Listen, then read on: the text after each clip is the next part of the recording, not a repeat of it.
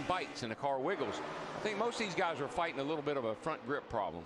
You know, we talked about different driver crew chief combinations. Trouble. There we go. That's Mark Martin in the 5. Oh, man. Jamie McMurray the 1. Hamlin in the 11. And it almost seems like this happens a lot in Budweiser shootout practice. Well, there's 2.5 junk race cars. These cars are just really moving around. I think Hamlin must. Yeah, here comes Hamlin. Oh, he just gets into the right rear of Mark and turns Mark around and sets off a chain reaction wreck there with a lot of race cars. Yeah, Biffle involved, goes to the infield. 29. Yeah, Clint Boyer in that 29 was 29 involved. got hit. I think several cars got some type of damage. Exactly. I think everybody's out of their car down there. Looks like everybody's okay. Looks like Brian Vickers got the tail end of it. Now you're watching from the 5, Mark Martin's car. There's the bump. Yeah. And it's on from there.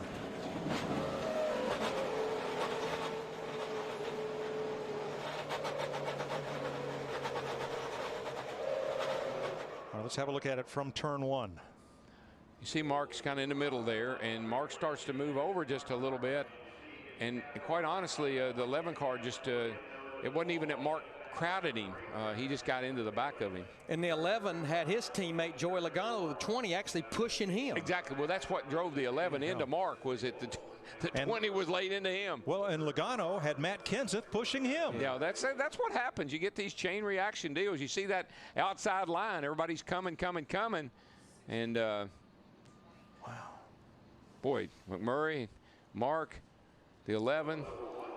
I believe the 83 may have gotten through there, Vickers, without hitting anything. Now, you know, the box that this put these teams in, let's look at it one more time. This is looking from Casey Kane. Keep coming.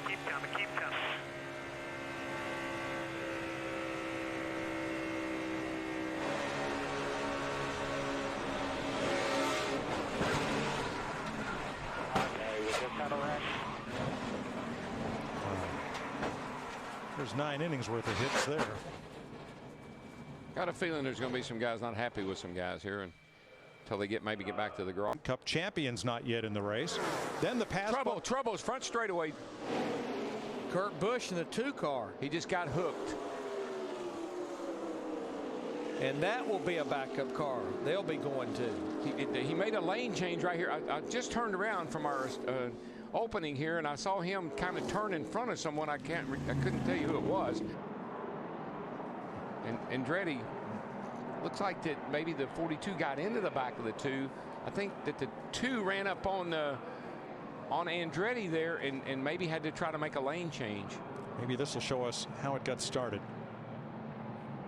Yeah, he got hooked by Montoya. Yeah, Montoya just got into the back of him. And Mike, another thing about the bigger restrictor plate is the closing rate is going to be a lot higher than these guys had last year down here.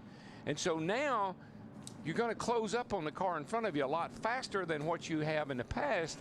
That's maybe causing a little bit of a judgment problem. That was a hard lick. It was, and right here in the tri-oval. Kurt Busch has climbed from his car. He is okay. Nice move.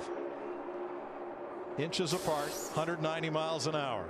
But yeah, we're trouble. Oh, there we go. Michael Waltrip goes around off the front bumper of Joey Logano. Is he safe? Caution is out. Miss everything, bud? Oh, I got a couple of things I didn't have earlier, but first caution of the night. 2. There's Michael with Joey Logano. I think it just got loose. That thing just turned around, Larry. I don't think Logano touched it. No, I'm sure he didn't. Look at all those. What are those tear-offs flying off of that car? Off the windshield, yeah. Yeah, that car just jumped sideways all by itself.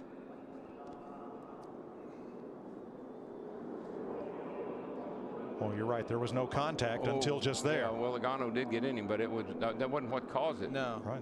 But one of the greatest things they've done here is all of that asphalt to the inside of the exit of the corner. Need to pave it all. Pave it all, take away all the yellow lines, and let them race. That wouldn't be a good idea. I just thought I'd say that. All right, the yellow is out, and this will be the competition yellow. The cars will come to pit road. We'll come back and tell you all about it. You're watching NASCAR on Fox.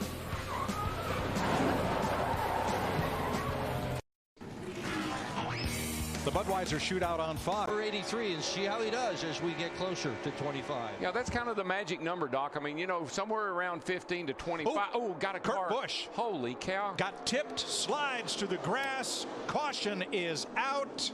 Hang on, hang on, hang on. He's in the fence. Sloopy.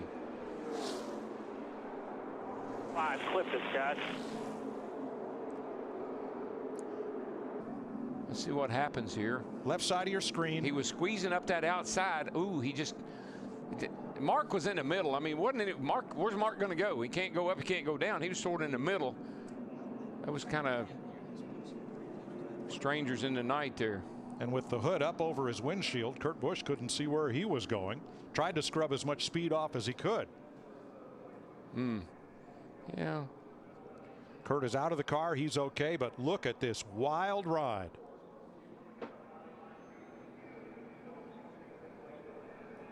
Second car that Kurt has crashed in a very similar situation.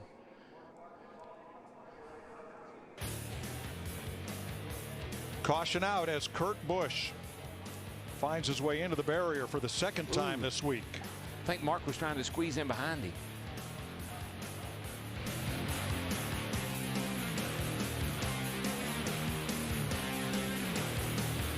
Right here in the 5, and if you watch, Mark starts. I think Mark thought he could get in this little gap right here, and he just timed it wrong. It wasn't quite enough room, and he clipped Kurt on the left rear there and shot Kurt down into the grass. Watch this splitter. It'll dig in, and watch it when it does. The hood blows off the car. All that grass came up underneath the car and up through the hood, and then he can't even see where he's going now, let alone try to stop it or drive it. Boy, that was so close with his brother Kyle Busch in that 18 car. He shot right across in front of him. Now, pit road is open this time. I think we will see everybody come to pit road because this puts them in a window of being able to make it to the end. He's got it all locked down, so that's still a pretty good impact. Yeah, but I'm glad they got the safer barrier right there. That's and good here deal. they come. It's feeding time. Dick Berggren.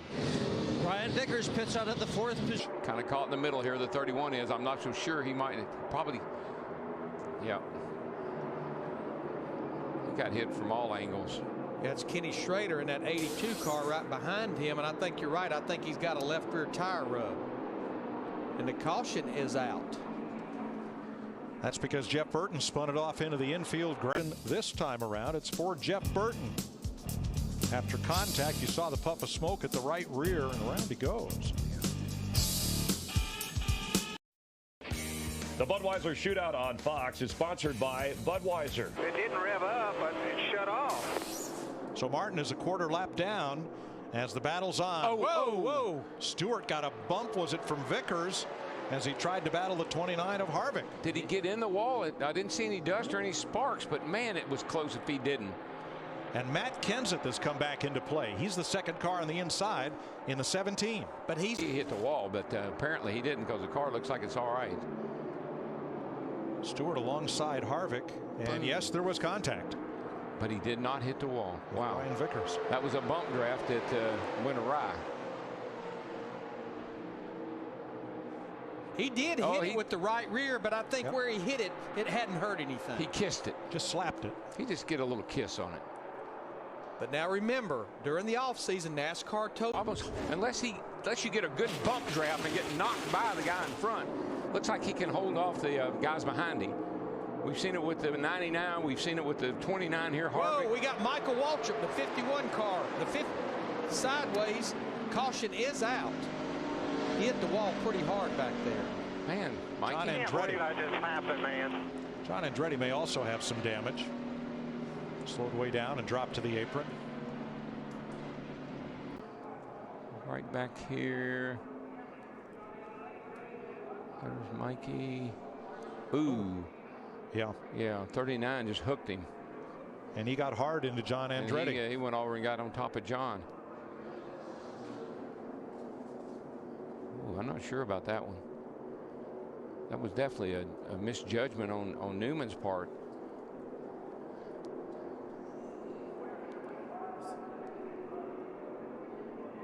I mean, Michael's just sitting there not doing it. You know, he's minding his own business, and here come Newman, just hooked him. Looked like Newman may have been trying to get a little separation on John Andretti. Got a little too much. I think he was trying to swing to the bottom and pass both those guys.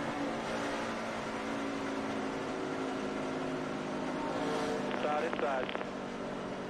I can't believe that just happened, man. I mean, I cannot believe that. Michael justifiably upset as a drop front. They didn't stop. They could spin their tires. That could cause a big bottleneck too. All right, they'll wave the green. Next time by the white and then the checker. Here we go. Greg Biffle ahead of Casey Kane at the line. 2 laps to go. There goes Harvick. 29 car drops to the bottom. Gosh, there's no surprise, is there?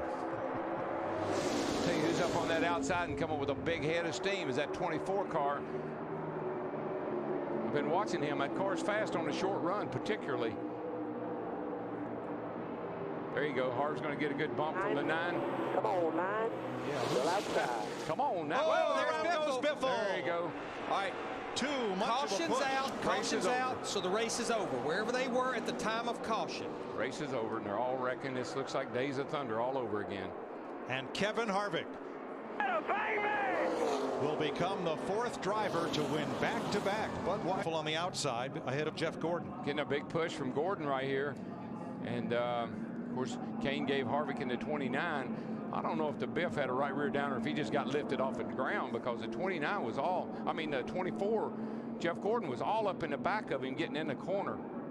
And I noticed when Biffle came to the pit road here, I didn't see the right rear tire like it was down.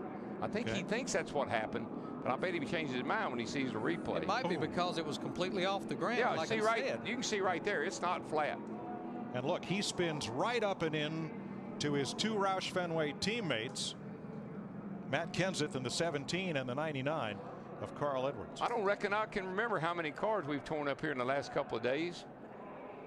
I mean, that's many cars in a couple of days down here. See Mark Martin of 5, 2 of the Roush Fenway cars. Bobby Labonte, Kenny Schrader, Brian Newman all involved.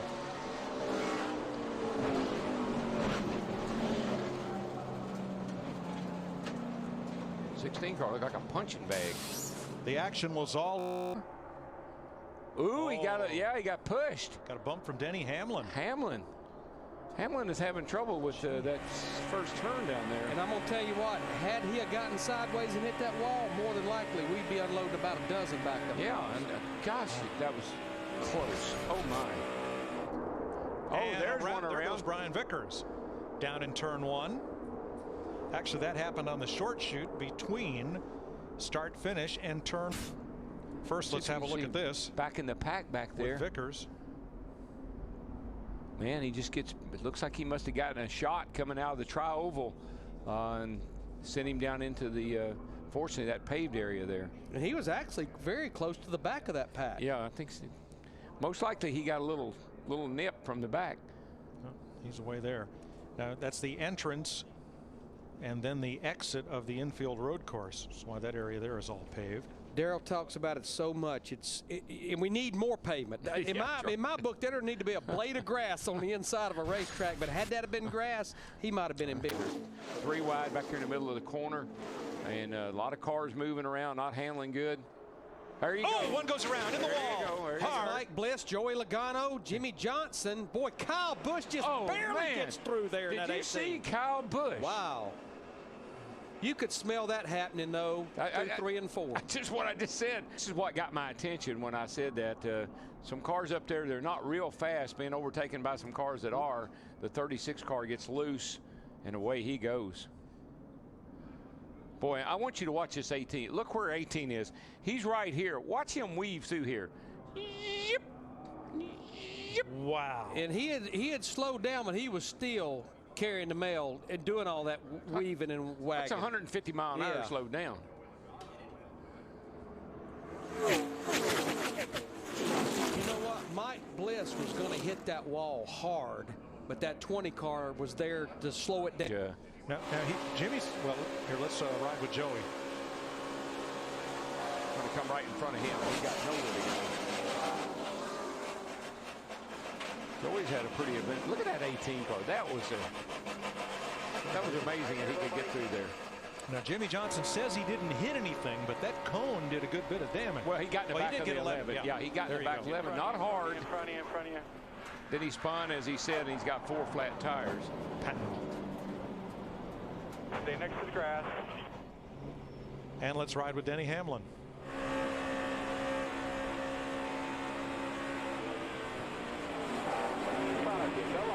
Go low. Go down Fair Road.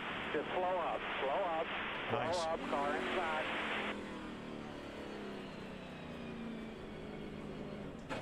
Ooh. Yeah, the 20 and the 36 app. Over here is it in the 49. Oh, what happened to Michael? He's got a left rear flat tire, yeah. Caution's out.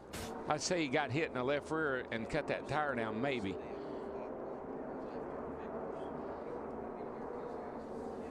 Wow, man, he's been out there already. Boy, my goodness. That's the second time he's been over there like that. Yeah, the last thing Michael needs to do is tear another race car up in practice. I believe he needs to change that number again. The number's not working. We're going to go to the other car with the Cheerios Hamburger Helper Chevrolet. The guys have worked hard all winter long on these cars. That's what's just sucks, you know. But you know, the good thing is they worked hard on a backup plan too, and that backup car is just as good. The motors run good. You know, all 3 cars are up front, the top 10 in speed. So Yep. Joe Nemechek's picked up a... around goes Bobby Labonte. Oh, no. Missed it by that much. Wow. Nothing. Attaboy. Good save, bud. Good job, buddy. Good job. Not what you want to do in final practices. Well, it wasn't his fault. There I don't here gets loose. There you go. Scott Speed. And just got into the side of it. And when he corrected, boy, Bobby is, look at that. Oh. You see those rear wheels spinning all the way to keep him off that wall. That's a whale of a good job. That's a champion right there. That's a good job, buddy. I don't care. Watch the red 71 on the bottom behind the Napa car. Now let's take a look at the rear wheels to see if they ever spin backwards. No, he's digging. He was either locked on the brake or hard on the throttle to get away from that wall. And of course, my concern on that is spinning the engine backwards. Comes out of there. He's in the gas right there, Larry. He's got it wide open, trying to. The car got a little bit light. Did you notice that, Larry? How the back of the car got a little bit light, but it set back down. And then as soon as it points away from the wall, he's flat on the gas. Well, when that thing starts to go around and the back's headed for the wall, he nails it wide open again. You can see his tires just spinning. But you can definitely see the roof flaps deploying right there. I noticed when the car comes off the track and when it starts to go around a little bit, the back gets light, but it sets right back down. The other thing I noticed, those little cow flaps at the base session. Yeah, he was real good. He was like second or third, I think, in time. There's Shelmerdine, who was a pretty impressive driver when he ran in ARCA and finished in top 20 in one Daytona 500. Jeff Burton at 31's got problems, and we're probably going to see caution is out. Yeah, he's got a right front tire that's Caution's out. let go on him. Makes these cars really turn is if you lay the camber to them. And if you do lay the camber to them, then you take a chance on eating a bead up the inside of the tire. Now he's right in front of his teammate Boyer, right there. You'll see this thing probably just take off here. Yeah, that tire just exploded. The camber, when you lean the tire in, it'll make the car turn through the corner, but. Now what's interesting about that, let's listen to this.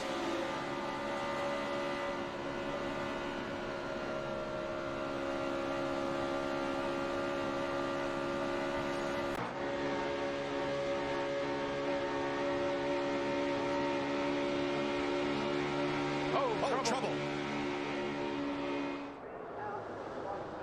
Terry Cook trying to race his way into the 500. The 41-year-old rookie slides to bring out caution number 2. Got some damage on the nose there. Looks like that splitter dug into the grass. I believe he got a little tap the outside there. I think possibly. Well, Boyer and Pappas came together. Yep. behind him. In fact, had it not been for Terry Cook, Clint Boyer would have been in the wall hard after that bump from Max Pappas. And a bad break for Cook. He went right across one of the drain covers there in the infield. I think it really did a lot of damage to the nose of that car. And I'm going to tell you what, Terry Cook had worked his way up pretty nicely in that 46 car. Watch right here, Larry, right there. Hit that drainage cover. Steve? And Mike, as we saw, that accident certainly not of Terry Cook's making. But he was saying that he was very light in the rear end of the race car. When anyone got near him, the car wanted to turn right. But Cinderella's story may be coming to an end here at Daytona. Yeah, I think the glass slipper broke, Steve. But that was absolutely not his fault at all. Terry Cook was running 17th at the time of that crash. Tell you what else I noticed as they went sliding through there too. Max Pappas is, and now he's worked his way back up to the top 10. Well, Larry, that's a backup car, and I'm sure they had to probably tune on it a little bit. Yeah, with no practice. No practice. Michael Waltrip, the 51, Whoa, gets Michael back into Regan. Oh, By the 70. no, Oh, gosh, Regan Smith, and around goes Michael. Hard hit into the infield barrier. That is unbelievable. One out off of 4. It looked, well, we'll wait and see the replays. I tell you, he got spun out in the. Well, he says it's his fault. So good for, we'll see what happened. What I'm looking for here, Darrell, is Regan something happened to Michael's car. Regan just could not do anything. And boy, he and Jeff Gordon now they've made contact with the outside wall, and Michael hits this inside retaining wall pretty hard right here. I'm glad they got the safer barriers there these days. Now, guys, just remember, if any one of those 4 guys that has the 4 fastest speeds from Saturday races their way in, Michael Waltrip is the next car in line to get into 500. Well, I don't know. I'd have to take a look at that again, but it almost looked like I might have been seeing things, and I'm not trying to make an excuse for my brother, but it looked like a left rear tire might have been soft on that car. Uh-oh, Martin just... Mark's in trouble. Mark's got problems. White flag. That's all he needed to see, Larry. He's on the pole for the 500. Get out of town. I think you're right. I think he felt like it might get a little crazy here on this last lap, and Mark's usually pretty right. This is going to be a crowded house. Here comes Harvick, right up the back bumper of Jimmy Johnson. And there goes Kyle Busch in the 18 car. Jump to the high side. He gets blocked. He goes back to the bottom. Jimmy Johnson doing what a whale of a job he's doing on those tires. Stayed out. I think Boyer pushed Harvick right by him on the outside through 3 and 4. Teammates. 2 Chevys helping each other. Hey, have you ever seen this movie before? Here comes Harvick. Don't count Jimmy Johnson out. Jimmy Johnson's fighting back. It's going to be a drag. Not over yet. Check Greg in the air. Jimmy Johnson. Johnson got it. I mean, by inch. The caution is just waved at Daytona. David Gilliland came off the corner and got a big smack of the wall, went down to the other end and spun at turn 4. See him come off of turn 2 right here, and he's going to push out, and bam. A hard lick right there. And then just now, yeah, Ike says off of turn 4. Logano gets under him and has to jump on the brake as Gilliland takes a ride right across the bow of Scott Speed. That's about as close as it gets right there.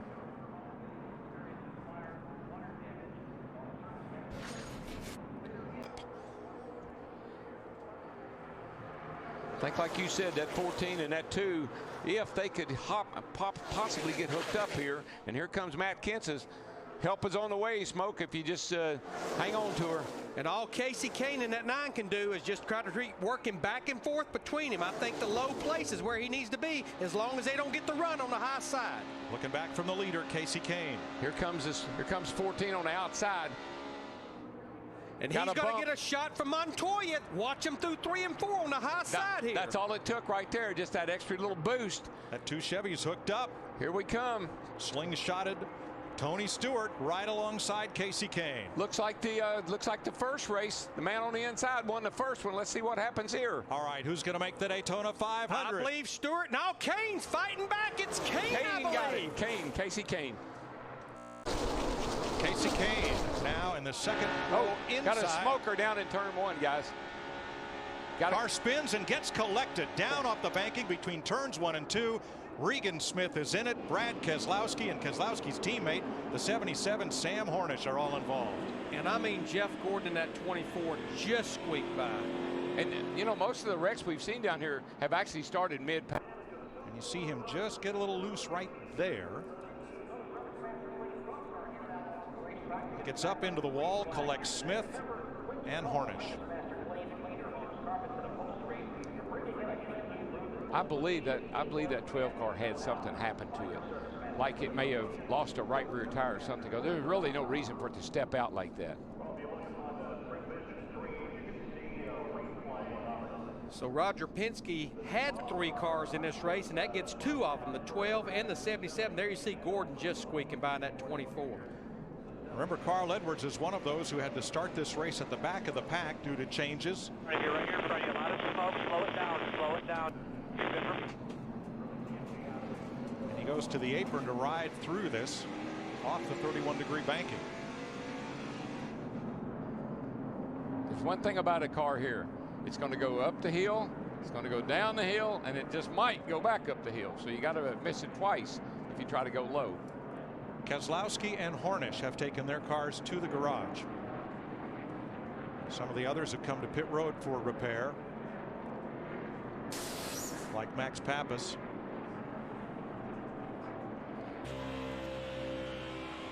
Caution is out at Daytona International Speedway. Turn 4 down here. It's the Joe Nemechek car. And Joe has had a pretty hard hit. Right. What was that all about? Sounds like he's not happy. Good question.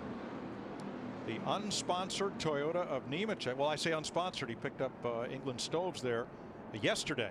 Yeah, they heard the Joe story, and they really liked Joe, and they decided to. Oh, boy. Is it? I mean, Hornish, the 77, did not get against him. He just got loose. Hornish just went back out on the racetrack a few laps ago after being in the garage. Seen that a little bit down here. If your car's loose and somebody kind of gets under that left rear quarter panel, it seems like it'll almost just blow you around. I think it's that big shark fin, possibly. Well, and you know, Darrell, at the speeds these guys are running, if you're a little bit loose, yeah, doesn't take much. he might have even looked in the mirror to see where he was, and you know, like got behind there for a second. You just don't know. We're under caution. Look up here, coming in at the top of the screen, and Mike Bliss goes around all by himself. Don't know if he had a tire problem or what, but the thing just spun out. And just remember, he was involved in that first caution earlier back on lap 8. And remember, did the same thing in practice, just spun out. Third caution flag in this year's Daytona 500 on Fox. Now watch for the beige colored Window World Foundation car of John Andretti just coming into view, and you can see the smoke where he cut down a tire and pounded the wall. Boy, Larry, all of a sudden, you know, the 48 had looked like a tire issue. The John Andretti did. Those are long runs we've had here, and looks like we might be wearing those tires out a little bit. Of course, if they're a little bit tight and pushing, they'll wear them. 58 laps to go, and at least one more pit stop. Oh, trouble back there on the back straight. Allmendinger in the 43. Caution is out. And he stays off the wall. Nice save. And a wild slide by A.J. Allmendinger. I think we'll see him. Can you get rolling there? Possibly get a little push. Leaders are just in this. I think you're going to see that. He just gets sucked around. That's all that happens to him. And he's getting a little bit behind on his steering right there. And what happened was, we've seen that with this. I don't know if it has anything to do with the big shark fin or not, but when a car gets to your outside like that, it's almost like it has a magnet. It's almost like a vacuum cleaner, and it just sucks you around. See here if he puts a left front down on the apron exiting the corner. I don't think so, and that's not a bad thing off of that corner anyway. It's like the minute that 24 car got to that right rear quarter panel, it started sucking it around. Yeah. It just gets him loose, and he just starts juking the wheel, and you get behind. And the close call on that 18. How many of those has he had this week? He's had a bunch. I don't know, but I love it. I wish that whole back straightaway was paved like that right there. Just that grass back there will catch you. See, the car got loose. When you say he got down on it, it got a little bit loose and it kind of dipped down. But man, look at Kyle. Woo! And Allmendinger, he's doing all he can. He'll get off the brake right here. Watching from Carl Edwards.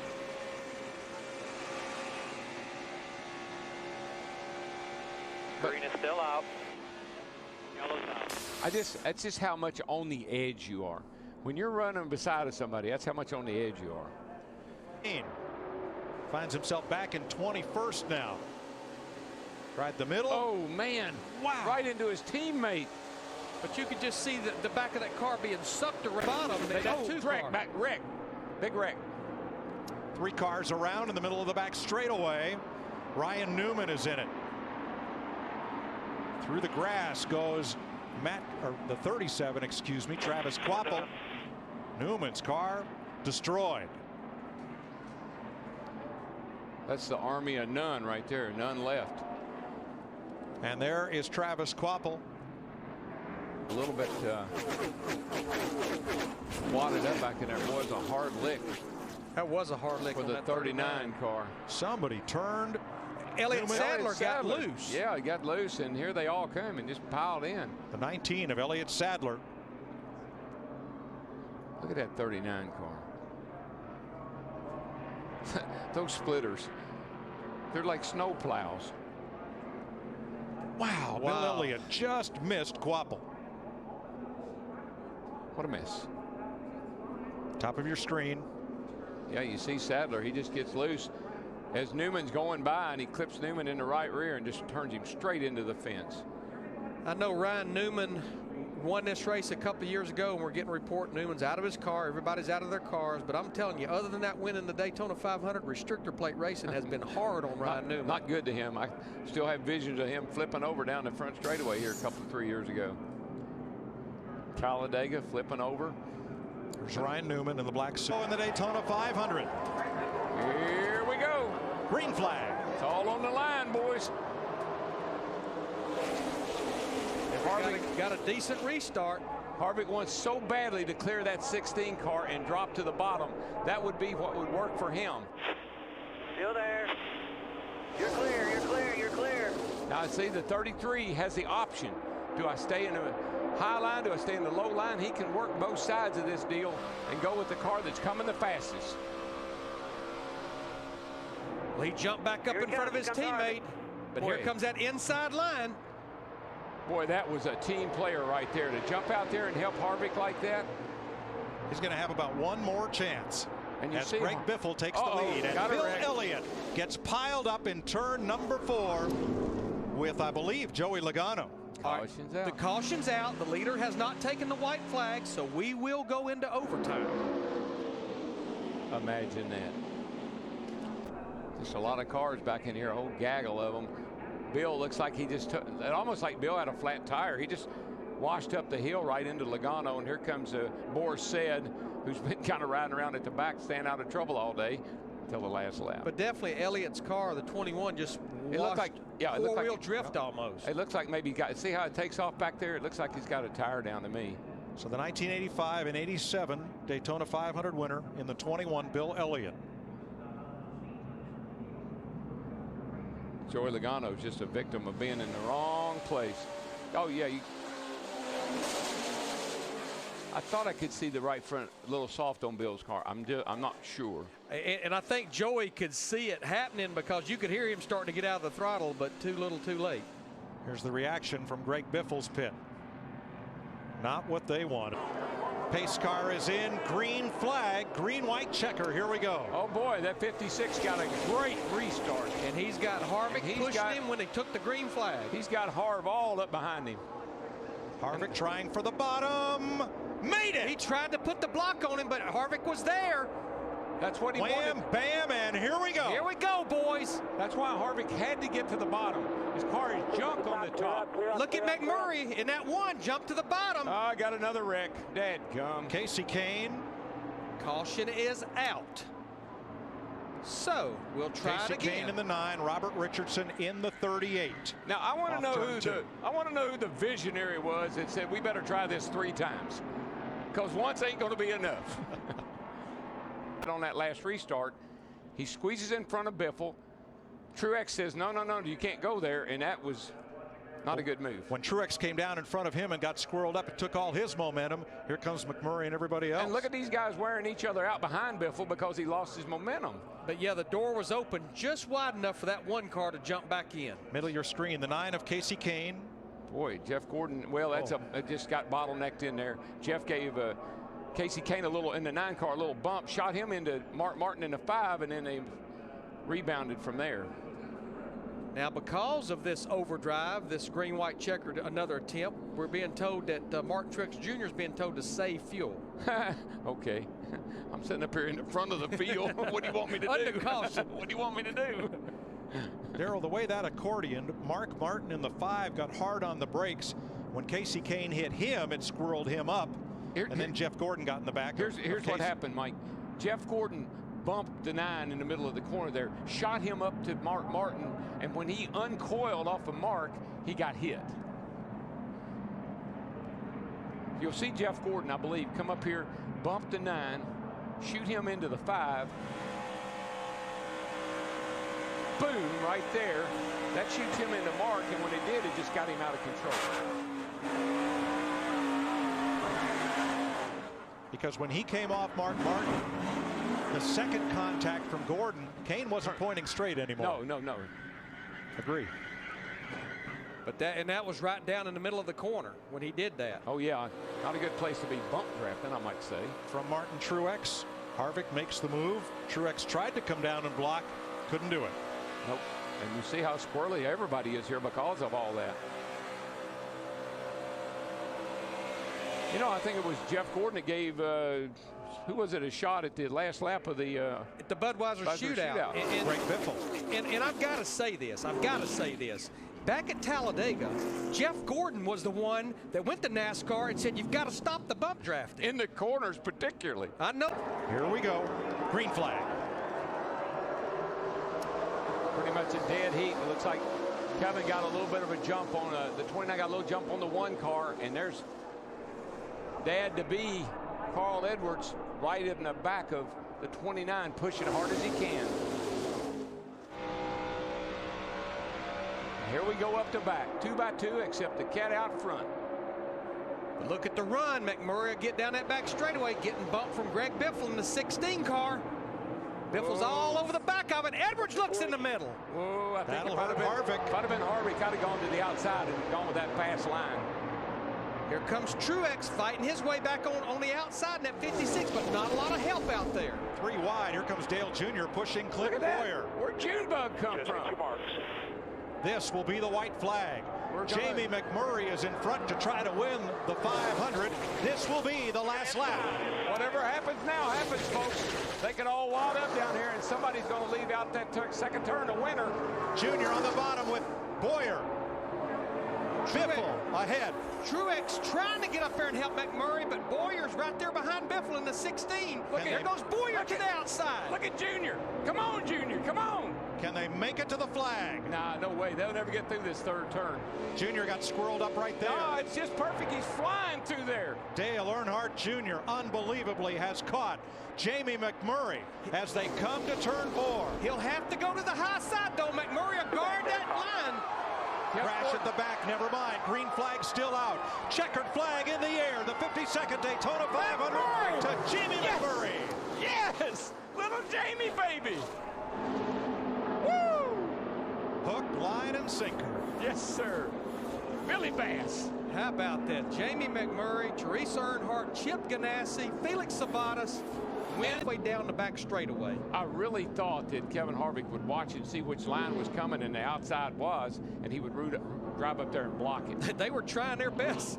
Yeah, and this is Jeff Gordon, Robbie Gordon involved. 2 car, got into the wall. Bobby Labonte. But you know what? This was at the back of the pack. Attaboy to NASCAR for letting them race back. Yeah, man. The Daytona 500. He's saying his prayers right there, boys. And we'll be back to Daytona after this. He gets us a piece of the outside wall. Here comes the 24 car of California, Jeff Gordon right there. He gets a little piece of the outside wall, but this is the guy who hit it the worst, Martin Truex Jr. in the 56 car.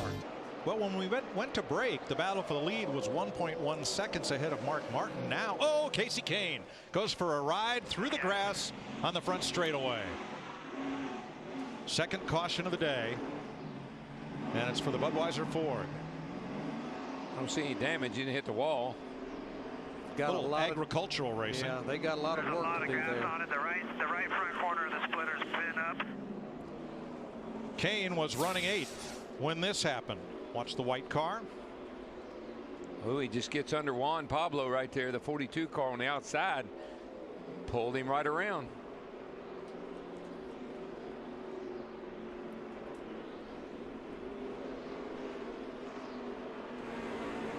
And let's ride along. On the top, even with you on the wall.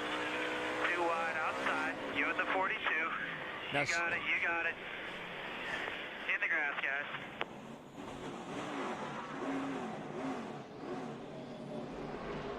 You know, you cut the lawn, you come in the house, you got grass all over you. That's how Casey feels right about now. Them down for the restart. 50 to go. Well, there will be some urgency in all these guys now, though. They know the weather's looming. They'll go after it now. This will be like a shootout here. A lot of sliding around and contact. No, they're going around. Somebody's going around. No, he straightened it up somehow, some way. But look at this, 6 wide down the back straightaway. I think they know weather is out there. Oh, yeah, I think Denny Hamlin, is that Hamlin out there? Did he get torn up in that? We'll show it in a moment as Burton and Kyle Busch break away from the field with Boyer in 3rd. Hamlin up on the outside in that black car there. I believe Hamlin has a tire going down. He tried to make it 3 wide, couldn't get through there. Guarantee the splitter on that 99 cut the left rear tire down. There he is. Left rear is flat. Around he goes. And he's now saved it. And trying to bring it to pit road. We stay green. And a lot of damage. Left rear is flat. Mike, there's no question. You just had asked. Off it. Oh, trouble. Turn 4. Front straightaway. Keselowski goes for a ride. And the caution is out. The caution is out. You're fine, buddy. Gather it up here. You're fine. Gather it up. You're fine. The caution is out. Got a right front. Look. Kyle Busch and Greg Biffle are driving from the contact that he and the 00 made. They cut down his right front tire. Keselowski was running 13th at the time after battling with David Rudiman. I've seen that a number of times today, Larry. That splitter gets in there and it'll cut the sidewall right out of a tire, and you'll see here as he comes up on the track, his right front was down. Well, and that's the reason you wait till after the race and go find the guy in the garage here and leave the poor race car out of it. Say, dude, what are you thinking? Because left rear just came apart, or left rear just came apart. And we know exactly why, probably. Exactly. 20. 1.3 ahead of Kevin Harvick. What, we got that battle getting back together for 5th back there with Logano and Kurt Busch. The 2 Childress cars will fight it out for 2nd. It's going to be close between them. As Jimmy Johnson is half a lap away from his 48th career win. What did everybody say? He just wins here in the fall? Not anymore. Not anymore. He's won the last 3 fall races. The Roush cars have dominated the spring here, but defending champ Matt Kenseth is only 7. We're going to have a heck of a finish here for 2nd. Boy, it's going to be a drag race between those 2 guys. I believe Burton might get him down on that bottom. No, Harvick got it. Jimmy Johnson wins the Auto Club 500. There is Joey Logano holding off Kurt Busch Very for nice 5th. run. Gentlemen, you did a great job. Earnhardt, I believe it's Dale Earnhardt Jr., the 88 car. It is. I tell you what, I saw at the end of the last practice, he went into 3. I don't think I heard anything. He went up into 3 and look at it. Watch him. He did the same thing. He's up high. No, he just loses it this time. Yeah, that was just loose getting into the corner. And that's how, we talked about, we haven't seen many guys running high. The track is still very dirty up high. I see a lot of dust. There he goes, just around he goes. So 5 minutes into this practice, Dale Earnhardt Jr. brings out the caution.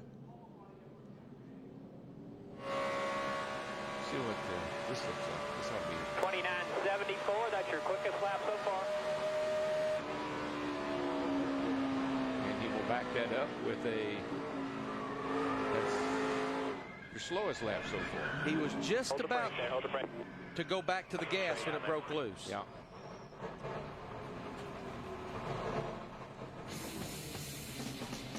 Great look at Dale Earnhardt Jr. on board with him. We're under caution 5 minutes into the... Lurking in third. Trouble, turn 2. Car in the middle of the back straightaway. Down on the apron. Caution waves. And the field will slow to pace car speed. Robbie Gordon got little practice. Did not get to qualify. He is involved with rookie Kevin Conway in the 37. Back there in turn 2. Well, if you remember, the FedEx Understanding race 5 times in turn 2. The blue car, top of your screen. Gets up too high. Pretty dirty up there right now. You can see the dust and dirt starting to fly. Just loses it. Comes right down the track. Little damage. Light contact with that inside wall, looked like. And from here we see Robbie Gordon slowed to miss Conway. And otherwise didn't appear to be involved. 7 cars on the lead lap. We'll take a quick. Got one in the wall. Car in the wall, turn 2. And that'll be Mike Bliss. Pretty good lick there. Caution is out for the second time today. For the race, and Jeff, that trouble, turn 4. Well, we've seen a lot of cars come up off this corner and get sideways. Here's Sam Hornish, late exit to turn 4. Car kicks out from underneath him. But again, the fact we got that little bit of grass right there, he's able to slide down around through there. And let's go down to pit road because we got pit stops with Krista. Well, unlike at the start of the race, Jimmy Johnson is now pretty happy with his car. Just a small adjustment for the 48, the 17 of Matt Kenseth. As we crank it up on the restart at lap 92.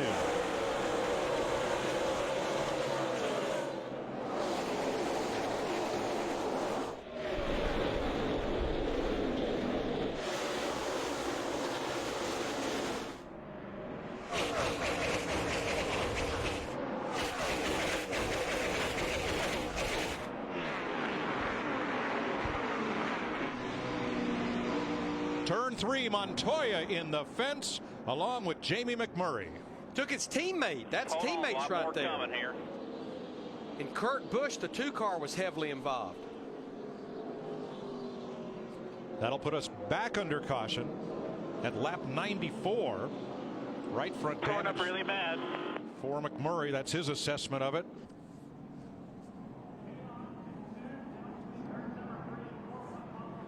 Just a little contact there, McMurray into the side of the 42 car, Montoya. It's almost like McMurray's car walked up just a little bit, maybe. It's almost like maybe Montoya came down, McMurray maybe went up just a little bit. Didn't take much. That's what happened right there. They, you know, the guy on the outside's got to make the corner. Yep, little contact. And Kurt Busch, the pole sitter, with nowhere to go. Matt, what they say on the radio? Jamie Mack just told Bono, he said, my fault, I apologize. I went to turn down, the car got loose. Yep. And then you can't turn the wheel. He was sort of in that spot where the air on the side of the car in front of you just makes your car get a little bit loose.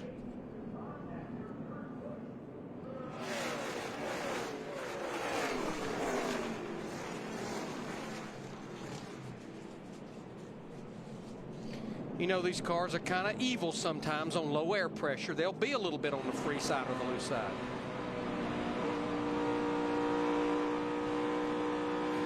Fifth caution of the day. Montoya, McMurray, and pole sitter Kurt Busch get together. NASCAR Sprint Cup Racing presents. Have a very short distance to get to pit road speed. Caution, car in the wall, turn number 2. And there it is.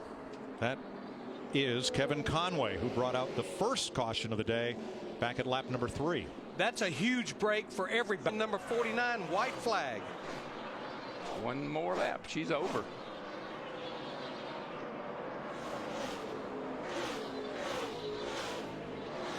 Johnson trying to win back-to-back races for the 7th time in his career. Logano back after Kenseth out of turn 2. That one's going to go all the way to the flag. Johnson out of 4. And here he comes. Very nice job, boys. You give NASCAR's all-time winner on 1.5-mile tracks is Jimmy Johnson. The battle back for 5th place. Ooh, that's hard to call. That's hard to call. or Kenseth? I believe Kenseth got him. I think he got down on the apron and made the shorter route and clipped him. Absolutely. Longer runs. Car in the wall, turn 1, and it is Robbie Gordon. And what a star-crossed season he has had. He had trouble off of 2 on the last time by here. He slowed way down and was followed to the back. Right. That's a brand new race car they brought here this week. Not anymore. No. Marks.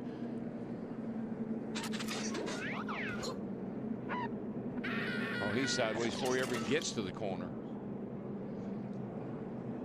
When the tire comes apart, that's what you saw down on the apron. Yeah. He was slow off of turn 2, Mike, coming around this time. And let's see if this shows the start of it. There's the number 7. Yeah, you see, there goes the carcass off the tire right there. You start these tires with such low air pressure, particularly left sides. Sometimes you can damage a tire if you get it too low too early. It gave a little bit. The car got tossed out and then sucked back into the wall right after the end of the safety barrier. What he's got to be careful of, Larry, is that he didn't do damage and cut a tire down here and back the thing in the fence. That's what he just did. He just did. Exactly right. Yep. Got a right front down. And that'll bring out the caution for the second time today. Wow. Kill. I think you'll see the thing just take off. There it goes. The right front blew out. Away she goes. The worst place in the world, right in the middle of the corner. It's only doing 170 miles an hour, right in the middle of the corner. So David Reagan doesn't get much of a home track homecoming here in Atlanta. I tell you what, that was a big break for some guys like Martin Martin in that 5 car, Kevin Harvick, our points leader.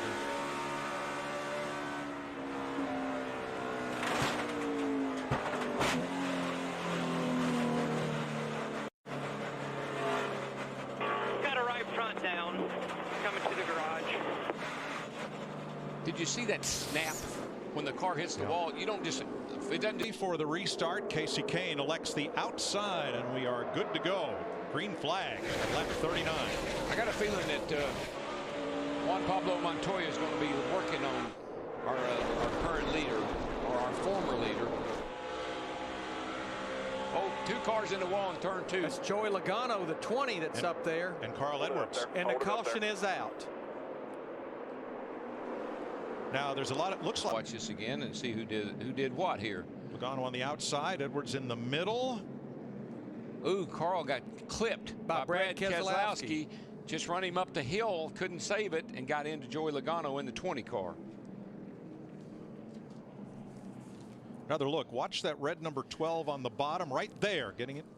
This car right here just clipped Carl Edwards in the 99, Brad Keselowski in the 12 down on the bottom there, and it shot him up the hill. Just remember, Joey Logano came in here 8th in the points. Awful close down there, Darrell. To know if there was actually contact or just what. Let's look at that first look and look at the 99 and 12 once again. I wouldn't think there was contact if the car hadn't wiggled the way it did and took off. There are the 3 cars involved. Pretty tight right here, pretty tight right here. Just a nudge. It's got a nudge. And it doesn't take much. Not when you've just been in the, coming out of the pits, low air, car hard to hold on to. Each other here for quite a while now. It looks like Hamlin might have. We got Mark Martin. He just spun here on the front straightaway. Caution is out. Left rear tire on Mark Martin coming off turn 4. Oh yeah, you can see it hanging out to the left side over there. He was. One coming here. He was in 17th place. Now Dale Jr. will not be. It's the free pass. There's the 5. What a great save. He was running in the 17th position. Larry, I think we're seeing something here that we've talked about, the stagger in these rear tires, the load it's putting on the left rear, axles, hubs. I think we're seeing something going on here. It's like a common denominator. Yeah, this is about the second one we've seen Robbie Gordon right at the start of the race. And even though Mark Martin spins that car down the inside, keeps it off the wall, so they'll be able to fix it and get going again. Mike, I do believe what Lance McGrew and Dale Earnhardt Jr. will do. I think they'll maybe do the wave around right here since they just hit pit. Both counts, Larry. We're under caution for Mark Martin. We got more show. We got more excitement. Now Ryan Newman also stopped. Krista.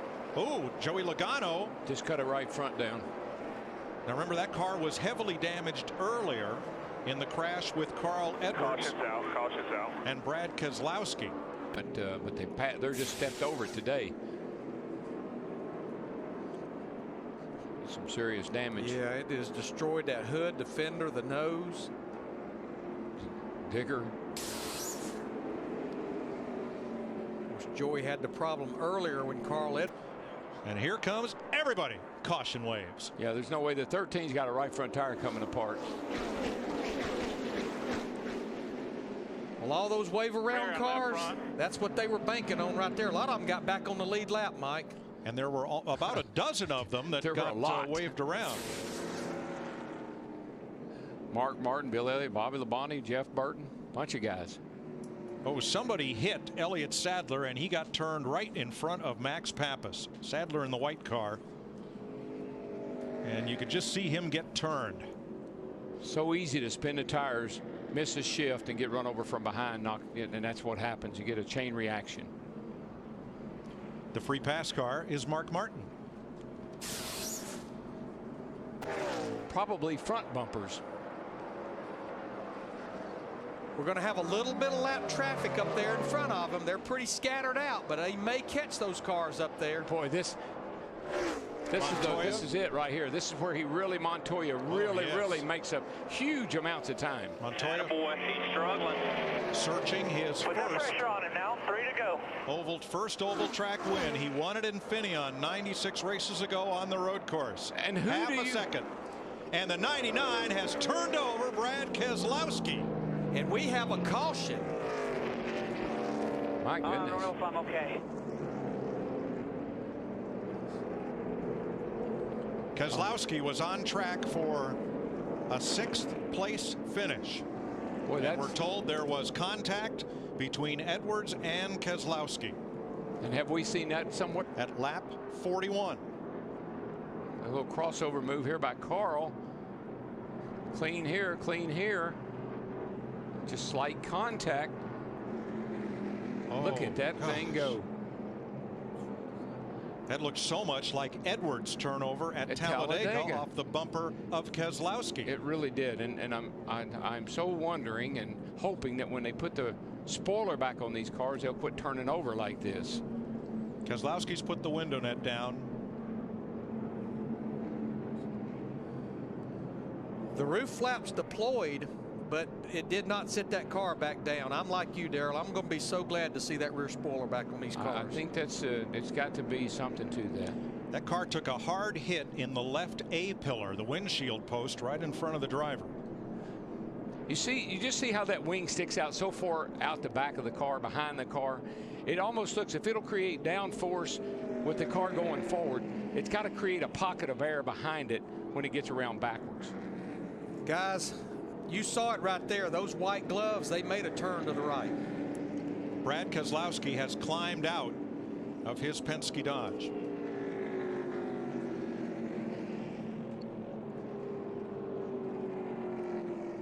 We're under caution with 6 laps to go. There's Brad. He's okay. Edwards and Keselowski get together again.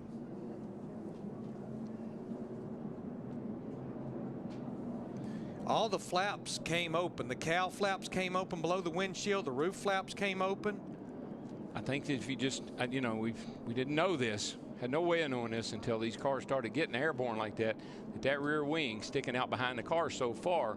I know they say they tested it and they can't really verify. It's critical. Don't spin the tires. Green flag.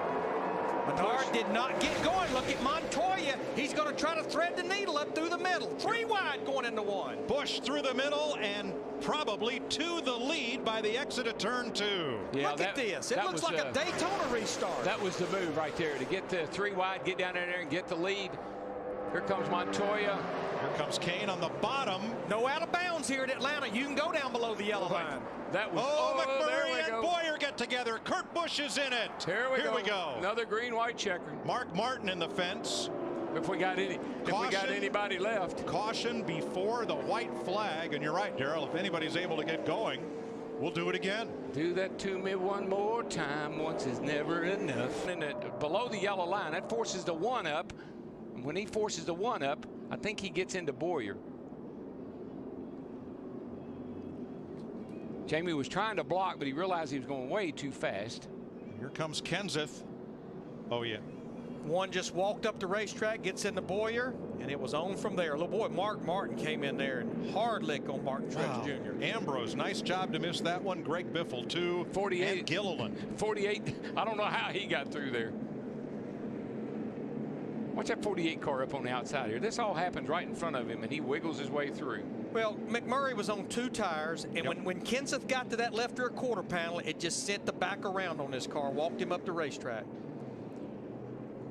From our direct TV blimp. Denny Hamlin got some damage in that 11.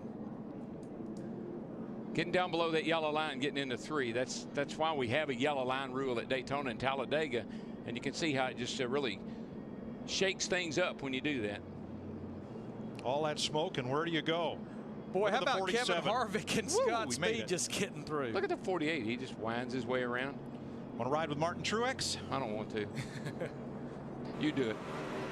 Still down there. Still there. Go down there. You see in front of him. Get all the way to the bottom. Get all the way to the bottom. Go all the way to the bottom. Inside. Go. He got hit by Mark Martin. He's all the way at the bottom now. Make it fire though. And let's watch from Denny Hamlin. Still outside. Still there. Still there. Clear the 31.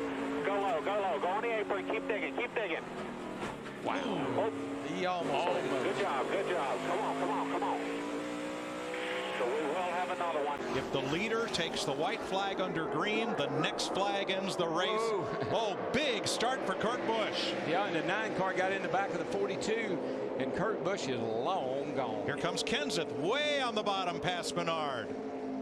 There Montoya fighting on the high side in that 42 car. Everybody trying to get some. Lap and a half to go. Yeah, that was a bad restart. That really messed Montoya up. Truex got shuffled way back on that one.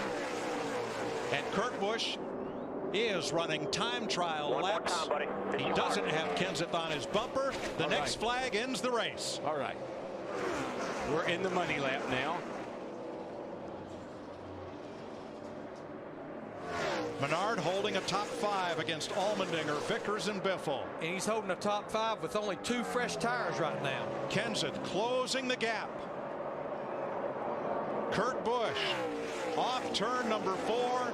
Kurt Busch is going to win it for Roger Penske. The Blue Deuce goes to victory lane again in Atlanta. Clean and green finish. Finally. Good job, guys. Good job. Bobby Labonte spins. The car got around between 3 and 4 and up into the safer barrier. And you know what's so aggravating about this? He's in the race. But I'm going to tell you what, when Bobby Labonte spins out on his own like that, something's not right. There's just no grip in this racetrack right now. When he came off that racetrack, he was definitely not happy. Maybe a drive-by. You might call it that. Yeah. Cool. But, Mike, you know, we've been talking about this racetrack, and if you just... There's Jimmy Johnson has spun out. Coming down the front straightaway. Now, the good news is I don't think he did anything. That right there tells you all you need to know, folks. The track is slick. And off turn 4 and all the way down to the end of the front straightaway. Yeah, here's a further look. And you know where he was very lucky, because what normally happens in this case is you end up catching the inside wall before you clear it at the end of pit road. That's where he was very lucky there. What I see and what I'm hearing is we are today because it's a little cooler, overcast. That could be the problem. Hamlin in the wall off turn 2. That will put out the caution flag as Denny Hamlin got up. Cut down the right front, Mike. There's There's the answer. Well, what I just wanted to say is they tightened Joey Logano up. The car was pushing, which is hard on the right front tire. Chris Devoda had told us. He comes in from the right side of your screen on the bottom, straight up to the top, into the barrier hard. Yeah, that's a heavy hit right there. That'll do a lot of damage. It's caution flag number 3. This is Denny's rear camera. Inside, we just blew a right side. Pit road's open, Steve. Still can't get out of the back of his mind the tire issue that some other teams have been experiencing. Car in the wall, back straightaway, Casey Kane. That may very well be a tire. We've been out there for quite a while. Caution is out. Caution's out, caution's out. Got an opening coming here. Steve? And my Casey Kane is your screen. I don't think he ever hits the wall. I think he gets mighty close. Boy, he did, but you could see that thing just take off right there in the middle of the corner. It was the best place it could be, right in the middle of the corner, and he hadn't gotten back to the throttle yet, so that really worked out well for him. Inside, still a lot of them coming here, bud. A lot of them coming. It works out better for Denny Hamlin, being the first car 1 lap down. Oh gosh, the 18 car hard. Kyle Busch. Inside, still inside, still inside. Will bring out the caution. It's the 5th one today. Caution's out, caution's out. He had flirted with the turn 1 wall twice previously in this race. No, it was the tire, Mike. He just went straight into the wall. Watch it. I was looking right at it. Comes down here and just right about there. Bam. Darrell, it's almost a pattern. Once we cross a 50-lap run, it's like we're flirting with some right front tire issues. Remember earlier we saw a tire that came off of the right front of Kyle Busch's car, and it was worn right down to the cord. Just hadn't been happy with that car ever since we got here. Practiced poorly, qualified poorly, and now he's got damage. Pit road, car in the wall, turn 3, Darrell. 78 in the wall. By mid-race, they had that car fixed up, and he's got a right front down. Kevin, hold it up there, hold it up. Caution is out. 7th caution of the day for Katy, New York's Regan Smith. Watch the 19 of Elliott Sadler. This is about 2 laps earlier. Now, he and Smith had been side by side quite a bit. There's the initial contact. Looks like the 19 came up trying to get in front of 78 car, and it just wasn't quite clear. And then 2 laps later, Smith went into the wall with the right front. I'm going to tell you who couldn't be happier to see that. Room on the racetrack. Yes, sir. For now. Like Carl said, and he didn't finish the sentence. He said it's so hard to pass here when you're on probation. Whoa, Greg Biffle, Mark Martin in the 5 car. Mark got in the outside wall hard. They got hung. Oh, no. More. Here we go. Montoya piles in. 47 car. Edwards is in it. Keselowski misses it. And what did Harvick just do? He tried to shoot the gap, and he got clipped. And Ambrose gets the worst of it. Poor old Marcos. He had just gotten himself.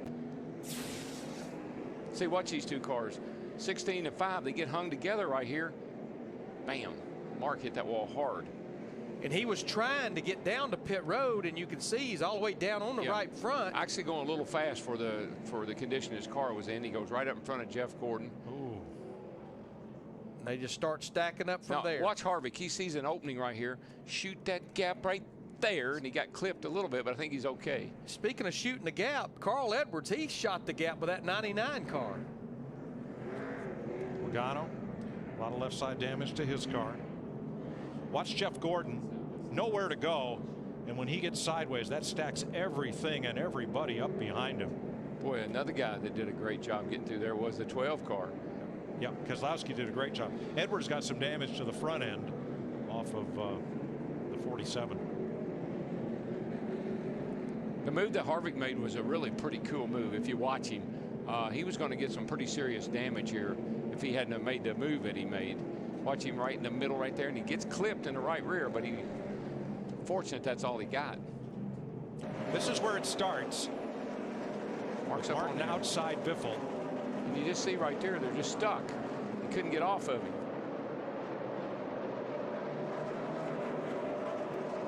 Boy, Montoya actually got a bunch of damage with that 42 car. A bunch of guys really did an amazing job of sliding through there and not getting any damage. They were hooked together almost. Yeah, they got hooked together and couldn't get apart. And there goes Stewart. He was able to get around that. Here comes Harvick.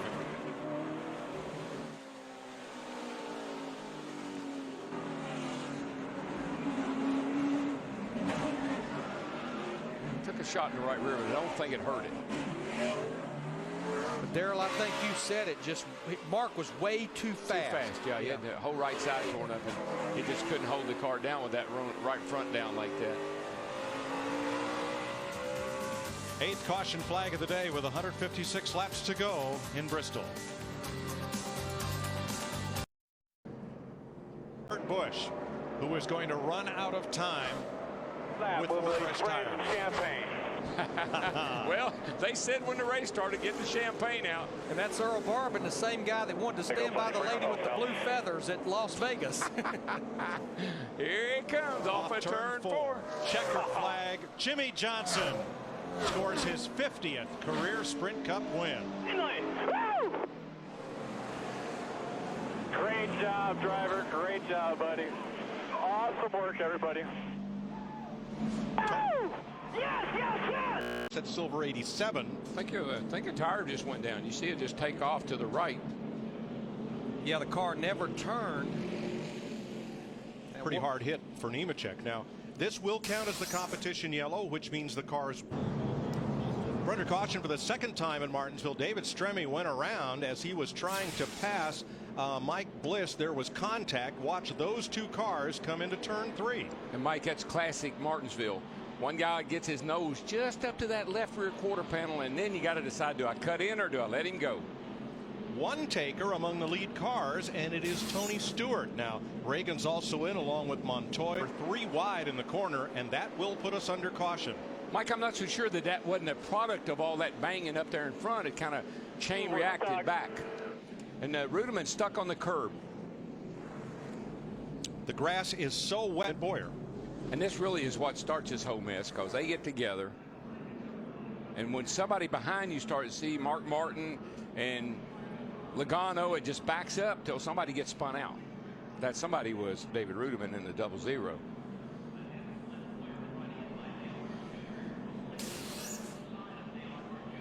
Kenseth comes in with apparently a little bit of damage from that.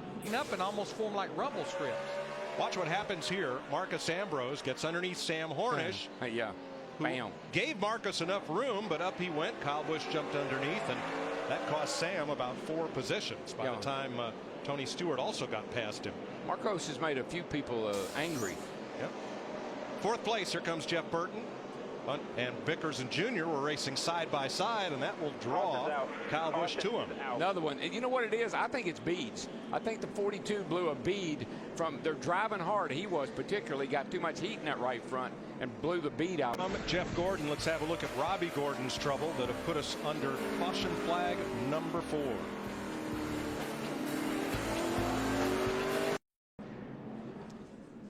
Ready for the knockout pit reports, beginning with Steve Burns. Mike, on lap 66, Denny Hamlin came to pit road, and Greg Biffle spins on the racetrack, bringing out a caution. Sorry, Steve. Yellow is out. That was courtesy of the 47 car. Marcos Ambrose just spun the 16 around. I'm sure at all. One was coming in and one was going out. Yeah, that could be blamed both directions. I'd right say there. It's a little bit of both. Well, when contact was made, it looked to me as if Marcus's left front was right against the curve. He couldn't get any lower. And that's the problem here. You know, if you're down the bottom and a guy on the outside turns in, he's got to make the corner. Turns in a little too much. Contact, around you go. Pit road is going to be a busy place. Trouble turn 4. Big trouble. As around goes Elliott Sadler in that petty blue number 19. And he's got lots of company up there. No caution yet. I would say it depends on if Elliott can get going. It doesn't look like he's going to get going in the field. There's the caution. Got a yellow. A lot of damage to David Stremme. Whoa, Sadler spins it around. but I believe that's going to cost him that lap right there. Yeah, that's what he was trying to do, is trying to get going. Running over each other. It looks like his teammate Paul Menard in the 98 got into the back of Elliott Sadler. That's where the majority of the contact is. Stremme gets wrecked. Boy, and Stremme's got a whole, look at that steam, water coming out of Stremme's car. He busted the radiator right there on the 26. That was a huge break for Tony Stewart and Greg Biffle and Casey Kane. They were about to fall into the clutches of our leader, Denny Hamlin. Yeah. Oh. Somebody named Mark. Oh, Mark. There's a Mark in the car, and now there's one on the car. It'll be the 8th caution flag of the day.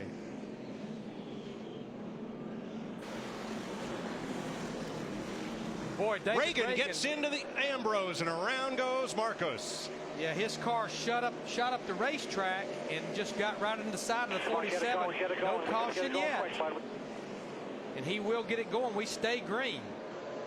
The 47 and the 6 and the 00. Plenty of contact to go around here. Reagan bounced off the curb and into Ambrose. But I think it all started with a little help from Ruderman. Oh, he's around this time, though, off turn 4. Hold it up.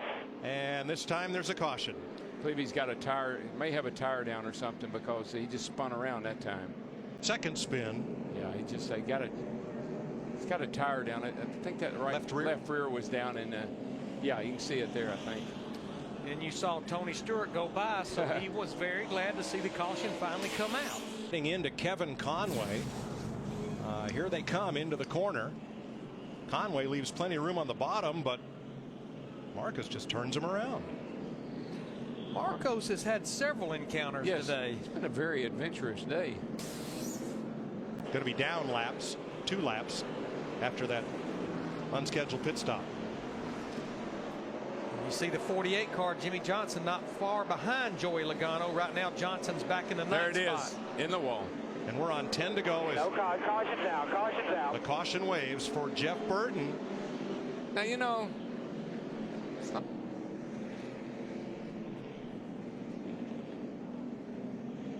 that's what I was afraid of right there, you know. Just kind of kissed it. But what a great run. Gone bad right at the end. It's a shame.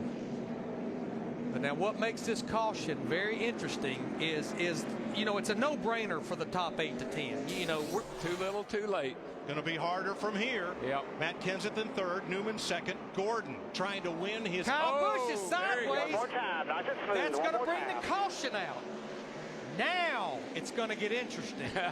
Very interesting. Imagine that. Because Denny Hamlin had made it to 4th. That means he'll start on the outside. Kyle 3 wide, Menard in the middle, and the 47 underneath. 47 and 98 have been all over each other for 200 laps. And Kyle Busch was the victim. I don't know, Larry. The way the 24 is so good, the 39 is going to start beside him. The 11 is going to have to start outside behind the 39. I just don't see the 11 being able to get by both of them. It's going to be tough. I mean, he was very good right there. He was picking them up and laying them down like a man possessed, but it's going to be tough. Jeff Gordon's crew reacts to the caution flag. They did 2 by 2, 2 laps to go. Gordon, Newman, Kenseth. He can do it. Cut down if he can get down in that hole right there. Looks like Kenseth's going to shut the door. Gordon walks up the racetrack. Here comes Kenseth to the inside with Hamlin following. Everybody bumped everybody. Here comes Logano. Hamlin inside. Jeff Gordon. Kenseth overdrove the corner. Here comes Hamlin. It is Hamlin. Got him. Denny Hamlin and Joey Logano take the white flag. The next flag ends it. Well, Larry. 3 wide into the corner behind them. I guess we'll be heading to victory circle. About 5-0 to 20. Oh, lordy, what a mess. Never would have thought it. 2 of the Gibbs cars are going to end up 1-2. Denny Hamlin, Joey Logano, what a Jeff Gordon, then New. Debriefing. Oh, Ambrose, turn 2. What the heck? Keep it locked, keep it locked. Keep it locked. There you go. Another nice save. He's got a right rear down. Now, I don't know if he did that in the spin or not. Grip. When you're coming up out of there, you're trying to turn and accelerate forward all at the same time. Yeah, that tire blows out right there when it hits that curb, I think. I think you're right, Darrell. It was up as he was coming around. Yeah, that didn't what caused him to spin out. He just pushed loose. You got a lot of wheel in it there because you're trying to keep it down off the wall coming out there, and it just gets the back end coming around, and there's nothing you can do about it. And I think when he gets down here, that curbing just knocks the tire off the bead. It didn't so much blow it out as knock it off the rim. Just knocked it down. Right there. Yeah. Easy to do over there, man. When you get the car free enough to turn through the center of 1 and 2, you're just a little too when you come off. No contact. You'll see him come up out of that hole. You got a lot of wheel in it right there. Once the back end starts around, there's not a whole lot you can do. But he's almost right in the tracks of Marcos Ambrose, who spun a few minutes ago in that 47 car. I think, Larry, what we're picking up on, though, is what you mentioned a couple of times. I believe these guys are putting tires on, and they're just not hooking up that well on the first lap or two. No rear grip at all. Didn't look like it. Without musical accompaniment. Let's see what here's the 14. He's going around. This was right at the end of that first practice session.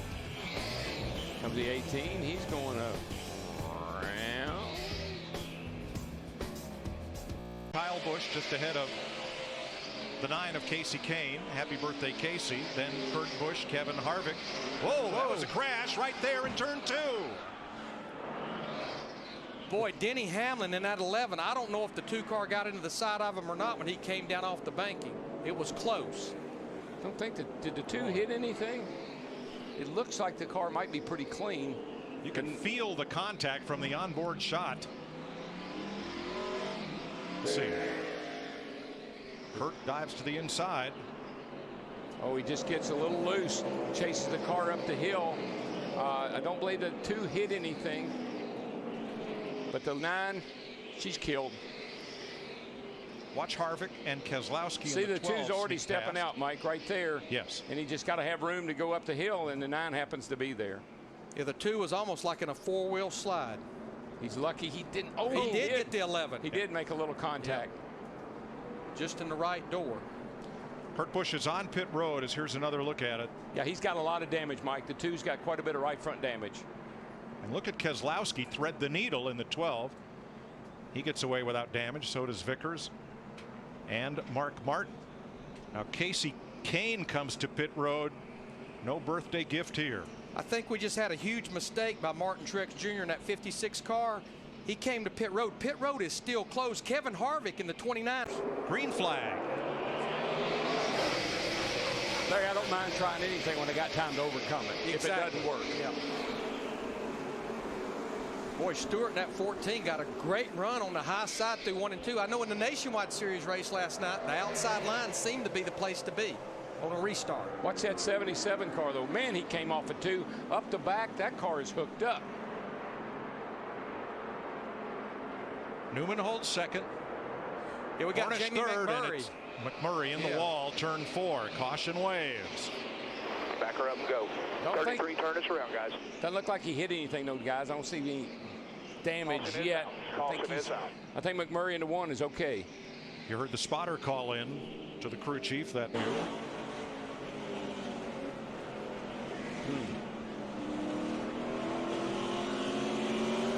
Well, there was contact. Let's see if Boyer gives McMurray the boot right there.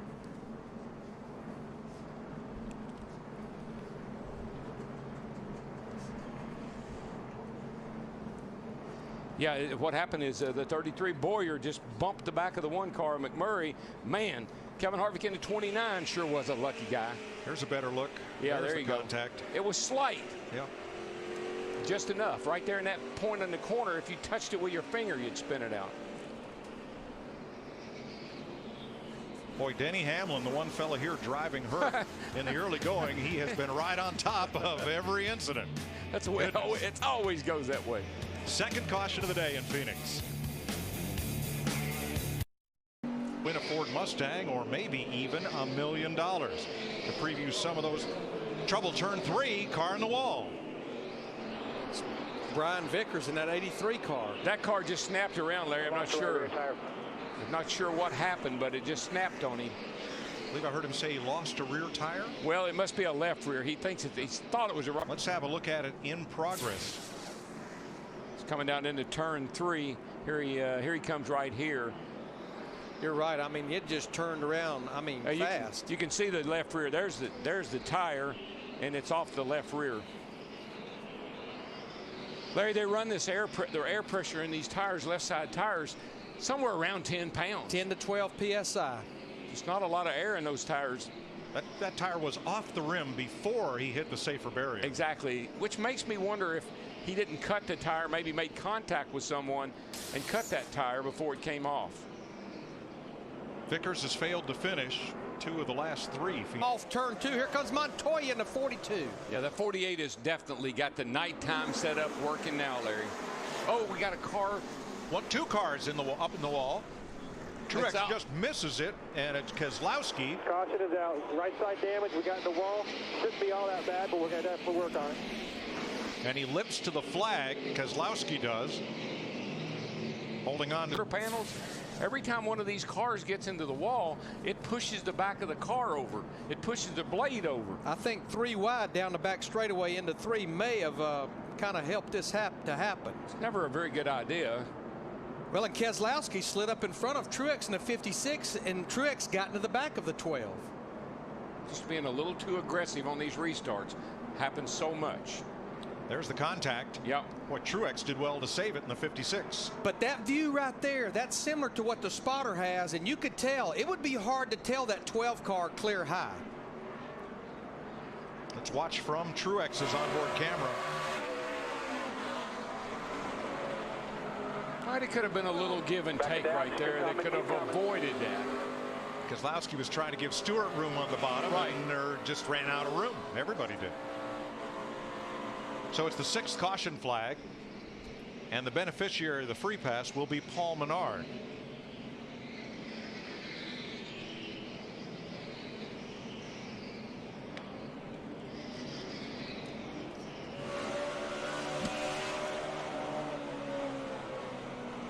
Yeah, I'm with Darrell. You know, the 56 could have rolled out just a little bit there, but the 12 was definitely going up, and the hole just was not there. Yeah, once you're 3 wide there, somebody needs to make a good decision about letting somebody go. And to turn number 3. I mean, it just looks like almost like he had no brakes, but I'm not sure what happened to that car, but it just took off getting in that corner. Maybe he had too much rear brake. The tires were up. He did not have a flat. So pit road opened. Jimmy Johnson led them down pit road. I think you're right. We talked about that at the top of the show, and there you see that 90 car again. Looks like he may go a lap down, but whoa, got into the wall. That may be our caution. There it is. Not yet. Yep. Yes, caution is out. Caution's out. Be careful what you wish for. We're not giggling now. No.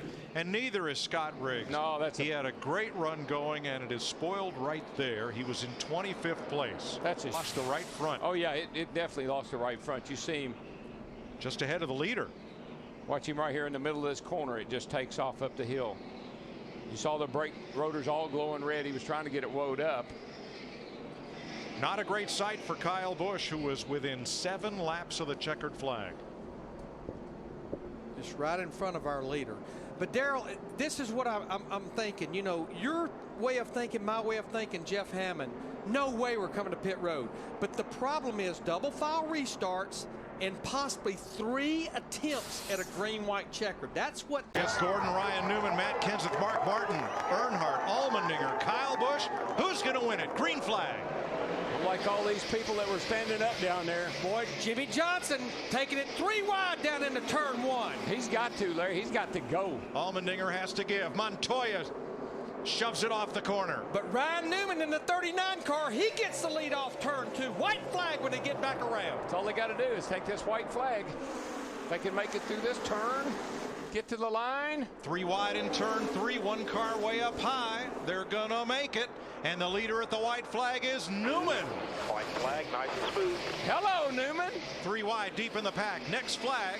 That's the race. Gordon got a pretty decent run getting into turn 1. Didn't get off turn 2 quite as good. Half a lap to go. Clear by 3. Nice and smooth at 3. Ryan Newman looking for his first checkered flag since the 2008 Daytona 500. Jeff Gordon coming. Gordon mounts a charge, looks to the inside, slides up off the corner. Hello, Newman! It's Newman at the line. Yes, sir, baby! All right. Jeff Gordon racing for the Special Forces, did a little work with them during this week, a little bit of advanced training with the National Guard. I guess it's helped. He's third. Trouble, turn 3. One car spins right down to the apron, and it is Brian Vickers' second time today. Yeah, not a good day for that Red Bull team at all. Not a very happy driver either. They've been in the pits about 10 times working on that thing ever since the first right rear went down. Looks like it could have possibly cut it down again. Rear. Of course, all of a sudden it just goes. You know, the strange thing about that, Darrell, you know, we talk about concerns of the tire. Normally it's the right front tire you're concerned about. That's the one teams tend to get aggressive with. Well, Larry, if this blade is loading up the rear of the car a little bit more than what we've seen in the past, that could be possibly having a small effect. A lot more aerodynamic force on that right rear than there was with the wing. Brad Keselowski on those tires when this caution came out. When Brian Vickers lost that tire, it was right in front of the race leader, Tony Stewart. Dodges one. That was not what Chad would do. Take 2 before the day's over with. Whoa! Turn 2, Sam Hornish had been running that high line successfully. No more. Lock it down, lock it down. All right, we didn't hit nothing, Travis. We spun. We'll need time. That car has been severe loose ever since the race started.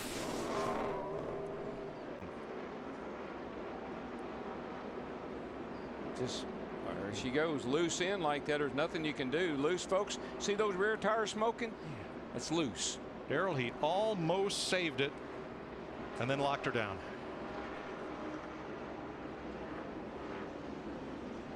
Fourth caution of the day at lap 113 for Sam Hornish. Now, for all those guys that came to pit road that just changed 2 right side tires, this is not really what you wanted to see, especially our top 3 that's on those right side tires only. Let's watch Casey Kane's view of this from the Budweiser Ford. Come on, get low, get low, get low, get low, lower, bud, lower. You're all good. You're all clear. Caution's out. Now, Casey Kane is running all the way back in the 21st position. Steve Burns was telling me they were fighting some of the problems other teams have been fighting. His split. Only once he tested at Pikes Peak, said that's enough of that. Montoya has been in the wall in turn 2. I don't see any tires down. Caution is out. He left a long black stripe beginning at the Whelen billboard all the way over to the turn. Right rear. 45 in front, same out back. See if we hear anything. Hit the wall there. Keep digging. Put up front tire.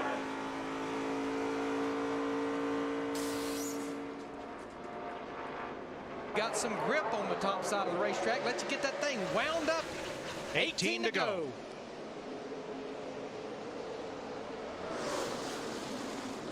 Boy, look at Dale Earnhardt Jr. 3 wide through 1 and 2. The hole wasn't big enough for him.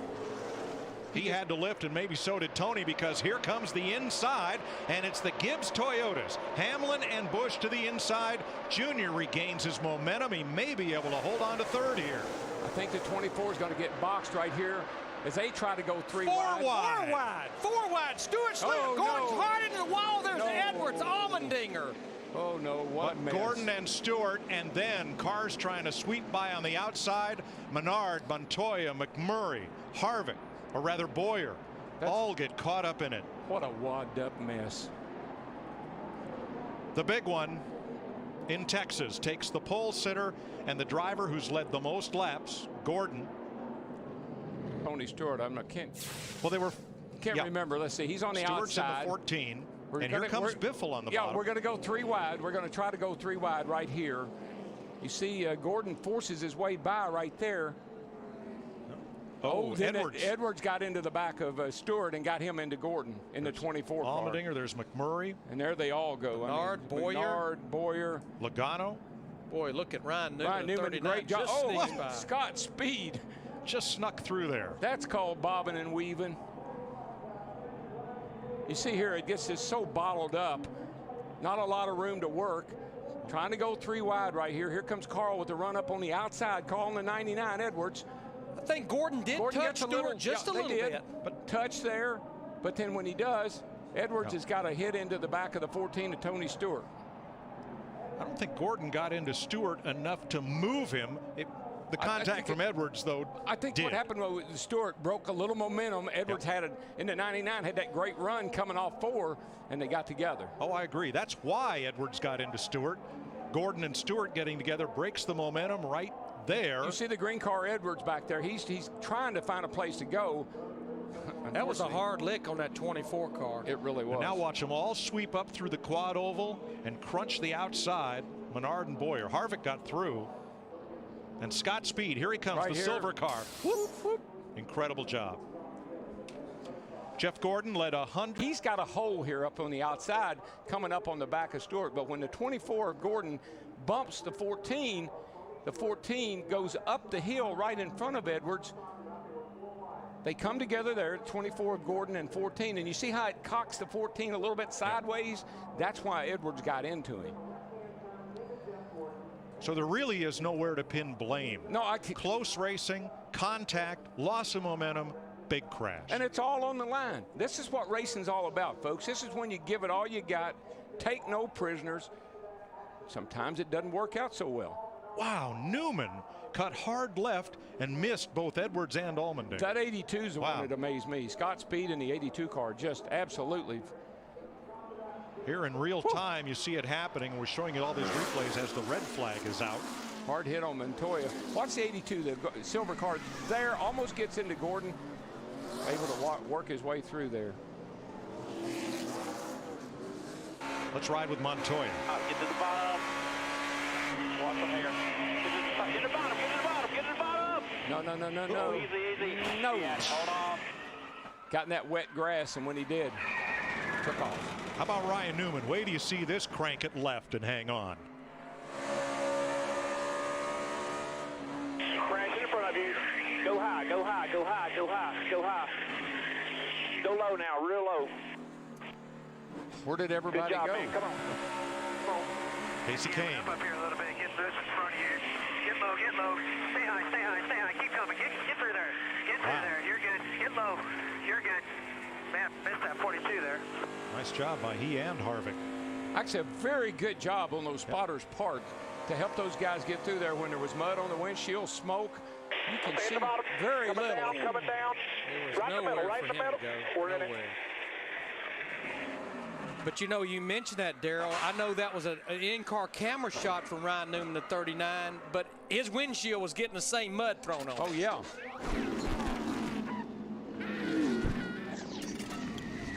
Be a good time to get back in that hole and stay. Digger can't even see. You know it's bad.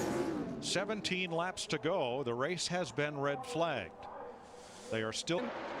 It's going to be mighty, mighty close. One to go. One's driving offensively and one's driving defensively.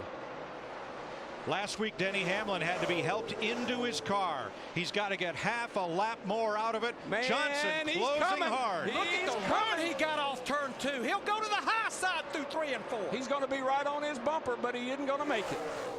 Denny Hamlin off turn number 4. Playing hurt for Coach Joe Gibbs. Hamlin delivers on time. He wins in Texas. The 011 car goes to victory circle. Heard that before.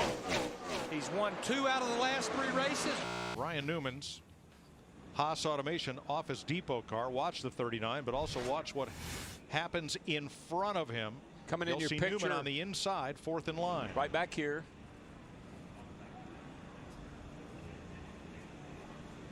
Caught the inside wall and not done yet.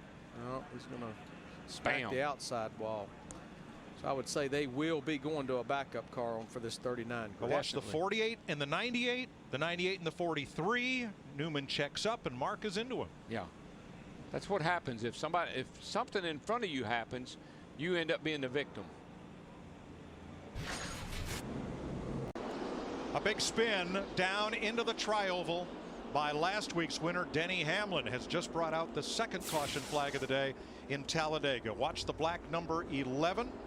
Watch 17 and 55 bunch up, and then Logano gets bunched up, and the last car in that accordion line way back there, sorry, is Denny Hamlin.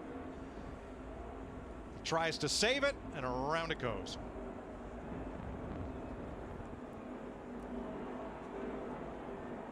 You know what I saw, Larry? Didn't get airborne. No, this is true. Too wide. And he did it. See the cowl flaps come open. That's pressure Hold the brake, under the hood. Hold the brake. Hold the brake. You're on pit road. Very nice job. Caution is out. Caution is out. And here from our aerial coverage. You can see here that looks like the 55 he went up and bumped the wall. Right here, that's the 55. He went up and bumped the wall. That caused Logano to move over. And then I think that was just a chain reaction, one of those things where the guy saw something happening in front of him. Hamlin may have lifted a little bit. When you see cars in front of you starting to move around like that, Hamlin saw that. He had a chain reaction here. See him back at the back right there, and he was running up on the back of Sam Hornish's car, and he had to get on the brakes. So the good there with Rudeman, and coming for the lead. Labonte trying to be trouble. Sam Hornish, the 77. He got into and Elliott Sadler was involved. Menard, Stremme, and Kenseth. Michael's going out there. He got damaged too as he went by. The 36, the Tommy Baldwin car of Johnny Sauter, all involved in the tri-oval. Yellow car, that's Sauter, and around he goes. Looks like that's the off front the bumper of Kyle Busch. Yep. And of course, all these other guys down here on the inside. There's a lot of cars bouncing off of each other. Matt Kenseth gets a good bit of damage. Sauter is okay. He's put the window net down, signaling emergency crews that he's all right, and everyone else drove away. One of the things that I didn't like about that last sequence of pit stops, fuel only, no tires. Somebody took 2, somebody took 4. Cars get a little bit off. Look in the high lane. Michael Waltrip right behind Kyle Busch in the 55. Pow gets it in the left front. Boy, he did. That's a hard lick. Poor Matt Kenseth, his day was just doomed from the get-go. One thing I'm most impressed about as you see this unfold, we have cars sideways, we have cars backwards with their tail to the wind, and we have every car firmly on the ground. Yeah, the roof flaps now are doing their job like they used to do, keeping the car. You see, which car was that? That's the 26 maybe, or the 19 there that was around backward, and the car never did anything. But I mean, there's no question Kyle Busch in the 18 gets into the back of Johnny Sauter in the 36, but he had Michael Waltrip in the 55 stuck up his rear bumper. Yeah. Kurt Busch also got some heavy right side damage on that one. Yeah, he did. There's a look at it right behind. I think there's no question. All it's going to take. Oh, we got Bobby Labonte in the 71 car. Caution. There's the caution. Now it's going to get interesting. Hang on. Poor old Jeff Burton is saying, oh no. Why'd that have to happen? Burton, McMurray, Montoya, Biffle, Reagan, Dale go. Bobby Labonte drafting along. Looks like somebody may have gotten into him and turned him around. I think it may have been David Rudeman. It is. That's a roughing the passer penalty right there. You just think about it, though. We talked about it at the top of the show. Just got knocked out of line, lost his momentum. And it's Stewart and Jr. versus McMurray, Biffle, Montoya. Trouble, front straightaway in the tri-oval. It's Jeff Burton, Jeff Gordon, and Scott Speed. Something was going on with that group back there. There was a couple of them falling backwards when they went through 3 and 4. Caution's out with 6 laps to go. And there is perhaps the best car here coming into this race. You're right in here. Here's Jeff Burton going right there. He and Jeff Gordon. And you see Gordon gets down on the apron. Jimmy Johnson crowded 24 Jeff Gordon down on the apron. That backed everybody up. And you see the 48 car really backing up. Yeah, they both lost their momentum. They just lost their momentum. And then, look, Mike Bliss in the 09 car tried to make it 4 wide on the exit of turn 4 into the tri-oval, and there just was nowhere for these guys to go. Once you lose your momentum, it just backs everything up until somebody runs over somebody. And Bliss had to be afraid to lift, because in this situation, lifters are losers. You want to try to maintain that momentum, but Burton just shut him off. Yeah, he did. Not intending to. No, Burton kind of got shoved up there, if you will, and Mike Bliss in the 09 had nowhere to go. And then the 24 car had nowhere to go as Jeff Burton in the 31 was coming across. Good look. Here's a good shot of the whole thing. Casey Kane, the 9 was involved. Scott Speed, the 82. Bam. Nowhere for Gordon to go. Jeff Burton, Jeff Gordon, Scott Speed become the victims as this white knuckle restrictor plate racing claims 3 more cars. Looking back from Jimmy Johnson.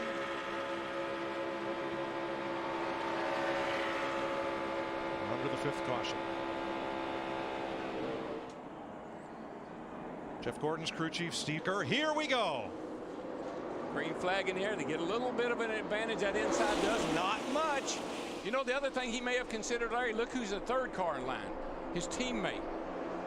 And it is the inside line that goes. And they just slid up in front of Tony Stewart in the 14 and Junior in the 88. That's what they needed to do. Protect the bottom and then slide up through 1 and 2. I'm almost certain McMurray knew that Biffle would go wherever he went. He wasn't so sure about Junior or Tony Stewart. Drag race. Down the back straightaway. Now it's cat and mouse. Who's going to go? Who's going to go where? If the leader takes the white flag under green, the next flag will end the race. Oh, around goes Newman. Newman up into Logano. 5 cars into the wall. 7. Caution. Caution is out. The race is not complete. Not complete. Had to get to the white flag to be complete. What did we say 30 laps ago? You said, Daryl, not sure if you want to be around Ryan Newman. His luck here is not very good. And no disrespect to him as a driver. Not at all. He is just snake bit on these restrictor plate tracks. That's his 2nd car of the weekend. Keselowski, last year's winner in the 12. Elliott Sadler in the 19, who's come across on his roof here a few times. Labonte up high, 4 wide. 4 wide is usually not a very good thing. The 20 car of Logano gets into the back of Ryan Newman, and the 39 started this whole mess. I almost wonder if the 39 of Newman didn't say, uh-oh, we're 4 wide, and maybe even eased out the throttle a little bit. Maybe this aerial view will show it, Daryl. Let's see what we got here. We got a wad of cars going off in the corner. They're going to get 4 wide. You're going to see this, and here's the 39 right out here. 4 wide. You see there's plenty of room plenty right of there. room. I think that Logano just got in. I think Logano thought he could give him a push, clear that pack of cars, and go to the front. And he got him in the wrong place. We saw Carl Edwards do this to Greg Biffle here a couple of years ago. See Vickers in the 83 involved, a car that led a bunch of laps, and Casey Kane in the 9 just had recovered from the repairs from the last wreck.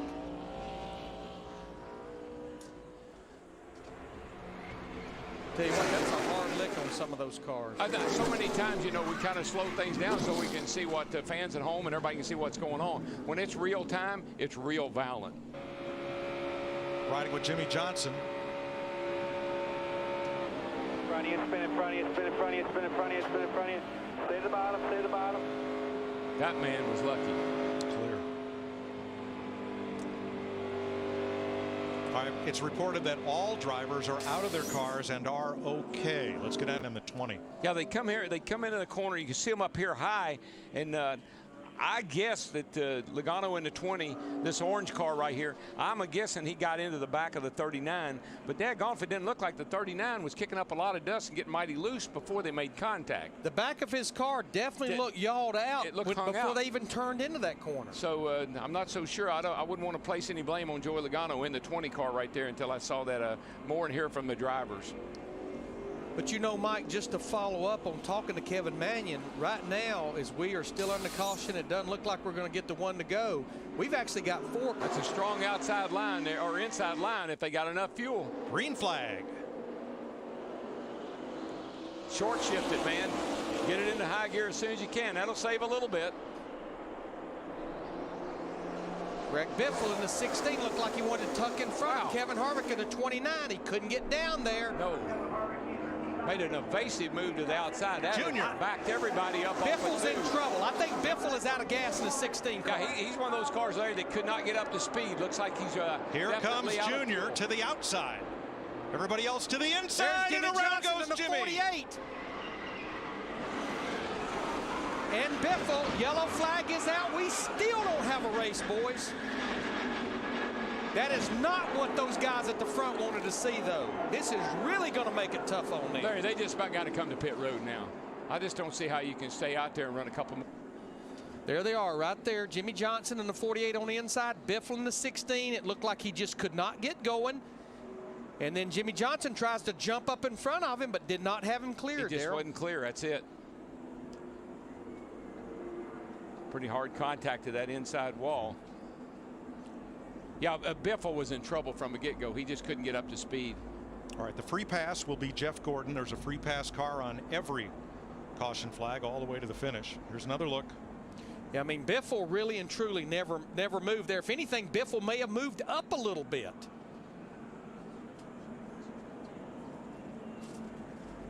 Boy, hats off to our NASCAR on Fox camera crew, because the pictures and these replays they've given you today have just been outstanding.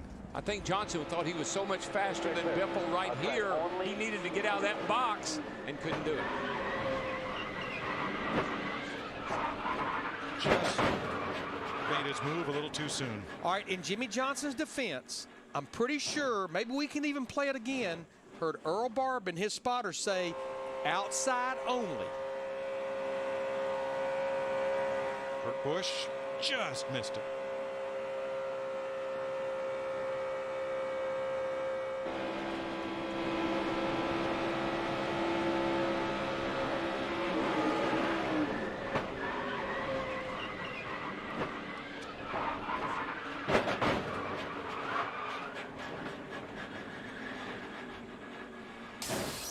This time Montoya has Harvick, one of the best closers in the business on a super speedway, on his back bumper. Montoya has Hamlin pushing. Here we go for the final time. Looks like you're going to have teammates side by side going through turn 1 and 2. Harvick in the 29 pushing McMurray. 42 getting a push by Denny Hamlin in the outside, side by side. It's whichever line back here where you see the 56 coming. If he goes with the 29, that will push them ahead of the 42 Montoya and the 11, but he's got to get there, and he's not getting there. And Dale Jr. did not keep pace with Martin Truex. He's fallen back a bit. He will not be among those who will settle this for the win. Boy, this is the roadblock now, even when you get there. Where are you going to go? Look at the run. Truex is getting in the 56 with the push from Kyle Busch in the 18. White flag this time. Can Montoya and Hamlin do the 2x2 tango, or will Harvick shove McMurray to victory lane? White flag in the win. 1 lap to go. ECR engines at the front of the field working together and looking good. The big question, both those guys, they have to be on fumes as far as fuel, the 1 and the 29.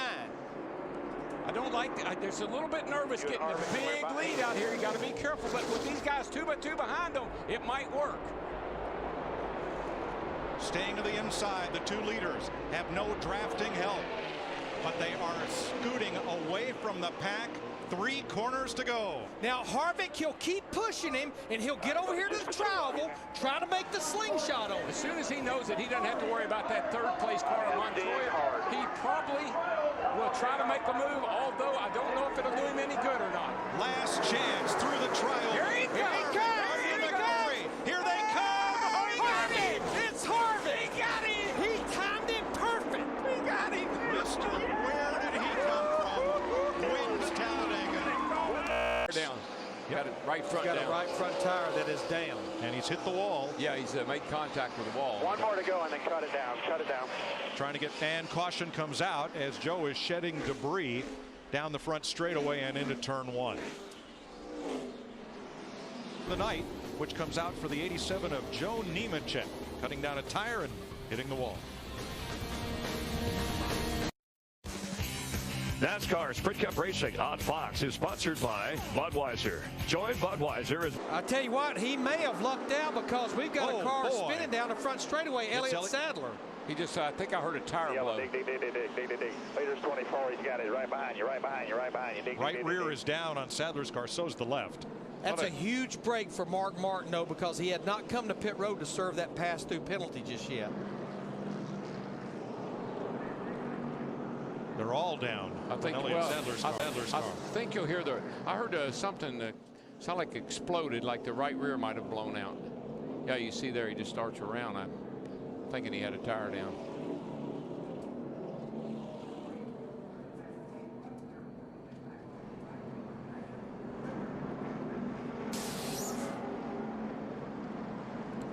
So Sadler will... tires are flat, guys, both of them. Darrell, looks like Jeff Gordon's best hope is to get far enough out front so that Kyle Busch is forward. Oh, turn 2, trouble. It is David Reagan around. We didn't hit anything. We'll start it up, let's go. And we're back under yellow. Mike, what I see with the 24 car, he's doing a masterful job. He's floating it in, not a lot of brake. They gain on him getting in the corner, but man, does he get it turned and accelerate up out of that. See Reagan. Yeah, he gets into on the outside. I think he got into the 77 car. Sam Hornish shoved him around there. Taco Bell. David Gilliland. Yeah. But he didn't hit anything. From Mark Martin, who restarted tail end because he did not serve that penalty under green. He served it under caution by starting out back. Regan Smith in that 78 car just squeezed through. Now we've got a few of those lead lap cars back on pit road, like Jimmy Johnson in the. They were wearing each other out, and Jeff Gordon is loving it. We're going to have a battle for fourth right behind these guys, and the caution is out with 12 to go. A car is spun. Sam Hornish down the back straightaway. Heavy front damage. Now let me tell you something. That 18 car can restart better than anybody out there right now. This could be a better. In the 77 in the back straightaway. He and Joey Logano got together. Boy, that was a hard lick on the inside wall there. Sam's put the window net down. He is okay. That is a hard lick on the end of that wall right there. Boy, almost car jumped up in the air. Heavy impact. His teammate Kurt Busch will get the free pass. We're coming to the white. Gordon gets a good drive off the top of the corner. White flag's in the air. Kyle Busch gets the white flag. It's his race to lose, and the fight is for second and for fifth. And for ninth, and for 10th. These guys are going to be side by side. It looks like all the way back to the start-finish line. Gordon actually clears him. Here goes Harvick again. I am so proud of you. That's Kyle Busch. Kyle Busch wins the Heath Calhoun 400.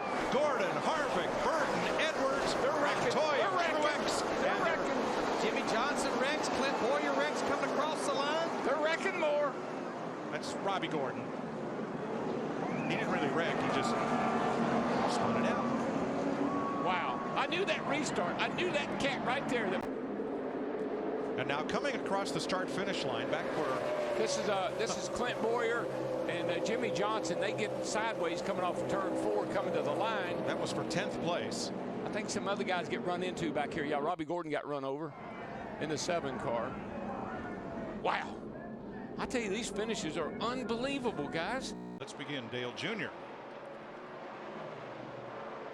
has skinned up the side of the 88. You're riding with Martin Truex. Here we go, Darrell. Yep, looks like the Mountain Woo car just got into the wall. And he had only run 2 laps in this 88 car. This is coming through turns. This is 1 and 2, I think, isn't it? Yeah, 1 and 2. Turn 2 is where he hit the wall. Joey Logano, the 20 car, this was on the exit of turn 4 as he was following Ryan Newman in the 39 car. Now, Larry, it appears that everybody's trying to run a higher line off of that corner than normal. Normally you go in and you coast, you let it run right up to the wall in the middle of the corner, then you try to. Back at Darlington, you see the flat right front on Kurt Busch's car and the flat right rear. Let's show you how he got those flat tires as he spins in turn number 4.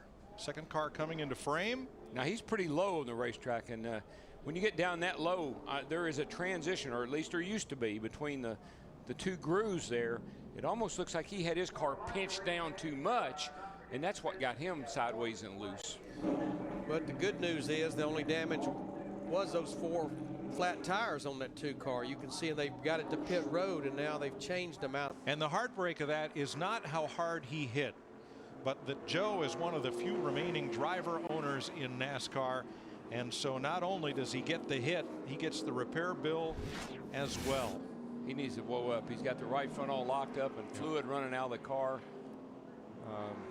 Now he was much higher than Kurt Busch, and the 2 car from just a little while ago got loose in the same area, and he was not going to get that car woed down. Yeah, the car just didn't rotate the rest of the way around, which might have kept him off the wall. You just see though, Larry, he can't get the car to turn. Right in there's a kind of a turning point, and if you get past that, then you're in the loose stuff, and you get to the back end comes around. Oh, pow! Bad news for the Tommy Baldwin team as Casey Mears takes it hard into the wall. That's the hardest hit of the day right there.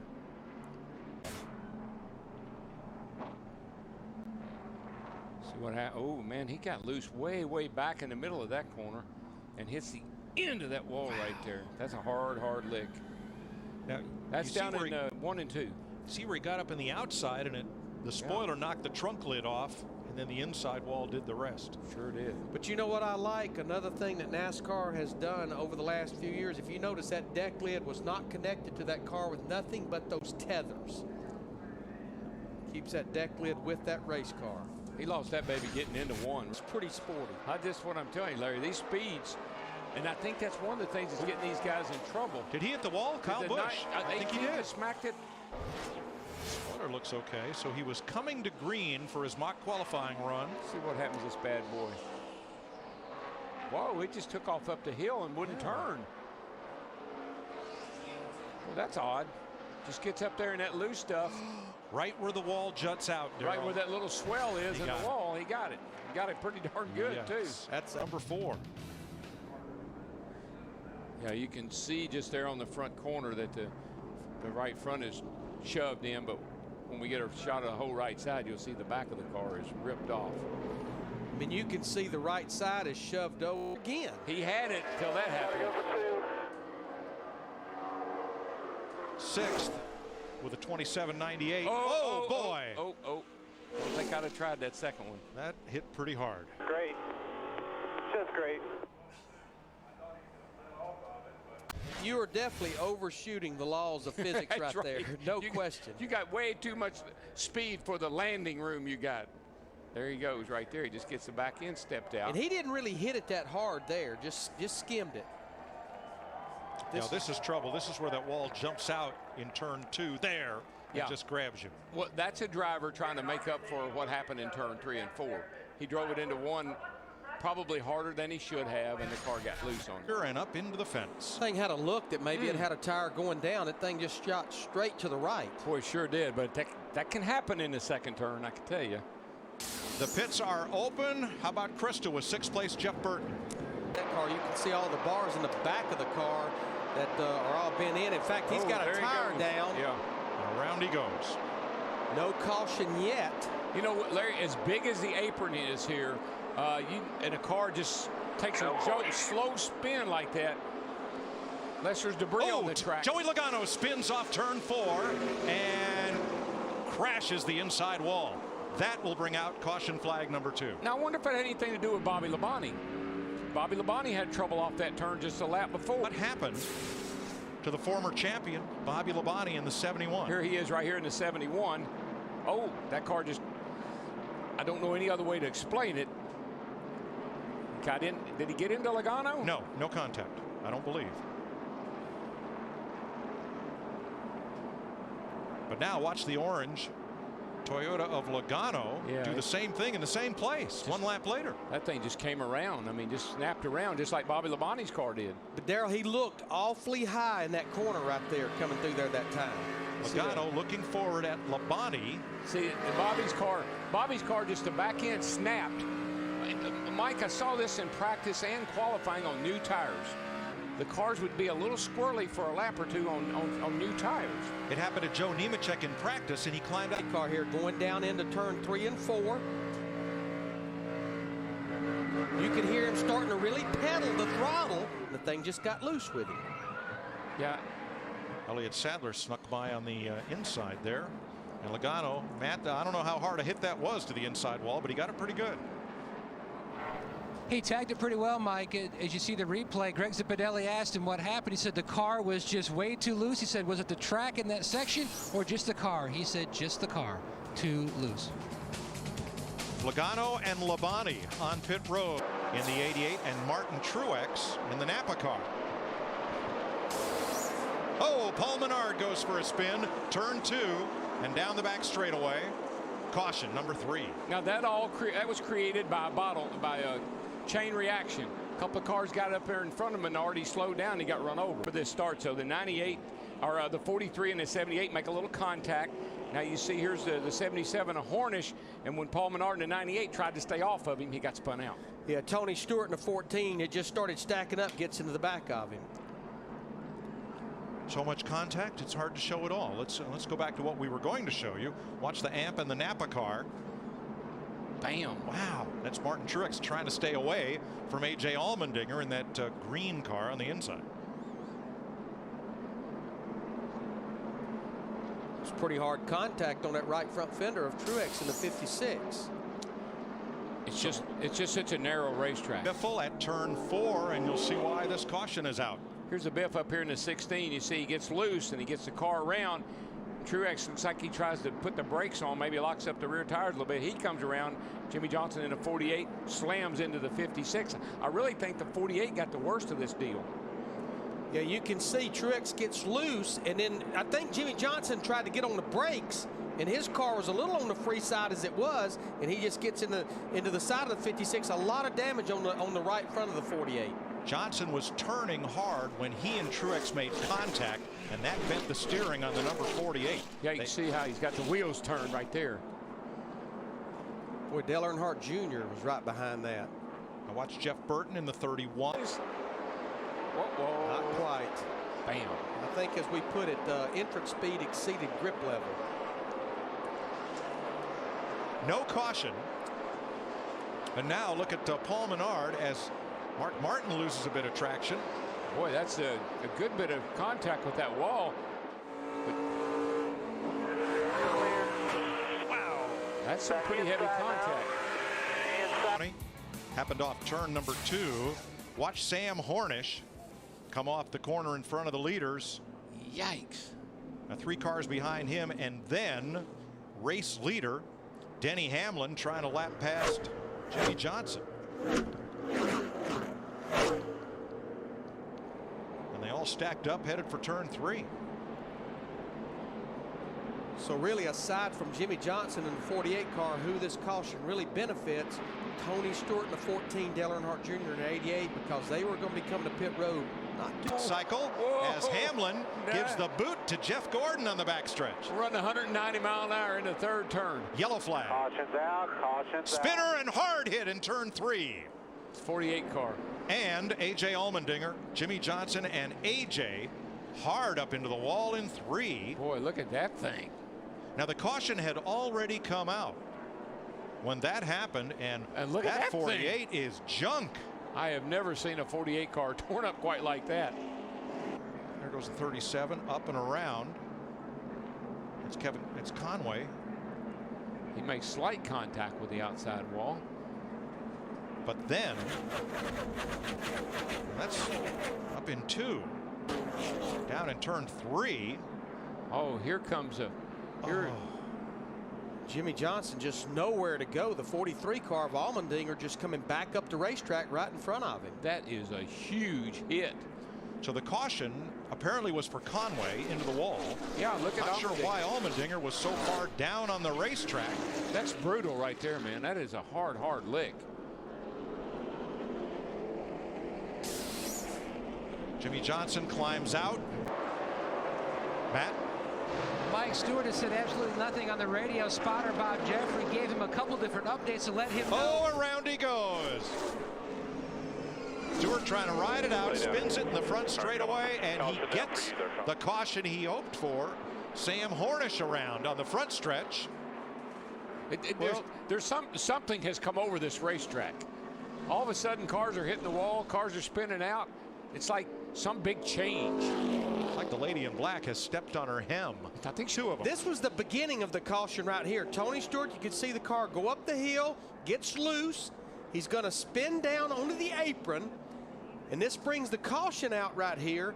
But at the same time, almost simultaneously, the 77 car of Sam Hornish Jr.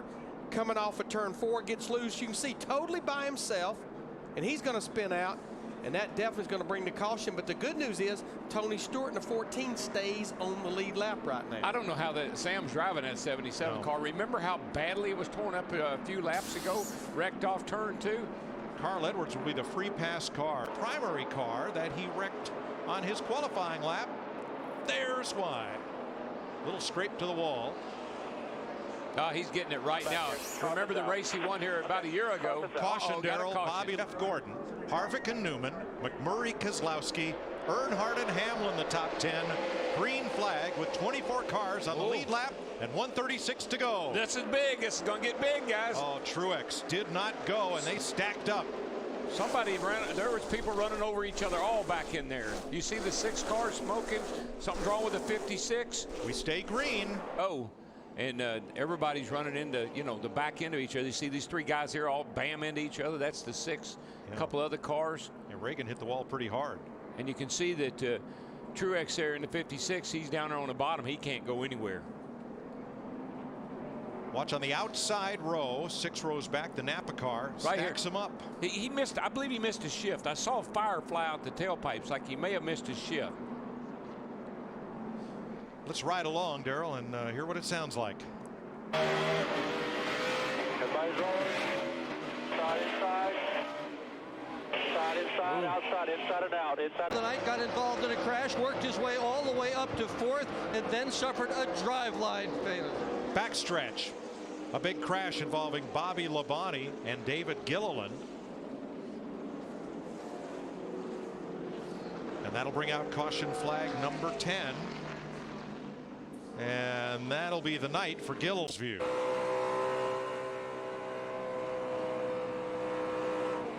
Whoa, Bobby just got Come here, no, stay high, come on.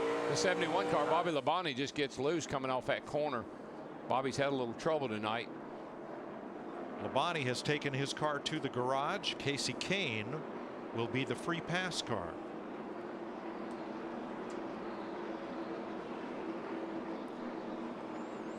Larry, what's this do to your race strategy? Well, I was just sitting here studying. We've got those 9 cars out there. They have not changed left side tires since way back on lap 201. I feel like the right call with 85 laps to go is give me car on the lead lap.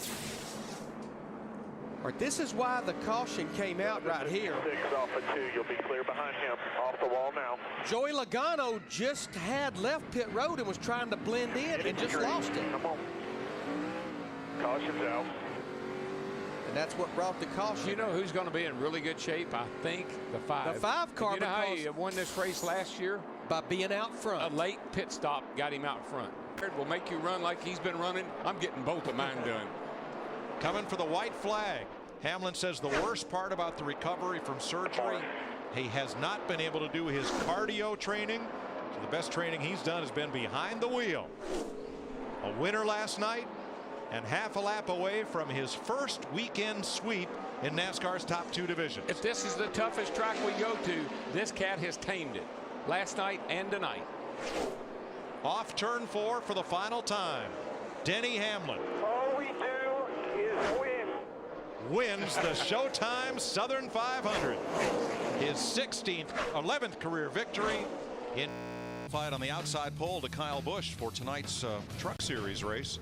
Cut down a tire and hard into the wall right between turns 1 and 2. Yeah, you can see that right front's down, and Larry, no more laps than he run. I gotta believe these things sometimes at this racetrack, that tire really flexes because of the banking, and that thing could have gotten into the sway bar arm and maybe cut that right front down. And you can see there the car never turned, and normally when you hit the wall here, Unlike at Darlington last week, there will be no evaluation of this car. You could see the guys running already to the 19 hauler to get the back. And vice versa, if the car's loose or the car's coming around. Sam Hornish has hit the wall in turn 1.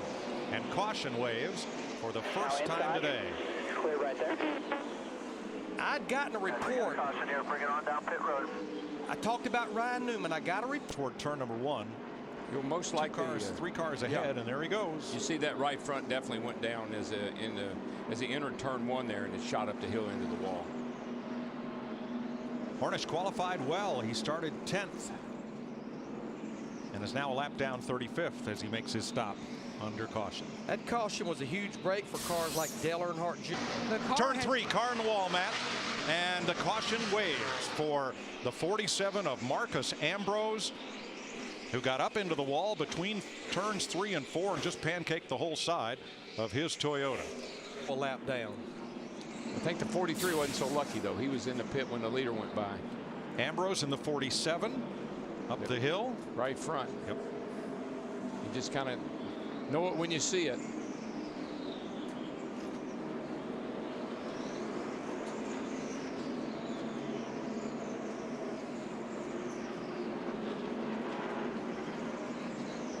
All that debris flying off the right side of the wall. Some of that's paint, some of it's race car.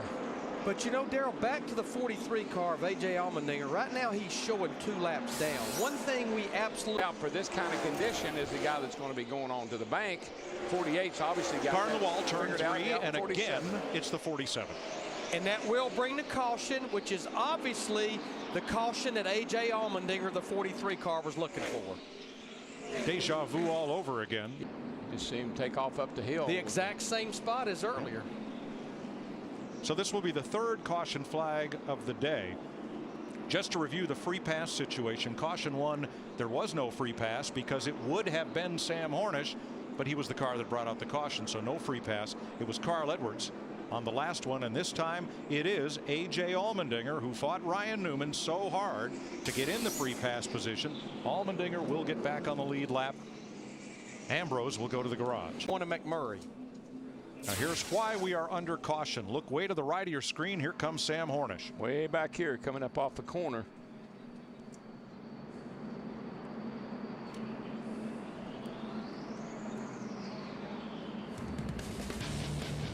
Second caution of the day for Hornish. 4th overall, involving just 2 cars, Hornish and Ambrose. 2 laps down and about to be 3. And boy, Kurt Busch pounded the wall. And we have a caution. Turn 4. That's got a right front down. I don't know if that was before or after. And that's the 5th caution of the day. Get the power change. Now he was a contender, was falling. We did not stop in the last caution. Stop. Excuse me. But we do know he had hit the wall earlier. Yeah, here he is coming off turn 2. Let's see what happens here. That's slightly. I wouldn't call that a much of a hit, but this one, you can see the rubber coming out from the car. That's a cut down right front. But Larry, I don't know. Staying out and not coming in getting tires with 20 more laps than everybody else may have bit him. Because he looked like he had a good. 7 seconds back. Not going to be a threat. Harvick and Edwards battle for 7. And here it is. White flag in the air for Kyle Busch. I've never seen a flag so pretty. It's got to be down in there, man. He's got to be exhausted. He's got to be. Kenseth 8 seconds back. Hamlin 8.5. Rudeman 9. He unplugged his radio, plugged it back in, got back in communication with the crew. Beautifully done, guys. And in his 198th start, Kyle Busch scores his 18th Sprint Cup victory. Renier, son of former Daytona 500 winning car owner Harry Renier, just telling him what end of the racetrack Biffle is better than the 6 of Reagan. He said, just run your line. Trouble, turn 1, Montoya. Hard in the wall from contact with Regan Smith. Just wrecked. That was vicious. Yeah, I didn't even go through the corner. That was really not. I can't really place blame on Montoya on that one. Looked like the 78 may have just kind of slid down a little bit and caught him in the right rear. They were running 5th and 6th. Watch these 2 guys. They go down here. Montoya's got a great run underneath. I think that's good. I mean, there's nothing wrong with that. But I think right here is where Montoya might have not given him enough room right there. And certainly in a race like this, you can't give a guy a break. That caution came with 4 to go. Remember, cautions count in the first 20 laps. I think what happens here is they get close right there, and then Regan right here. I think you see Montoya starts up the hill trying to get the line to get down in the corner, and he hadn't cleared Regan yet. So Montoya probably should have not moved up there at that point. That's a hard one for the spotters to call because it's tails away. The spotters are looking directly at the backs of the cars, not the sides. But still used up right there. And he by far had one of the fastest race cars throughout the test and throughout yesterday's practice. And Larry, Mike, when you go down into turn 1, you kind of swing out toward the outside wall anyway. That's what Montoya was doing. He Sprint All-Star race. Green flag.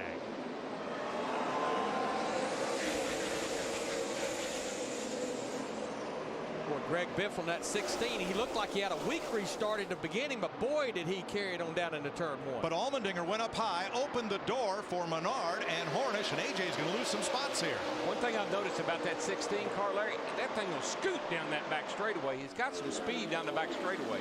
Whoa, Gilliland slides up and in the wall. There they go. That was just a case of overdriving turn 3 with basically no fresh tires. And this time, Allmendinger capitalizes, and it's Gilliland in the wall. Bouncing off, sliding in front of Boyer, into the grass and around. David Gilliland, tough luck tonight. Boy, I tell you what, he got in trouble down here in 3 and 4, and he never got out of trouble. Yeah, I don't know if he could have made that corner with 4 fresh tires. No, down here I said, well, 8 tires are better than 4. We see that, but it didn't work down this straightaway. But tonight is the night. He's able to bounce off to 6, but here comes Allmendinger on the inside and puts him 3 wide right there at that dog leg. That never works. I'm telling you what, A.J. Allmendinger in that 43 just barely got by. He got sideways. Yeah. Look, though, Darrell, like David Reagan came down the racetrack to diamond off the corner as if Gilliland wasn't there. Oh, Gilliland really, slips up. Yeah, really There's good. the contact. Yeah, really first. good look right here. Just the 38 car of Gilliland, he just went in that corner way, way too hard. He washes up the hill. Now, but here's what gets him in trouble. Watch Allmendinger's. He comes under right here. There's not enough room for 3 cars. Yep.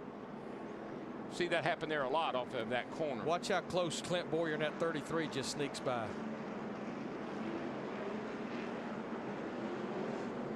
Yeah, on the second contact, watch the big squeeze. It's going to be Reagan from the outside, Allmendinger from the inside. I think what happened there is they probably told Reagan the 43 inside, and he tried to give him room, and he got into the 6. And he did get into that right rear quarter panel of A.J. Allmendinger, the 43. Yeah, he had him sideways. Let's ride with Clint Boyer. See how he got through this. Let's go. Clear all around. In front of you. In front of you. Go low, go low, go low. Come on. Oh, good job. That's Mike Dillon, his spotter. I love Dillon. I love Dillon. Go low, go, go. Oh, no, that's I love Dillon. Oh, Steve. Mike, the issue for Carl Edwards, he radioed in and on their cars a little bit. Those guys are going to be somebody to watch in the All-Star race. And 3 times that's happened. A driver's transferred. Last lap. Martin Truex will catch some traffic, but probably single file. Yeah, he'll work right by those guys. I think they're well aware. All right, work with that 92, that 57 will be on your way also. No problem. Robert Richardson moves aside to the bottom. Whoa, don't get in there too high, too hard, though. Norm Benning ahead, and the checkered flag awaits. Nice job. Napa know-how. The sprint showdown Great goes job, to Martin. Martin Truex and Greg Biffle. Let's go get ourselves a million now. With Burton, Menard, Kyle Busch alongside. Green flag. Here we go. Boy, Joey Logano in the 20 took a look at the inside. Mark Martin around. Martin gets hit and turned. Sake. Stewart tags him. Gordon's Spins up involved. to the wall. Jeff Gordon, Carl Edwards, Jamie McMurray, and more. I think 3 of the 4 Hendrick cars were involved there. Ooh, I got tore up. Yes. Damage to the front end of Dale. Blocks him off right there. And when he does, he gets just a little wee bit loose and drives over into Mark Martin, and it's on from there. I'm not sure that the one car maybe got into the back of Mark just a little bit, got him a little sideways too, possibly when they stacked up. Carl Edwards, the 99, involved. Yeah, I think even before Joey Logano made contact with somebody, Mark Martin had gotten jacked up. Let's see what happens here.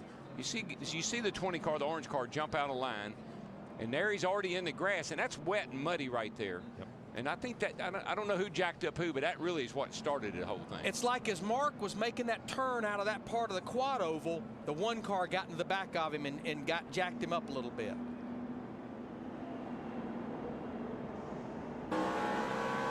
Ride with Tony Stewart.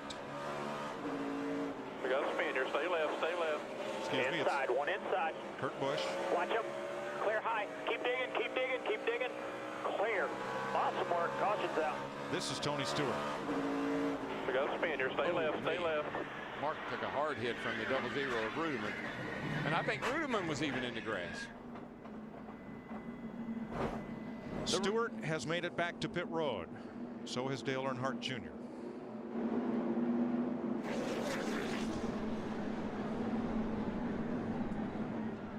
About half the field was involved in that. Yep. The accident, but it sure got everybody a little out of shape. I hate the restarts over here.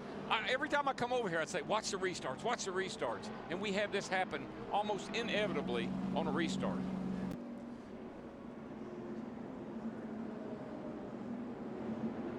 See, the one car, McMurray, gets into the left rear quarter panel just a little bit of that 5 car.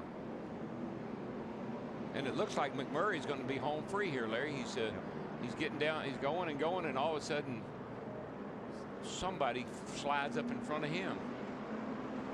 That's exactly what happened. The one car did get into the back of the 5.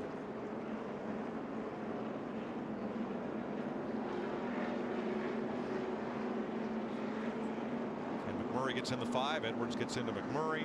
Dale Jr., Jeff Gordon, everybody involved. Here's Logano's view. I think Jimmy Johnson got into the 5. You hear the 20 car off in the grass. And from Jeff Gordon.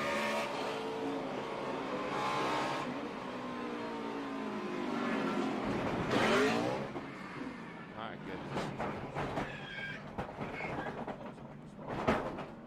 Wow, wrong place, wrong time for Jeff Gordon. Now let's watch. Here's the Mark's just got a little bit of a wiggle going on there before he ever gets hit, and then he gets hit a couple of times. Once by the 1, and then then the 20 car comes up out of the grass and gets him good. But Darrell, I think the reason the 1 car got in the back of Mark Martin, the 5, it looks like Kurt Busch and the 2 got into the back of him and shoved him ahead.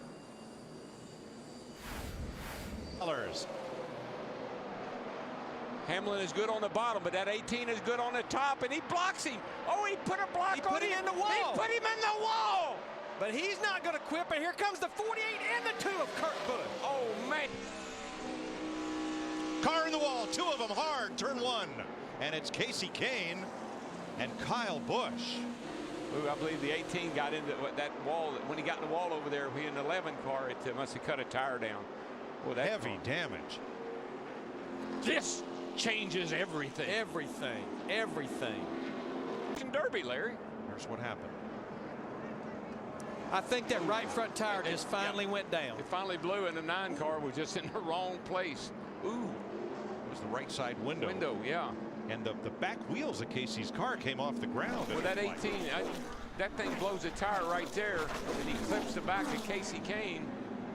Parts flying everywhere. That's one of the fastest parts of this racetrack. You never realize how fast you're going right there. 2 laps to go, 2 to go. Oh, man. Yeah, all right, bud.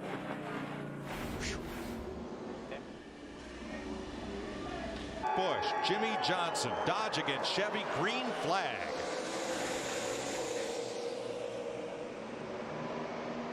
Kurt Busch got a great restart, a little bit of push from Denny Hamlin in the 11 car, starts working the high side. Watch 11 on the top, clear up, clear up, clear up.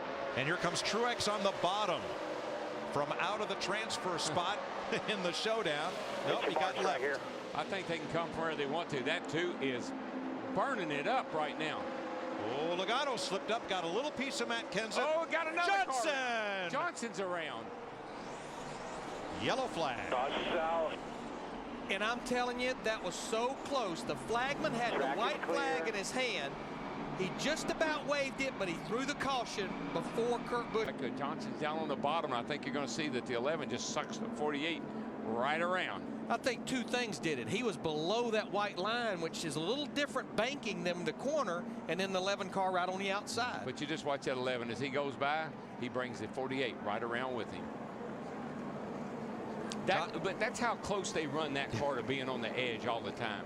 That car is always just right on the edge of being that loose. Look at that thing. That's a sod buster right there.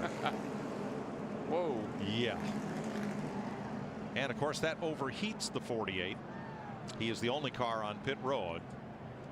And we'll have a green-white checker. Tell you, old Chad checking out. He's going to have a come apart tonight. He's had all kind of problems. You know, right behind this, we about had something going between Matt Kenseth in the 17 and Joey Logano in the 20. That's a great night for him, no matter what happens. Kurt Busch brings him down with Joey Logano on the front row. Let's try it again to finish it off. Green flag for $1 million. Oh, yeah. 2 laps to go. Two-car got a great restart that time. And Martin Truex Jr. in that 56 car followed suit. Hamlin got a little nudge of Truex. Stayed on the bottom behind Logano. Truex, 56 big drive off the corner. Great run on the high side. Halfway down the back straightaway.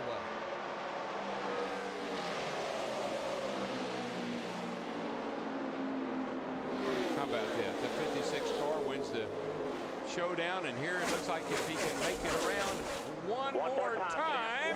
White flag.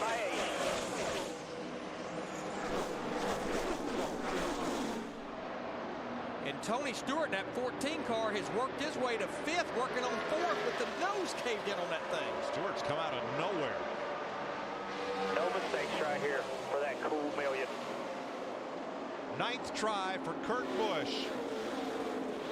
He and Roger Penske and the Miller Lite Dodge are going to the bank. $1 million. Kurt Busch wins the Sprint All-Star race from Joey Logano.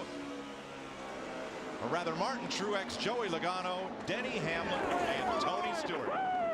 For the grubs. And here is Carl Edwards looking for grip and finding none. Darrell, this was turning down into turn 3, and it just stepped out with him. And he made that late exit into the corner kind of wide, and where you're going to cut it and go down the hill. And when he tried to cut it right here down the hill, you see the back end steps out just that momentarily. But you're going so fast, you're going over 200 mile an hour right there. And once you pitch it in there like that, unless you catch it, that wall is going to. Carl said he felt like, on the radio, he felt like he had a soft right rear. Well, the right rear is soft. There's no question. Not sure if it came from the damage or from, see that? Looks like he'll be the first driver to play 2. Don't expect, unless you really mess up that first one. Oh, no. Whoa. Oh, no. Pow. Oh, no. I mean, you could see that starting to happen in the middle of 3 and 4. And uh-oh. Watch out there in the qualifying line. Yeah, that's when we widen out, you'll see just how close he is to those cars. Foreshortened by the camera lens, but I would say that's about 20 feet from Kyle Busch's car. car. This thing slaps the wall pretty daggum hard. And Darrell, he was about a groove up from where he went through there the first time. Yeah, that is a man, and that's right there at the end of the safer barrier too. I think he caught more concrete than he did barrier. And boy, right here, this wasn't looking too promising either. He's headed right for the car sitting over there in the qualifying line. This thing just snaps out from under him, and when he tries to catch it, she just corrects into the wall. Now, he didn't get much of the safer barrier at all, maybe with the rear bumper. And that was hard. That was heavy impact. Right about there, he does a very smart thing, keeps the car locked down, trying to get that slide stopped, and does.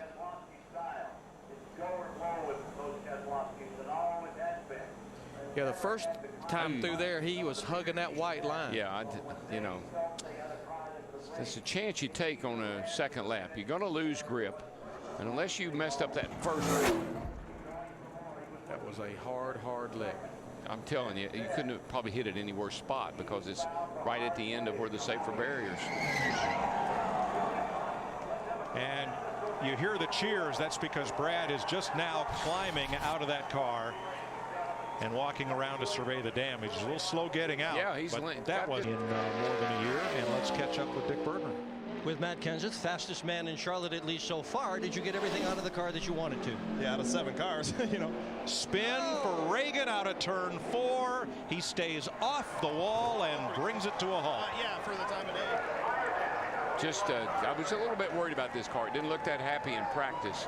And as you can see, it's certainly not happy now. And that was just free. It's almost free right there getting in the corner. And it just keeps getting worse on him. It was just sort of halfway spun out as he entered into turn 3.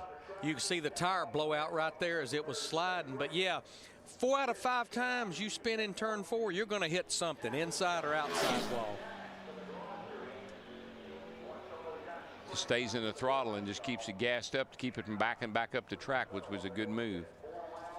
Yeah, even though he had not taken the green, I guess he would realistically be on the 5-minute clock. Yeah, seemed like yeah, he put tires on, and well, can you put tires on though, Larry? That's the question. There's Matt Kenseth. I can't see it there. Look at the damage on the left front of Juan Montoya's Chevrolet.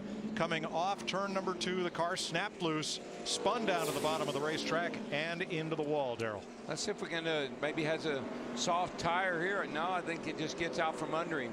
Cars are a little loose up off the corner over there. I don't believe it was a tire issue, Mike. I believe he just lost it. He was running roughly about the 16th position. Boy, Greg Biffle, that 16 right behind him when that happened. Close call. You see the tires blowing as the car slides down the racetrack, but I don't believe he had a tire down. Montoya has been one of the fastest cars, a 500 winner. One of the Ganassi drivers, the other, Juan Montoya, in the garage with his car still under. Oh, trouble down here, guys. Turn off turn 4. The 47 car, Marco Sambros, just comes around. Poor guy can't catch a break. All right, but you got no flats. Keep rolling there. Boy, if it wasn't for bad luck. 4150. Stay 4150. The lead is just coming off of 4. Stay 4150. He's all by himself. There he is, way up high back over here. You see him, and the car got loose middle of the corner, spun down off the racetrack. Fortunately, no one around to hit him. The discussion on their team radio was that taking the 2 tires did not work well for them, and there's the result. But I'm going to tell you who this is a pretty good break for. Pretty impressed with the way that car did. The 11 car, Denny Hamlin, because he did not pit the last time. He was about 10 laps from having to make a green flag stop. You see Marcos, he just gets loose. Car gets around on him. All that smoke's from staying in the gas, so it won't back up the hill into the wall. Pretty nice job of hanging on to her. Goodbye Cone, but he did keep it out of the wall and otherwise out of harm's way. His pit is right there, and they said no, go around, and he did. Earl, is what got Jimmy Johnson so loose there? He just look, the car just starts wiggling a little bit with him, and we saw him do that in the All-Star race. He said it was because the car was to his outside. That's my point about that 48 car. It's just a free running race car, and you've got to be on your game. Now there you'll see it from Jimmy Johnson, and you look at all that will free a car up, and this is exactly what happened to that 48. Freed her up all right, Jeff. But you know what, Jeff, what I'm amazed at that is Jimmy had been complaining about his car being twitchy loose, and when you pull that rubber out of that left rear and soften it up, it kind of makes you even looser. Yeah, I think what they were trying to do is. So everyone big spin for Jimmy Johnson, and he hits hard. Yep, finally. Hey, I mean, he has just been hanging on. A lot of damage to that car. It has been a rough 2 weeks for Jimmy Johnson at Charlotte Motor Speedway. It has been a rough season. The first 6 races this year, 3 wins. In the last 6 races, no wins, 2 DNFs, and an average finish of 19th. It's just been it's incredible how many times this car has been wrecked this year. And that was just totally on his own. Oh, that's a hard hit, man.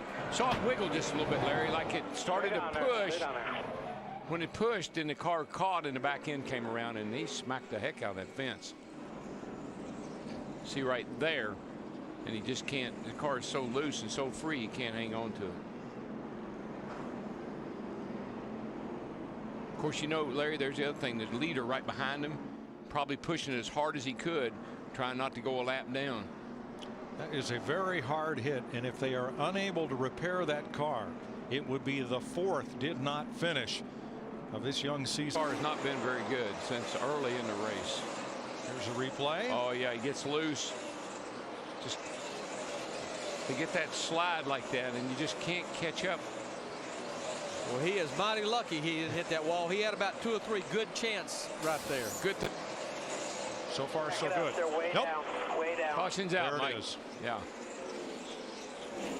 Caution for Robbie Gordon will be the 6th one of the night. One for on the track position as we speak. Oh, got a car hard down into turn 1 down there. Up Pitfall. into the wall. Looked like something broke. Caution is out. The car the 7th time. Man, the car just shot up the hill like something happened to it. Now the big beneficiary from this caution will be Kevin Harvick in the. That's what the wave around. That's a perfect world for a wave around. No, he just looked. I don't know. Did you think something broke?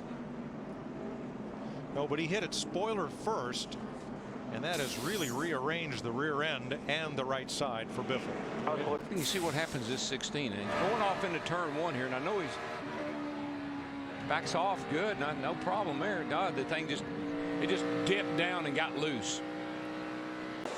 And he's now 10 seconds off the lead, along with Clint Boyer. Running 7th, started 10th. Yeah, big crash for Marcus Ambrose. And that changes everything with 24 laps to go. I don't think this is going to play into the one's car's hands. He's just hadn't been that good on these short runs, on these restarts. Perfect for at this 7 up by the wall. Yeah, he just gets up here a little too high and loses it, and just kind of comes around. You can't catch it. But you know what, Mike? At this point, if you said who's going to win this race, 88 with much fresher tires was reeling him in, but it didn't get by him before the caution came out. Wow, that's a hard hit way on the right side of the screen. Lifted all 4 tires up off the ground. you have to be white flags in the air, but you got to also be impressed with the 18 car, Larry. Overcome all the adversity they did, and he's sitting here. He's going to come home in 3rd place. That's an impressive run as well. McMurray cuts it down to 87 hundredths. A big waggle off turn 4 last time. He is oh so agonizing close to giving Chip Ganassi the Memorial Day double. Well, the old vortex theory, she worked in, Mike. Because we just made a clean sweep of their checkbook. Roger Penske prevails. Kurt Busch wins the Coca-Cola 600. The inside lane. Wow, I was going to say they were lined up pretty good down on the bottom, but then the 29 jumped out. Okay, and this is where you make up a lot of your time here, as we've seen before with Harvick and these guys when they go 4 wide. Ooh, Newman up. Oh, 83 in trouble. 83 down. Yep. This is going to be interesting to me on this next restart, because 18 was on the outside, 11 was on the inside. On the previous restart, when the 11 took the lead, he started on the outside. Last year. Yes. What's a 29 now? I don't know what happened to the 31. It's almost like the 31 just went backwards all of a sudden, whether he had missed a shift or something. But then the 29, they saw some air and he went for it. Not sure what. We'll take a look and see what happened further in the back. Casey Mears had just taken the wave around, and then this. He got Sadler got into him. Yeah, he just. All the cars in that group actually had just taken the wave around. Wow. Watch Elliott Sadler. He's on the bottom. And you know, Casey Mears was coming to the bottom pretty quick there. Back it down. Stay low. All clear. But really, in a way, Mears may have gotten some damage, a little bit of advantage for those guys running back in that part of the field, because they got. But he just, that's a strong move on the bottom. Hamlin is checked out. And we got trouble. Jamie McMurray into the wall. Wow. McMurray was running inside the top 15. Okay, that thing into a pin. Okay, Jamie. And now what this does is all those guys that pitted took themselves out of the race. Yep. Because they don't have time. It's not a fuel mileage. 5 races, not so fortunate today. Wow, it looks like Reagan slid up the racetrack right into Jamie. Looks like the 6 car of Reagan either got a big push or something, but he shot up the racetrack. Riding on board with Tony Stewart, here's the accident. Man, he really slid up the racetrack, and even after he made contact. He kept sliding up the racetrack. The bumper cam of Dale Earnhardt Jr. That was big. Wow. He slides up. He goes almost all the way to the wall after he hits him. It's not like he just slid up and hit him. He slid up and he kept sliding after he made contact. Almost pinned the 2 car to the outside. As they battle for a position in the top 5. There's no doubt. Across the Long Pond straightaway. And there you see Harvick going for position. Tell you what, Logano hung right in there. Logano hung right, but they just about have to stop when they get into the corner like that. And you can see as we'll pan back to the front. Oh, he got into him. Logano around. Can he save it? He is unable to. Caution. And the caution came out right as Denny Hamlin was crossing the start-finish line to get the white flag. They're all coming above you. This was very close. If Denny Hamlin got the white flag prior to the caution, this race would be official. But we are getting word there will be a green-white. Yeah, agreed. Yeah, that could have been avoided. That could have been avoided. I agree that there's history there, but even if there's history there, that was uncalled for. Yeah, that was not. Joey did absolutely nothing wrong in that position. This will give us a very good angle. Let's take a look here. That still could have been avoided. Yeah, that's a tough call from that angle. Because Joy was trying to get to the patch, and Harvick was trying to get to the patch also. It's different from the other angle. Yeah, it shows a different angle from the top. It is. Yeah, that is truly 2 guys going for the same place in the same place as the patch. You know what I mean? Yeah. And they just got into each other.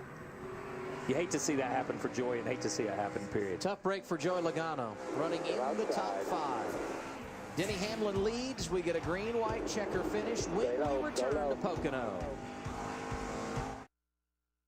A green-white checker, NASCAR's version of overtime underway. We are green.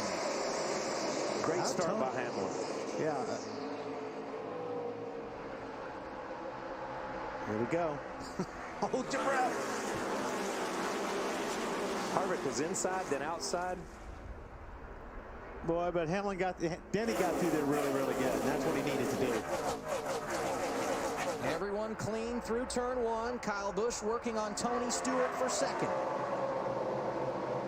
Oh, look at Harvick. He made that low groove work earlier on a restart. To no avail here. Joe Gibbs Racing 1-2. And I think those 2 corners are just enough for Hamlin to keep that. If we get the white flag here, there will not be another attempt at a green-white checker finish. Hamlin leads, white flag in the air. 2.5 miles to win number 4 in 2010 for Denny Hamlin.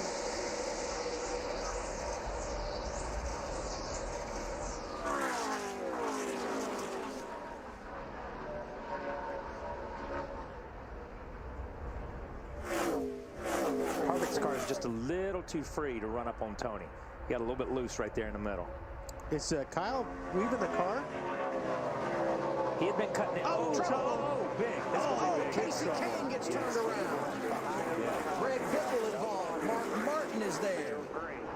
No caution has come out. They're going to let him race back as Verdi piles in, and now the caution. 6. You knew that was going to be big when you saw the 9 coming back across the racetrack. Denny Hamlin came here as a rookie in 2006. He won both poles that year and won both races. Career win number 12 for Hamlin comes in his 4th at Pocono. He wins the Gillette Fusion Pro Glide 500 presented by Target. Look at that. Half the field's gone. Oh, look, somebody's just barreling around the wall up there.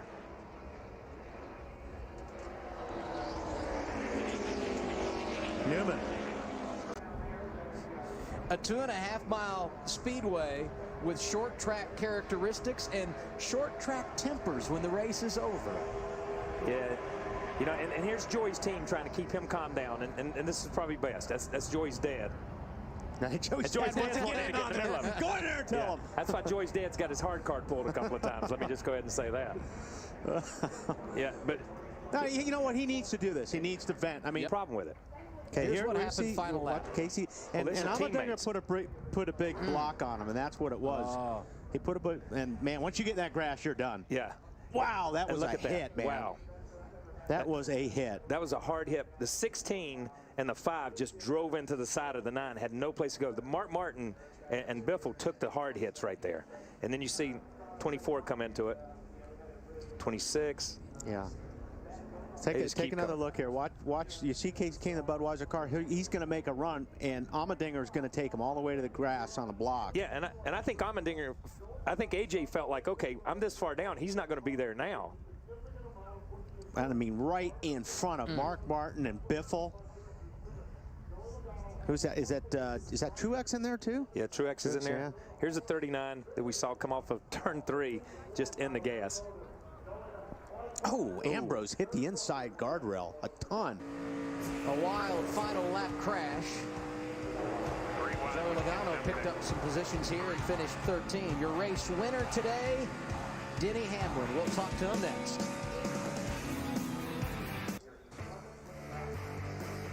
A number of drivers getting damage on a final lap crash. And the leader got a little damage as well. The celebration party for Denny Hamlin. And he ends up nicking the wall. Watch this. Yeah. Doesn't matter now. That's pretty impressive right there, though. I'm gonna tell you. That's a long burnout. Is there? Okay, here we go. There it is. Oh yeah. Oh, that wasn't just a nick in the wall either. All fun and see Saturday night in the world of outlaws and all types of short track racing is that slide job. Problems on the front straightaway brings out our first caution of the day. It's Marcus Ambrose sliding through the infield grass. You talk about a driver that was outstanding in 2009, that has fought every possible issue this season. You have it in driver 47. Ambrose gets our first caution of the day at lap 18. And we have a winner in the booth. Yes, we do. Let's see what happened. He was saving it and he got tagged. I mean, he actually had it saved, and that other car, I couldn't tell who that was, just came up and tagged him in the left rear, and that's all it was. Yeah, but it looked like he, almost just the same as Jeff did, when he got up there, the car got a little bit pushy. It jumps out to the right, and as he checks up, there's nothing that the 78 can do. On board with Stewart, you see Regan Smith in the 78 get up there and the contact. Come on, get through. Still green. On the pit lane after something that happened on track. The reason we're under caution, the 83 of Casey Mears into his teammate, the 82 of Scott Speed. There's #1 rule when you're teammates. Do not take your teammate out for any reason. I think we're all going to get in a fight because it seems to be a theme among teammates this year, doesn't it? Back in a moment. Yeah.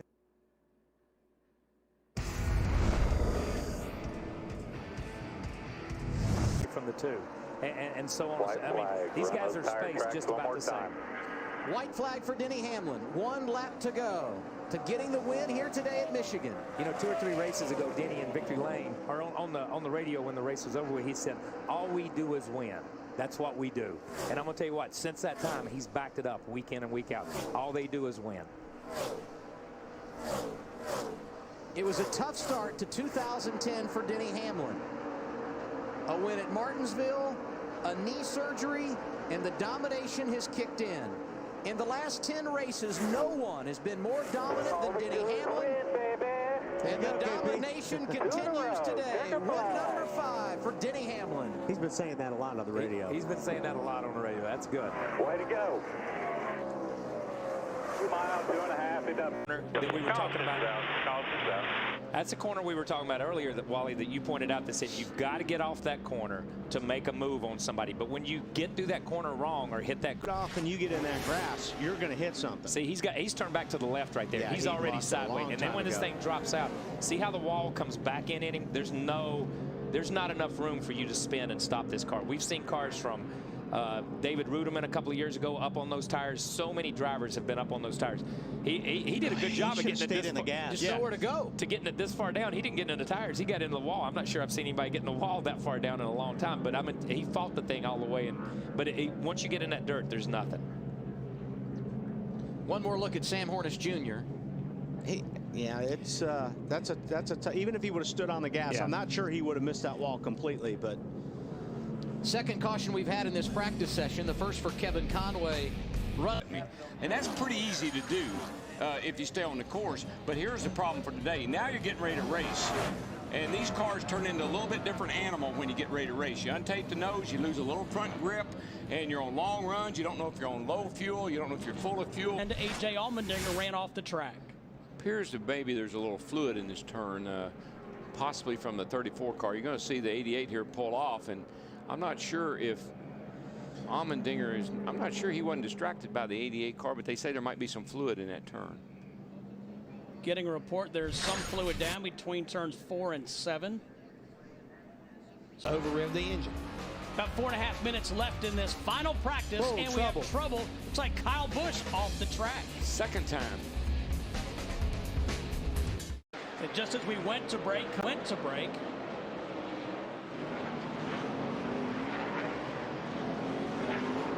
like he was. That's where he got that quarter panel damage. I bet Matt Kenseth wonders, does he know that you can't do that? First up. A fourth place finish here a year ago. Now we have problems. Point leader Kevin Harvick and Jamie McMurray together. No caution yet. Wow. And Harvick was running in the top 5. No, that's Boyer. That's Boyer. That's a strange place right there, too. From the rear, the car looked exactly like the 29 of Harvick. Happened to be the 43 maybe forced the issue. Oh, and gets the 43 gets up on the curb. See the tire marks on the door there. And then the one gets hammered by the 18. 18 and turn. Oh, look at the 19 and those guys. So the two innocent cars in that whole deal are pointing in the wrong direction. Wrong direction. Now you ride with Clint Boyer. And watch, it's hard to see here, but right here, the 43's up on the curb. And then you see him turning sideways. That was kind of past the curve there. Yeah, look at Busch. Oh. Kyle, heavy damage. Wow. Now we ride with McMurray. Coming off of turn 7 down to the S's. Right in front of you. Oh, he's got some damage there, doesn't he? Yeah, that's big damage. Heard the spotter say right in front of you. By the time he got that message, the damage had been done. The spot outside the top 40 after wrecking here in qualifying on Friday. And he gets turned around here. Matthias Ekstrom gets him. As of now, we stay green. Kevin Harvick. Inside the top 30, we look at it again, headed to turn 7. Yeah, Jeff Gordon got into the 83 car. 83 car got the 6 car. Actually, Gordon really dodged the bullet there. Probably has a little bit of damage on his right front, but I don't think it's going to be anything to really be a concern. And actually it's Gordon. Gordon starts this because he's up all 4 tires there. Gets into the 83 and then. Come on, stand on it. Still to your left. Keep digging. You're in the middle of 3. Clear left, clear right. All clear. When in doubt, stand on it. Yeah. Yeah. And when they got into turn 11, Martin Truex Jr. off the bumper of Jeff Gordon. What is Jeff doing right here? I mean, that's 2 times that Jeff got into the corner in a bad place. And you hate to call it, but I mean, here he is. He just drives down in the corner right here, and boom. Pick up. I mean, there was plenty of room to his right. What I'm saying is where the tires were, Jeff was outside where the mark was. And he had just barely dodged. He and the 56 both had just barely. Is the race leader starting alongside Boris Said. The green flag going back in the air at lap 66. Wow. Ooh, a lot of wheel spin back there on that. Oh, we got trouble. They're stacking up back there. 4 cars involved. Paul Menard, Denny Hamlin, Martin Truex Jr., Max Pappas among those. And that was all got a piece of it. all due to that wheel spin. Those guys, when they got on the gas, there was a bunch of guys that got loose. their rear tires broke loose and it stacked them up behind. Yeah, that inside line just didn't go with Boris. This is where it starts. Yeah, it starts at the beginning. Let's be real clear. It starts in the first 4 or 5 cars. But these are the guys that look at them back here. Man, some of those guys just barreled in there. Yeah, they were going, man. You know, Truex had been good all day long. He had been penalized because when he pitted, a tire got away. He had to start at the tail end of the longest line, and here you see the results. Wow. Checking up. So we go from our 4th caution to a red flag at Sonoma. And that bumper camera, is that one? He just said I got killed from behind. I think that was one. These guys, that's at the front of the pack, and that just, it's the accordion effect that everybody talks about. You see it on the highway, you see it at stop signs, you see it at stop lights, man. You see it everywhere. This is why I feel Truex had a great day running, and then got spun and got put in that position. Guys in the back, as you see that bunch up, you see these guys, they're coming, they're still on the gas. These guys back here, we're following the front, but as you follow the back, you watch this. Right as we come around the corner here, if you look at the 42 of Juan, the 83, and the 2 of Kyle or Kurt Busch, watch those 3 cars kind of bounce off each other way back here. This is right back here at the turn. Watch the 42 accelerate into the back of the 83. Boom, right there, he hits him. Then he's out of shape. Then you see these guys in the outside line trying to dodge stuff, and then you see all these guys, they're coming. These guys are on the gas right here. And you can't really see around that corner. No. So when they say green, green, green, you hammer it, and you come around the corner, and then all of a sudden these guys are stopped. Ready? This is one. Listen to the spot. Listen to the audio here too. Boom. Ready, green. I got killed from behind. See, and Juan just said, I got killed from behind. He runs into the back of that car, but at the same time, he's getting hit from the back. So it's absolutely a chain reaction.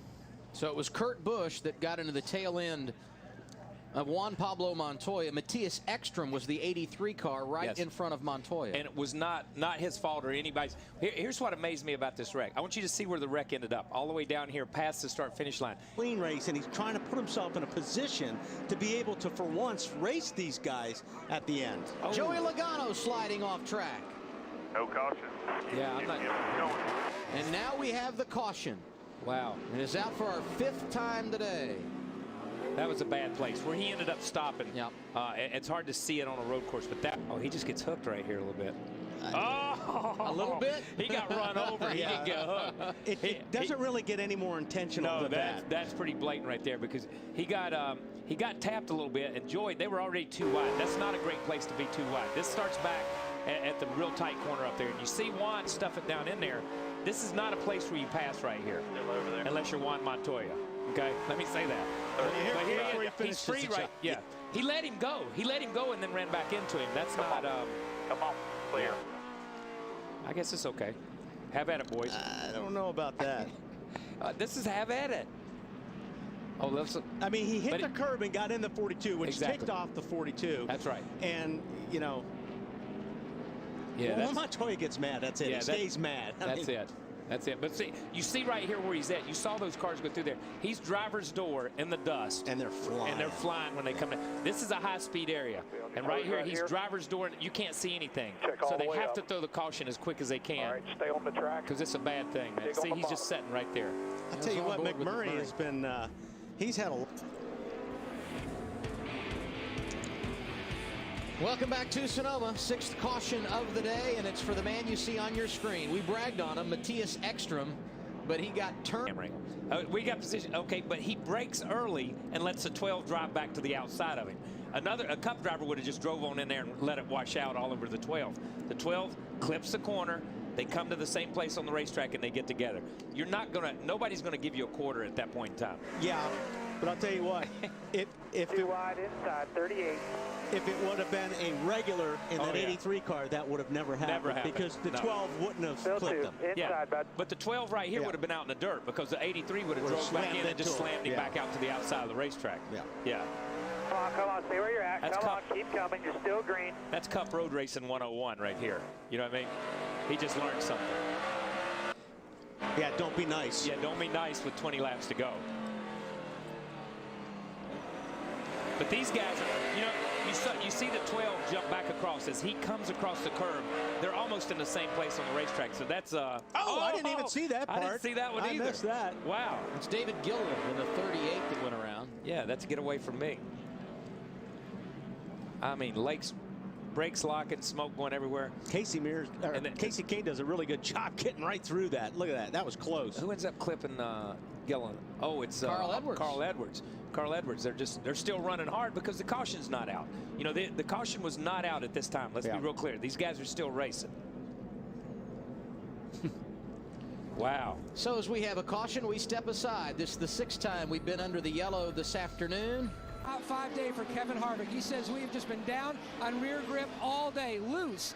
They've tried to correct that. We've got to spin on the racetrack. Oh, Brad Keselowski and J.J. Yaley both going around. Some debris on the track, but out of the groove. No caution as of yet with 9 to go. Oh, now he's got fluid. He's putting down fluid. This is putting down. Look way back in the distance. Keselowski coming off the corner. He got into it with. Is that the 38 car? Yeah, that's Gilliland. Yeah, he's backwards before he gets there. That's the spoiler over there on the right. And Yaley, J.J. Yaley, I'm not sure if he got turned or.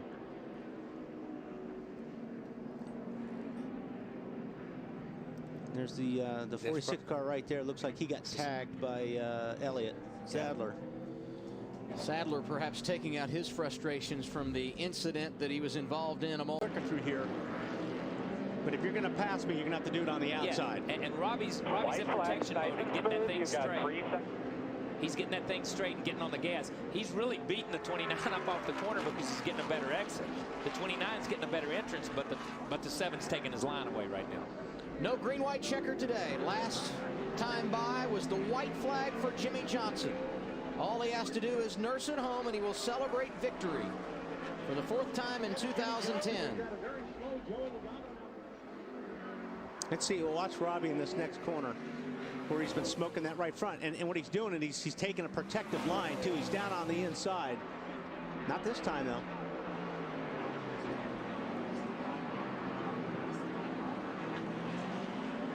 Robbie Gordon in 2nd, Kevin Harvick in 3rd, Casey Kane in 4th. Final lap for Jimmy Johnson as he takes it through the S's. See Joey Logano pull off to the inside there. Looks like his car is done. Jimmy Johnson expecting his first child in less than a month. Today, a Father's Day he won't forget. Bobby Labonte off course. Jimmy Johnson not concerned about that. For the first time in his career, he's going to win on a road course. Johnson wins the Toyota Save Mark 350 at Sonoma.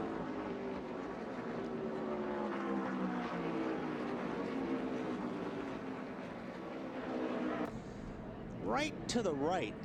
It's really strange. I mean, it's almost like his throttle hung. It's just, I've never seen anything like this. Yeah, this is not a. Something was definitely wrong there. I'm not sure what it was, but it just, you know, he came flying on the inside like he couldn't stop.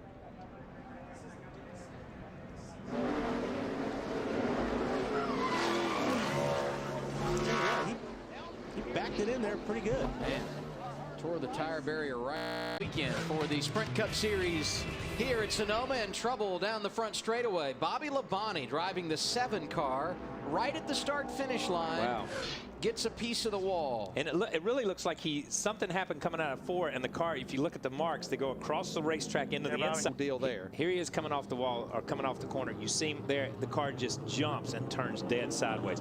I mean, for whatever reason, the car got sideways way early back there. You know, that's not a place where you'd think about. It has multiple radius. You go in and it's flat, and then you hit that bank. Oh, trouble. Montoya goes around. When you go in and hit that bank, it just unloads the car. Let's see who ended up getting Montoya. Somebody had to have, because he had made a lot of people mad by that point in time. 3rd caution of the day. Either that or the left rear finally did go. Yeah, it could have. That's a good point. That's a good point, because he'd already been into the left rear with Reed Sorensen. Oh, Sorensen just. You see the wheels cocked pretty hard to the right. Wow, that's a hard hit right there, too.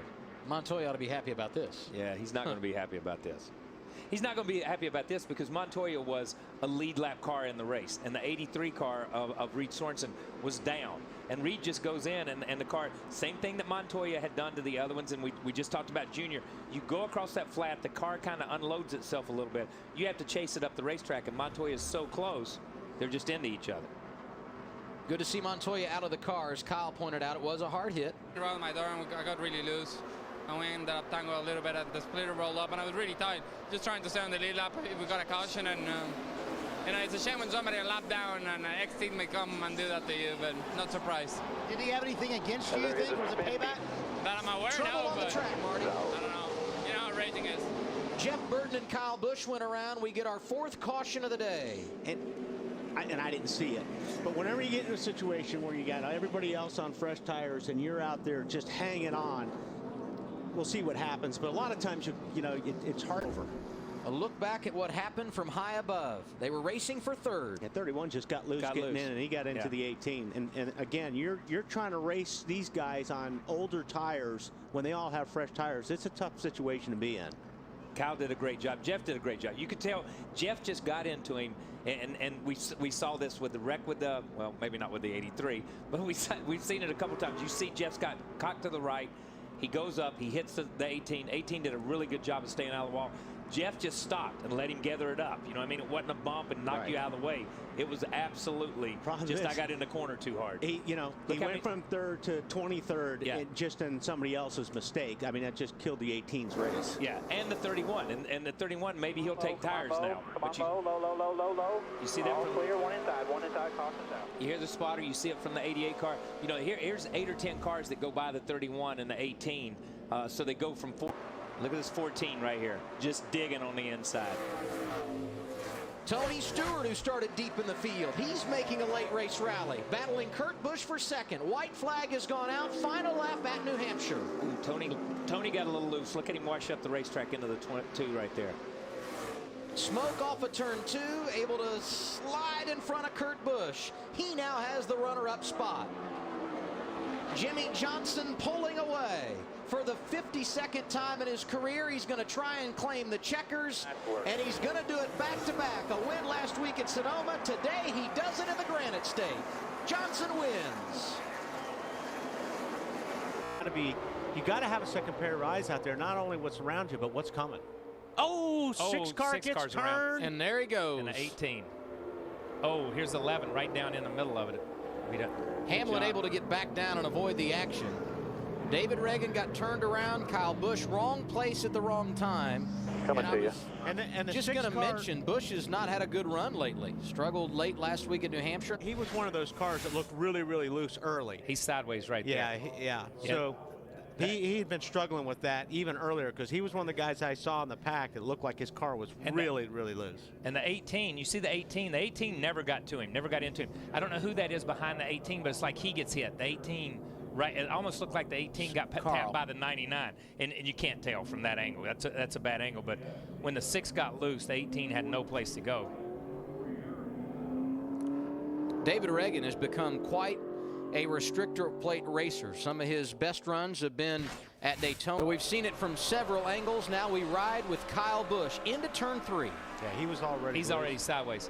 He hit him the second time after he got hit by Carl. Yeah, and it's hard to say whether Carl got into him. You know, we don't have a good camera shot. It doesn't make any difference. It does. I mean, those two. Caution, trouble for Joey Logano. Got turned around coming off turn 4. Fortunately, he has not hit anything. You know what happened there? He just all of a sudden decided to come to pit road, and Carl Edwards was right. Here comes Carl in the yellow car. Joey comes off turn 4 here, and he just decides to slow down. And I don't think he got his hand out the window or anything. It looked like Carl had no idea he was slowing down, but wow, missed that wall. Stayed on the gas. That's 2 for 2, and both of them he got in the back of with Gibbs cars. He got the 18 the first time, and now Logano, but he definitely lifted right in front of Carl. Certainly did. I don't know if he was getting it. I'm not sure he was getting his hand up or not. Maybe we can tell from if we got an in-car. On board with Joey. Whoa, we do.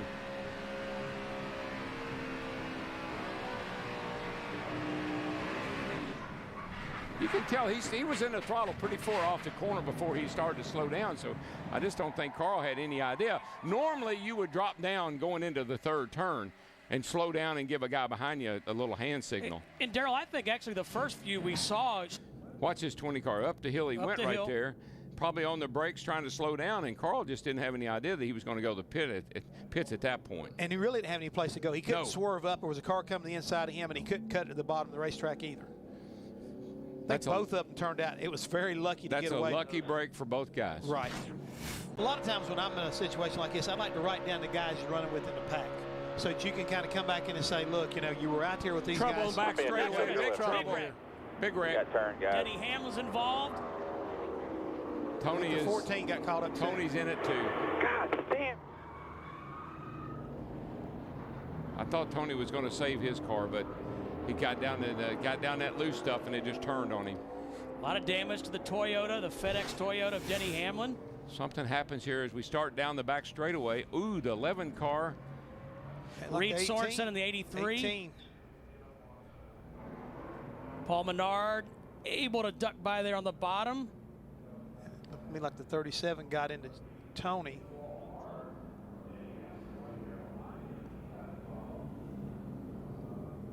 See Tony there. I thought he had it saved and it bounced right out into the outside wall of the car to the left of the screen there. So 53 minutes in on board with Kyle Busch. Here we go. We ought to be able to see what happened right here. Whoops. I'm not so sure that it looked like the 18 may have nerfed the 11. What do you think? Is that what you saw, or did the 37 move over? Got to see it again. We know one thing for sure. There's a lot of torn up race cars. Denny Hamlin brings it. That means that all three of the Joe Gibbs cars have been involved in an accident here during practices. From Ryan Newman's car, you see the 18. Yeah, he just got into just clipped the 11, just slightly trying to get back in behind him, get in line. And again, these cars are pretty fast, and they got a really fast closing rate. Just misjudged that one. You see he slows down. I think he's starting to see it right here. He slows down. The 37 didn't get slowed down quite as much. He got into the side of Tony, and when Tony comes back out on the track, just couldn't quite keep it off the wall. That's Robert. I'd like to second that. Me too. Tuesday. It's got murder, love, betrayal, all kinds of crazy stuff. Have mercy. Solving crime takes a little down-home justice. I will hunt you down and I will make you pay. And a whole lot of Southern charm. You are but a peasant in this vast kingdom called woman. Meet television's coolest new cop, Memphis Beat. All new Tuesday at 10 on TNT. We know drama. When you're a part of wide open coverage on TNT, you don't miss any of the action. And unfortunately, this action involving A.J. Allmendinger bringing out our third caution of the night. 31 behind him. He tucks down under. The 18 comes off the wall, and they just get together right there. And part of this is you see the racetrack still a little damp here. As he's sliding, and this thing begins to slide, he's in the gas trying to make it do something, but there's no grip on that wet racetrack, and he just slides into the inside wall. Yeah, what happens is he tries to stay off the 18. You can see him cut down on the 18, and as he's cutting down, he's getting loose, and him and the 18 made contact.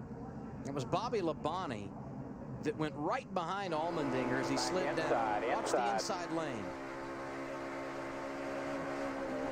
The 18 did being in front of you, stay where you are, just keep coming.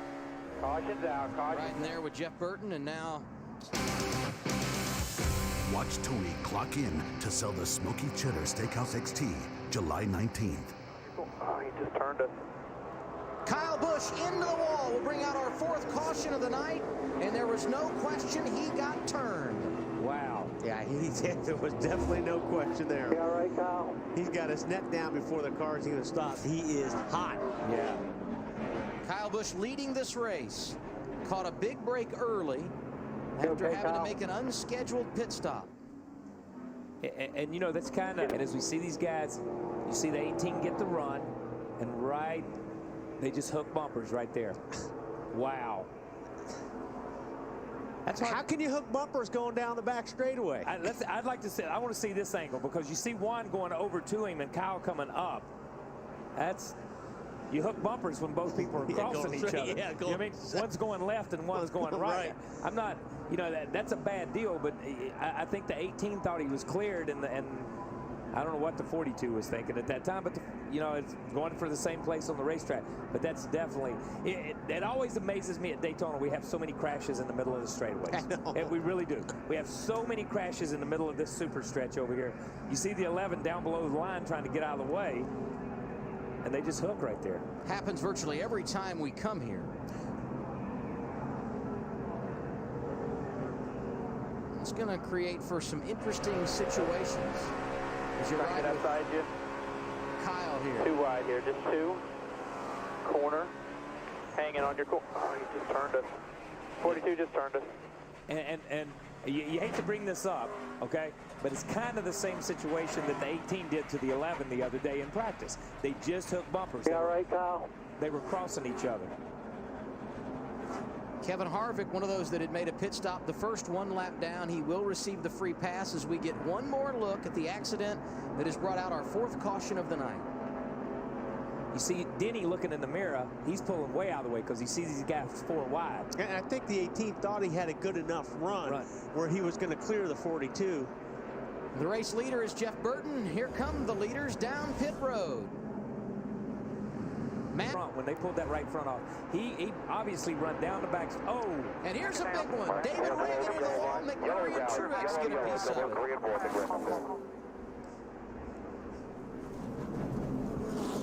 Wow. Too bad a couple of real good race cars that were sideways loose, and I'm sure these guys just stack up behind me. Jamie McMurray had nowhere to go, and neither did Truex. No. Those were 2 innocent victims of that crash. But again, at Daytona, when you get a guy that gets sideways or crashes in front of you, most of the time somebody else gets involved. And I hate to say this, but that's almost exactly the accident that happened in the first practice session with Reagan. With David Reagan, he goes in the corner. He gets almost the same spot. He turns down into the corner. He took out the 18 and a couple of cars in that one that were involved in that accident. But that was, I mean, he just turned in the corner. When he turned in, it just turned out from under him. These guys, caution of the night. These guys did a great job behind him. You see, as these guys, the 77 gets by, he's sideways right there, catches that. Yeah, this is usually a 15-car wreck. Yeah, these guys did a great job. But I think everybody's driving a lot farther ahead tonight than what they usually are, because they're expecting this. You see these guys down on the apron going back up and forth.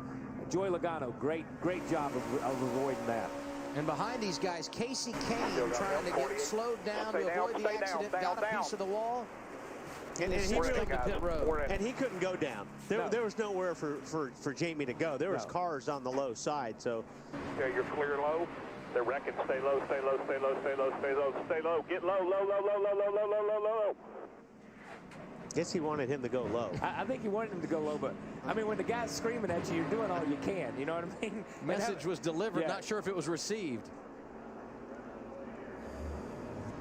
So that the Coke Zero Fan 400 happening right now online. Trouble. And there it is. David Strimmy goes around.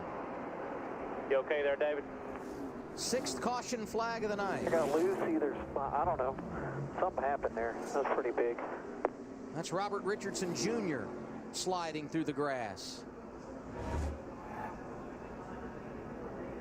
And everything Larry just talked about just went out the window. Exactly. You know what I mean? And that's the way it goes. 1,000. And that's the way it goes. And that's what happens with these things. You know, you try to figure and you try late, and this is already in progress. You see, he's already he's already loose. He gets down on the apron, goes back up the racetrack from just, and that's just correcting. You're trying to catch the car at that point in time. These guys did a really good job of avoiding him right here. Oh, somebody just got into him right there. 71 of Mike Bliss able to get through unscathed, but Robert Richardson Jr. not so lucky. No. Robert just got caught in the right rear as Strimmy came back down the racetrack. Good to see David Strimmy outside the race car. And you heard Strimmy say, I don't know what. You know, he started to explain it, and then he's like, I don't know what. Making it work now. There they are.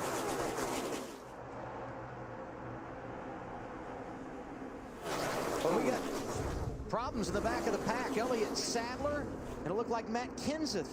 Perhaps, and there's Mark Martin on the inside of the track. Yeah, and they've run into somebody or something's thrown up. See the caution out for the 7th time. Both ends of that thing. Something we should point out that Tony Stewart, who Here's a replay of what happened. You ride with Tony Stewart. Wow. You know, and the one thing about that could have been a lot worse, but they really weren't up to speed completely. No, Matt and the I don't know if Matt and the 5 got together or the 5 turned left, because Matt goes up. You can see the right rear corner where he slammed the wall, and the 5 comes down on the bottom, and everybody kind of drives between them. There's the 18 all knocked in. Maybe his car is running good, but very close together on the track. Well, they can block the track right now if they wanted to. Oh, I'm telling you. Oh, hang on, Jeff Burton. Burton up into Hornish. Oh, he's going to come back up and now the big one. There it is. 7, 8, 9 cars involved, many which were running inside the top 10. That's the whole field, isn't it? That's the whole field. And look at that. Nowhere to go. And these guys were trying to avoid the 2 coming back up on the racetrack, and the first group that saw them check up, and everybody runs in behind them. That is massive right there. That's incredible. I don't think I've seen a wreck like that at Daytona. That's a long time since I've seen that many cars. When you get in the grass, you're coming back. He just goes diving down here after he gets clobbered by the 31. On the 83, okay, this started already behind, but the 83 got turned. But they see that going on in front of them, and they're all jockeying for position to avoid that. And it's that chain reaction accident. You know what I mean? Look at the cars, man. There's a lot of cars in that accident. Menard did a great job. He got up on the high side and kind of got around them. But these guys, all these cars have damage here.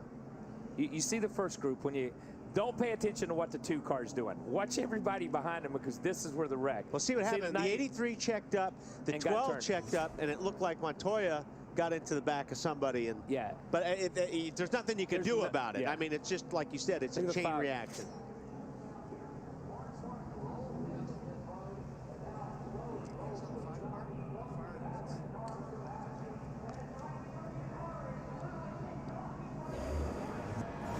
There's a 5 car came in. So one more time we look at the accident that happened with 12 to go. Yeah, the 12 and the it looked like I don't know how they got together, but the 83 and the 12 were at the front of that pack. And look at these guys.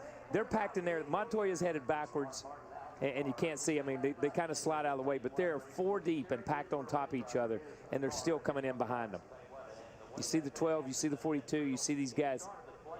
And there's just nowhere to go. I mean, there's no openings on the racetrack whatsoever. Nowhere to go. And you can't imagine sitting at home driving into that at 170 or 80 miles an hour, getting up to speed, but driving into that and not being able to know left or right. And the spotters are way over here. They can't see. They can't tell you where to go either. This is Jeff Burton. Still outside. 2 pushing you now. Middle of 3. 3. Clear low. Got another wreck. You're clear. Watch him. Gordon gets through that? Come on. You know who else drove through the outside, and I'm not sure he got any of it? Dale Earnhardt Jr.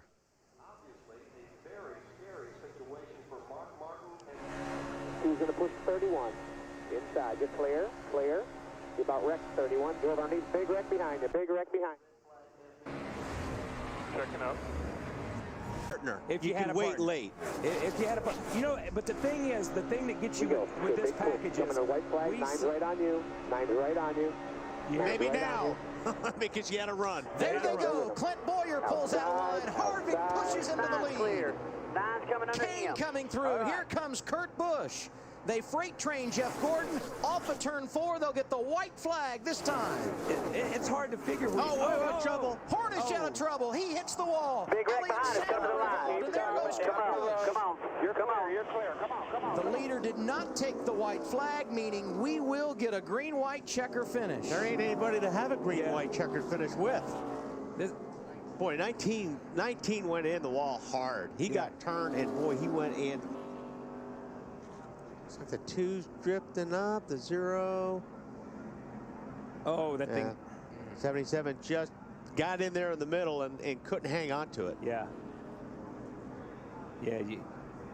But, you know, it's go time. It's go time, man. I mean, 2 laps to go, you know, if you see a hole there, and you've got to run, you've got to try to fill it. You see him, he gets down in there, and he realizes, okay, right here I'm loose. I catch it. I get into the 2 car, and he ricochets, and he comes back and takes the 2 out. This is And poor Kurt thought he was safe at that point in time. These guys behind him did a really good job of avoiding. You see, I think it's the 99 that goes down pit road. He's getting ready to turn right here and head down pit road. That was overtime at Daytona. Good jump in that outside line right there that time. Yeah, and I think Jeff Gordon wants to go.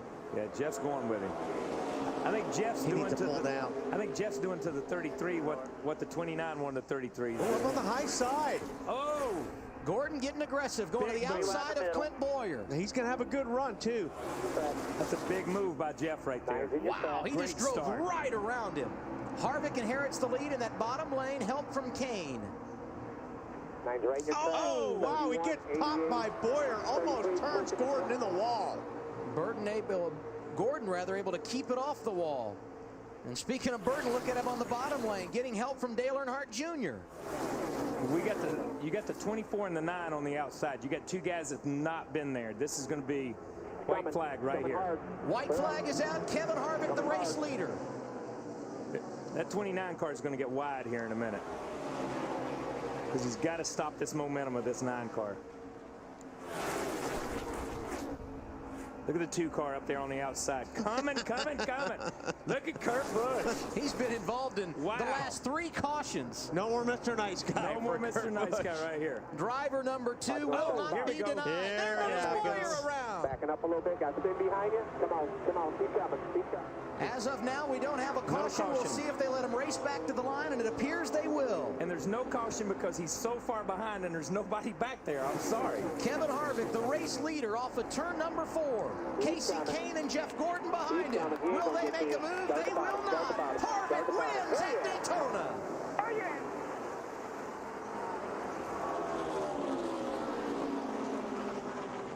The 2 car, they got together right here through the trial. These guys did, the 2 and the 71. Good run by Bobby Labonte. You got to give him a little credit there. He's top 10 finishes 15, for Reeder when we went back under green. 33 looked like he kind of bounced off the outside wall and came back across Rudimann's front end. I don't think Rudimann had anything to do with that at all. Carl Edwards just shot out of line. Yeah, Carl just up the race. Oh, right in front of Bliss right there in the 71. Bliss had no place to go. And after all of that, Kurt Busch finishing 7th tonight. Look at that race car and explain how he comes home 7th at a green coverage earlier tonight. We were talking about that group of drivers from 8 back to 15th. Oh, hang on, he goes around. Contact from Truex. Wow. So he dodged a bullet there. Stay down there. Keep going. No cars. Caution's out. Caution's out. Not sure there was any contact there. I don't see any marks on that car. It could have been just. It could have been an arrow loose deal. Yeah. Tires are up. Contact or not. You see him get out under him. That's tough right there. It's all.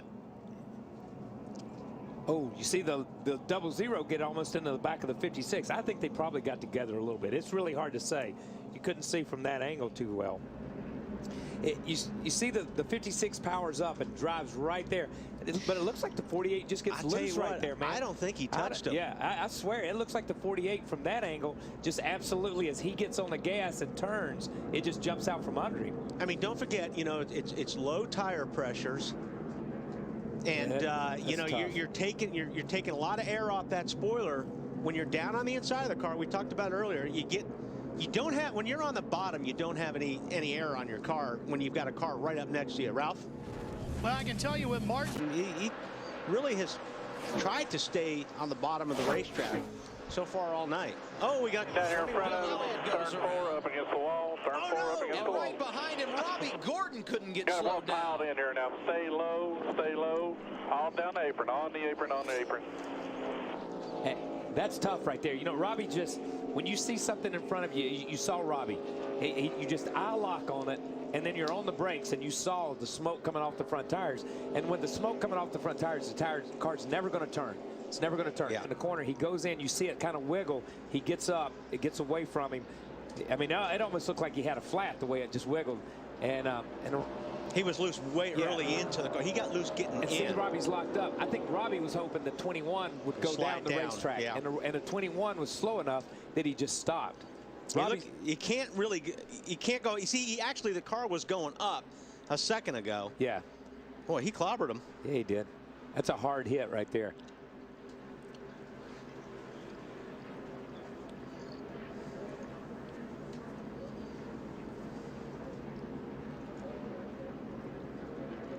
That's a hard hit. Man, lifted those real tires off the ground. And that tire's locked up, man. That's 4 tires locked up. Look at the parts and pieces on the racetrack, man. Give you an idea of the impact.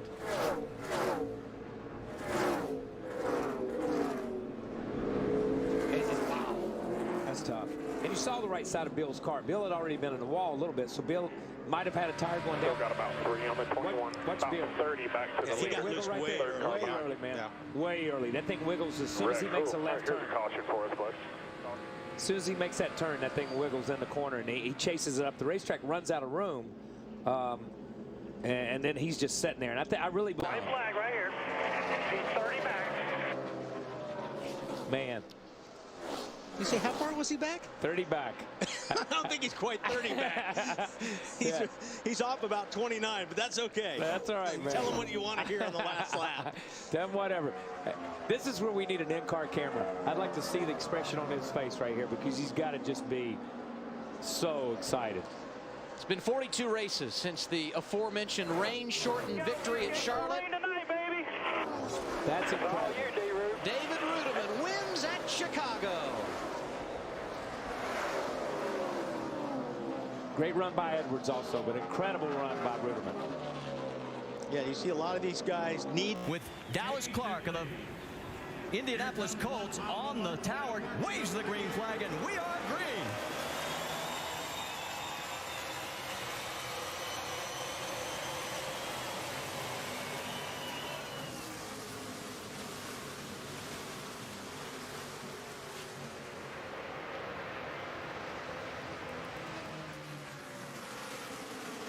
Saw Jeff Gordon get a little close to the wall in turn 2. Juan Pablo Montoya takes the trouble already down in turn 2. Sam Hornish has turned around. The 18 of Kyle Busch is going around. Hornish still in the middle of the racetrack. Look out. That was close. Looks like Kyle Busch got by without much damage, but you see Hornish has damage, and also looks like Reed Sorensen. Definitely Reed Sorensen in it. There is Sam as he has turned around. The 2006 in. Here we go. Looks like Kyle's one sideways. Yeah, looked like Kyle got sideways and into Hornish. There's 0-0 into Elliott Sadler's 19. Yeah, and then you see Reed, and that's where he gets all his damage. He kind of KOs the wall, and then Elliott Sadler. Looks like Bobby Labonte got into it. See a splitter late on the track, maybe Sadler. Another angle from down lower. Boy, Hornish, it's amazing he didn't get tagged again. I mean, he was still in the middle of the racetrack. Yeah, but I think he got into the wall right there with the right rear of his car. That's a significant amount of damage for him. These two things kind of happened at the same time right there. I'm not sure that the two of those contacted the 18 and the 77 to start this. Almost looks like two separate spins. Yeah. But, you have to almost think they're related here. Well, let's get an update from Pit Road. What are you hearing, Doc? Well, it looks to be minimal. Has parked it as he is our first starting park of the day. There are the total cars that are involved in this incident. Having that tire go down. He's on board with Dale Jr. He got extremely loose getting into turn 3. Didn't know at that time that he had a flat tire. Tell you what, the guys that are clipping the dirt there and kicking it up onto the track, that's not very good. It's going to make it kind of greasy. And all of a sudden, here comes Carl. Man, he is working McMurray over right here. You might have him. Coming down the stretch. Boy, look at this. Kevin Harvick makes it look easy this time as he becomes our 10th. Oh, no, trouble right at the pit end. Montoya. Yeah, we're leaders. It's like Montoya and Jr.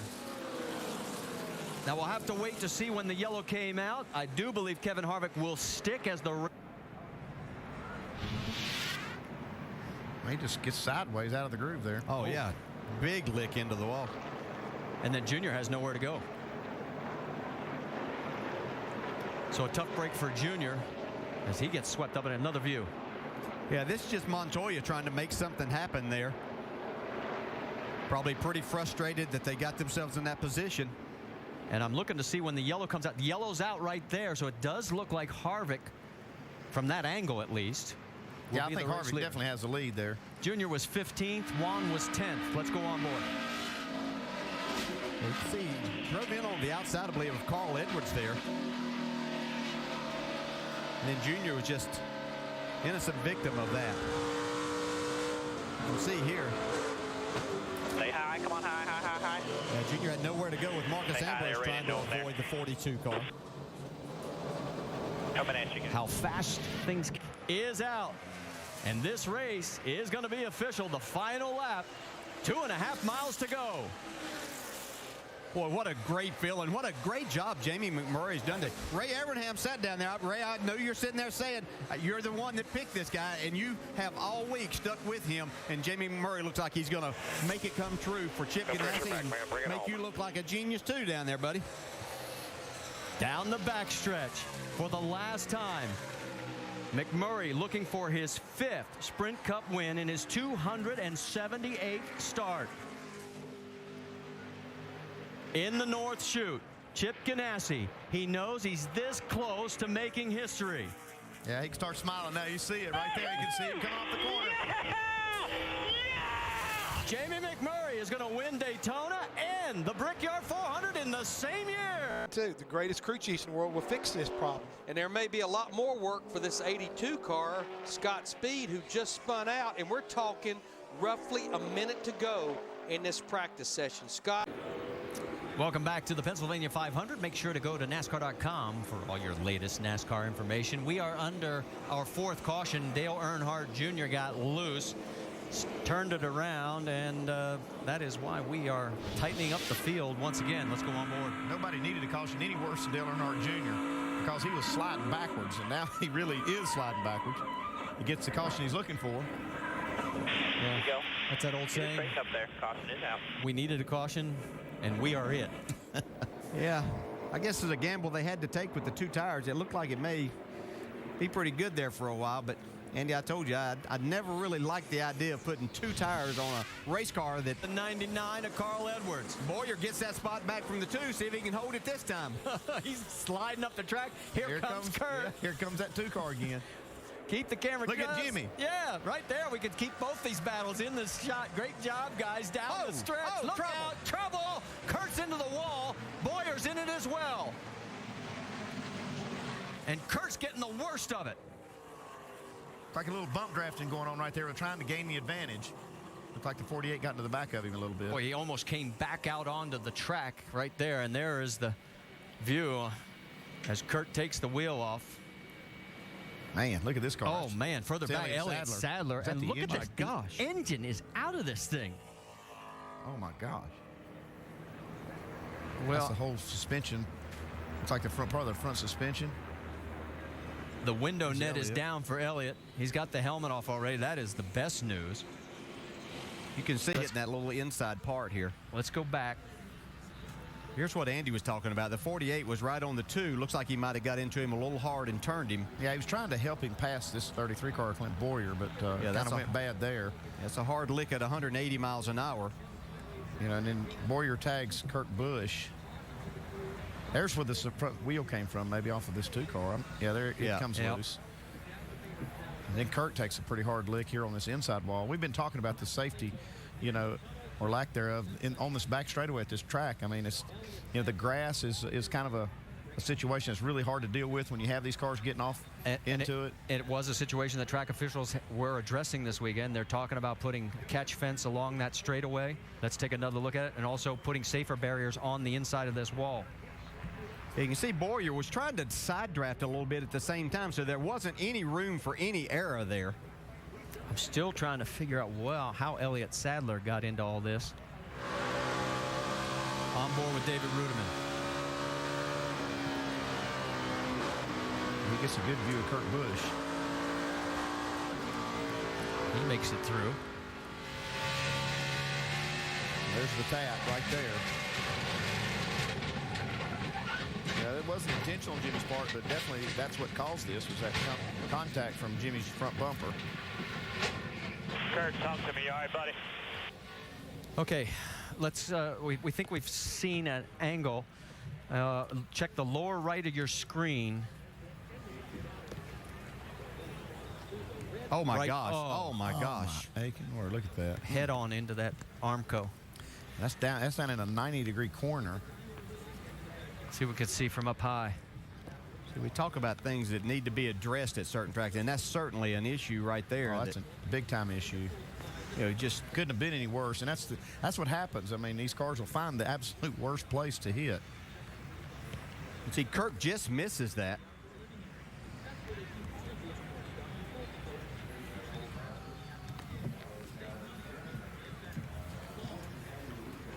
Good news here, folks. He is going to be released from the medical center here momentarily. Mike Massaro is standing by, and we'll hopefully be able to talk to him. But, man, look at that No race fixing car. that car. That's one going in the trash can right there. Man. All right. We're going to take another break while we have the opportunity. That is certainly wonderful to hear those words from his mouth after watching this hit. This is just. Oh, my goodness. Let's take a look at this one more time. It's just Unbelievable. unbelievable. I mean, you talk about, Brad, how safe these cars are. That's amazing. These new seats are used now, and the belt systems. To take a wreck like that and just walk away and then do an interview. Yeah, and you see him look here, at him. and he's had the breath knocked out of him. He's trying to get his air, and ribs are probably a little bit sore from those belts grabbing him and the seat hugging him. But One more time, buddy. You heard the call. White flag, one more time, nice and smooth. Hey, do any of you guys remember how Greg Biffle was so upset with the way his car was handling early in the race? Oh, yeah. Hollered on the radio. Him and Greg Irwin not really agreeing on it.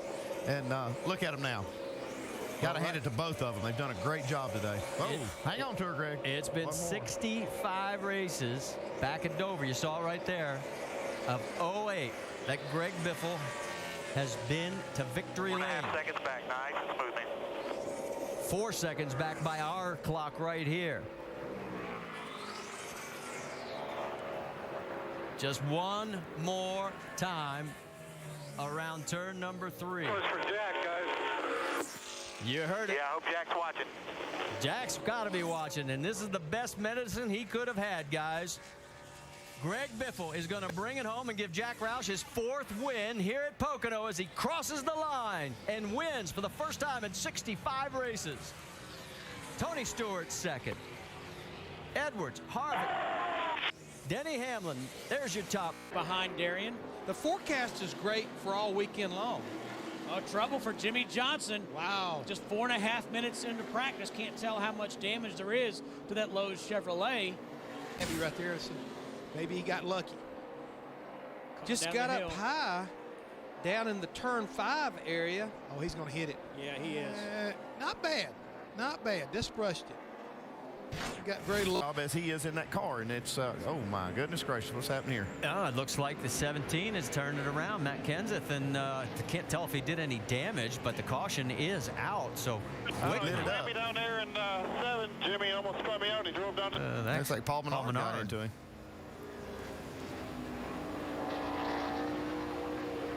Aren't they teammates? It's 2 Fords. Yeah. Let's watch from Mark Martin. Yeah. Try one more. Yeah, Paul got him.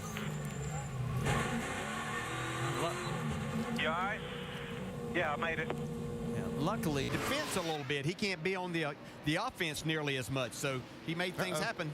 Inner loop now. And we got a one's coming in. spin down there. Bobby Labonte in a very precarious position, right in the middle of the race line. He can't get the car refired. Also, Brad Keselowski, that's coming out towards turn number 6. And we have our second caution. Yeah, we got a lot of debris up there in the inner loop where Bobby went through the grass there. See a tire mark on the 09. PJ Jones is off. Michael McDowell has come back out on the track, and Scott Speed. All right, here. Whoa. Yeah, that's what the problem is. That's where that donut came from. 2 veteran drivers going at it.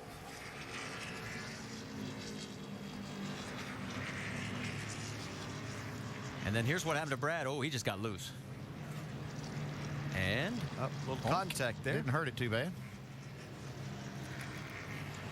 And then one lap prior to all this, a little contact between Regan Smith gets into Ron Fellows. those two were able to keep going, and that did not bring out the caution. It was that last series that we saw that created this second caution. And Scott Speed, remember, he had problems. Now he's up to 7th, up to his usual tricks. A little bit further back, Jimmy Johnson, they're going to go side by side with Jeff Burton, and right in front of them, whoa, Boris. And I tell you what, I thought he might get a little bit turned on that. The narrow part of the track here. They're coming by you here. Hold the brake. Look out, guys. Oh, 14 man. Dumped. Boy, that's a dangerous spot. Running 9th at the time, and the caution is out. It'll be our 4th. We talked we got a lot of damage. Alan mentioned it in the pre-race about the funnel that you just feel like you're going into there. Well, that's more than a See, Boris Tony's has the advantage. Yeah, but Tony's on the outside, and he's not going to give. I think he felt like that Boris will. Yeah, it looks like Boris maybe running out of room, and Tony says, wasn't taking any of that. It looked like Boris kind of forced him out of the racing line anyway. Tony didn't like that. Yeah. This one. Still there. Barely. Door. Still there. Yeah, generally when you're trying to pass. Yeah, I mean, he's got to leave. He's got to leave that outside guy. You can't get all the way over. Hold the brake. They're coming by you here. Hold the to brake. those white rumble strips there. 14 dumped us. No, you can, but you might want to expect something about like this.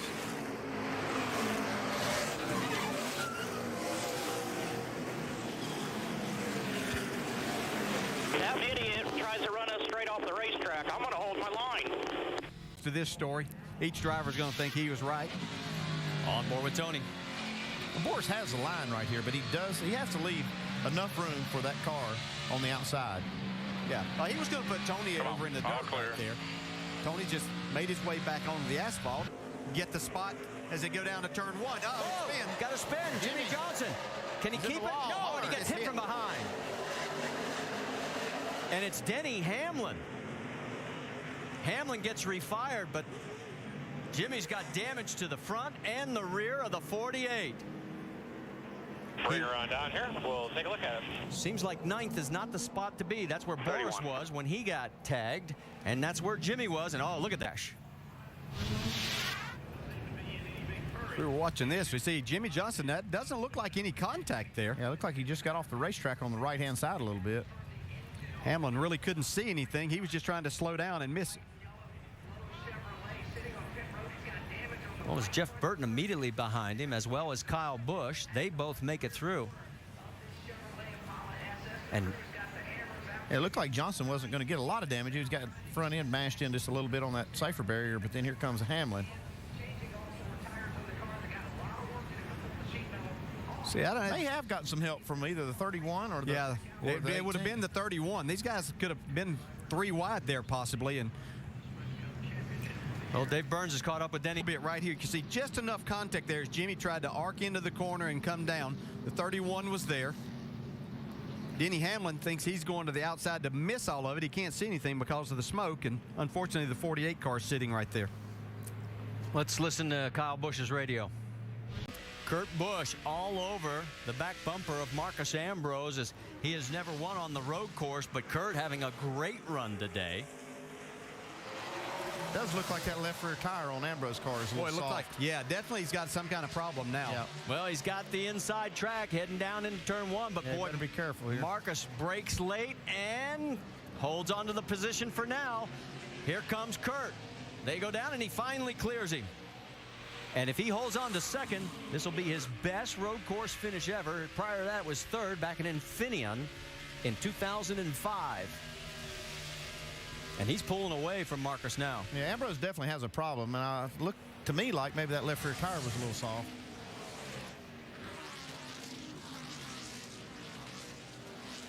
Down through the bus stop. White flag has already been out. We are winding this race down.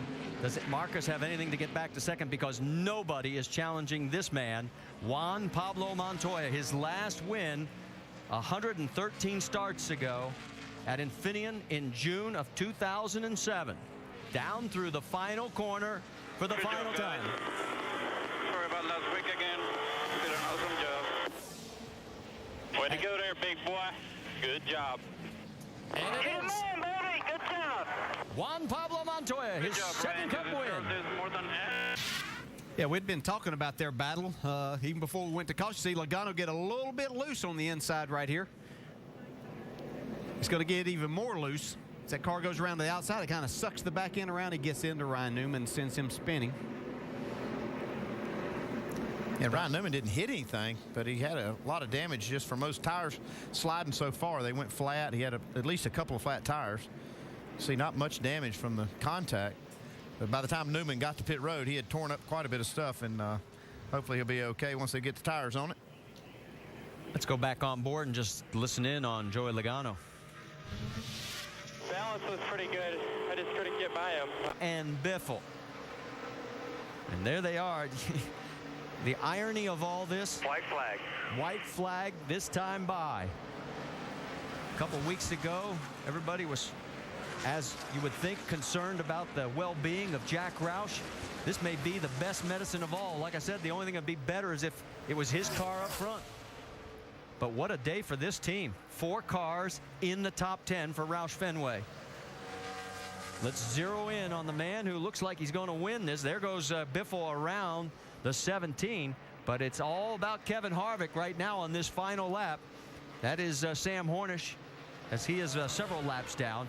And for Harvick, as he comes to the stripe, it'll be his 3rd win of 2010. His first win at Michigan in his 20th start. And I think that's why he was... He had a top 5 race car. What a turnaround for that group. I never would have believed it, Rick. We watched him in Caution's out right in front of us. now. Right in front of us. Just go on the racetrack. Go high, A.J. go high. Allmendinger spun around over there on the back straightaway, and everybody come to an abrupt stop. That's a good thing. He didn't hit anything. Don't know what's going on down on pit road. Well, A.J. Allmendinger, before we went to break, spun coming off the corner right there. And basically, I've become an interpreter because I've been watching him. It's so darn loud here, you can't talk to anybody. I've been watching him talk to his crew chief, Mike Shiplett. And what he is basically saying is, and this is interpretation, is when the car, when he got back on the gas, Qualify on speed. Oh, and around goes A.J. Allmendinger. That's the 2nd time we've seen that. Yeah, this is on the front stretch coming off turn 4, I think, this time. I don't know if we had any contact, but let's take a look. You could see that. You could see that thing get that huge wiggle right in the middle of turn 4, and then just broke loose. Very similar to what happened to him on the other side of the racetrack earlier. But he is getting lucky because he got a piece of that outside wall. I don't know how much damage he did to the right rear. Then we do have caution, and here we are. Right 56 laps, wasn't it, Mark? 56 laps. David Gilliland was the man who got up against the wall, and you can see the stripe. See that rotor really glowing red on the front of it. See right here as he goes into the corner, it's where the tire goes soft right there. Clear. You can see that brake heat from that already, so you have to believe that's exactly what contributed to that tire failure. So Jimmy Johnson leads them down as they come into this, and Kyle Busch. You're on board with Kyle. Trouble. Oh, and trouble for David Reagan. The 6 of Roush Fenway Racing is into the wall. Get the hammers on, guys. Get the hammers right rear. Well, that was the most important tool last night on pit road. Don't get loud. Let's go on. Go on. Don't get loud. Don't get loud. Oh, and Regan Smith also turns it around. Looks like he has a little contact damage on the right rear quarter panel. And the word is there may be some damage on the 14. The 34 hit up. Yes. Yeah, on the back right there, you can see quite a bit. Wow. 23rd toward the tail end of the lead lap car. See, gets to make a pit stop here and make an adjustment. Uh-oh. Oh, yeah. Looks like they're arguing over space down the back stretch.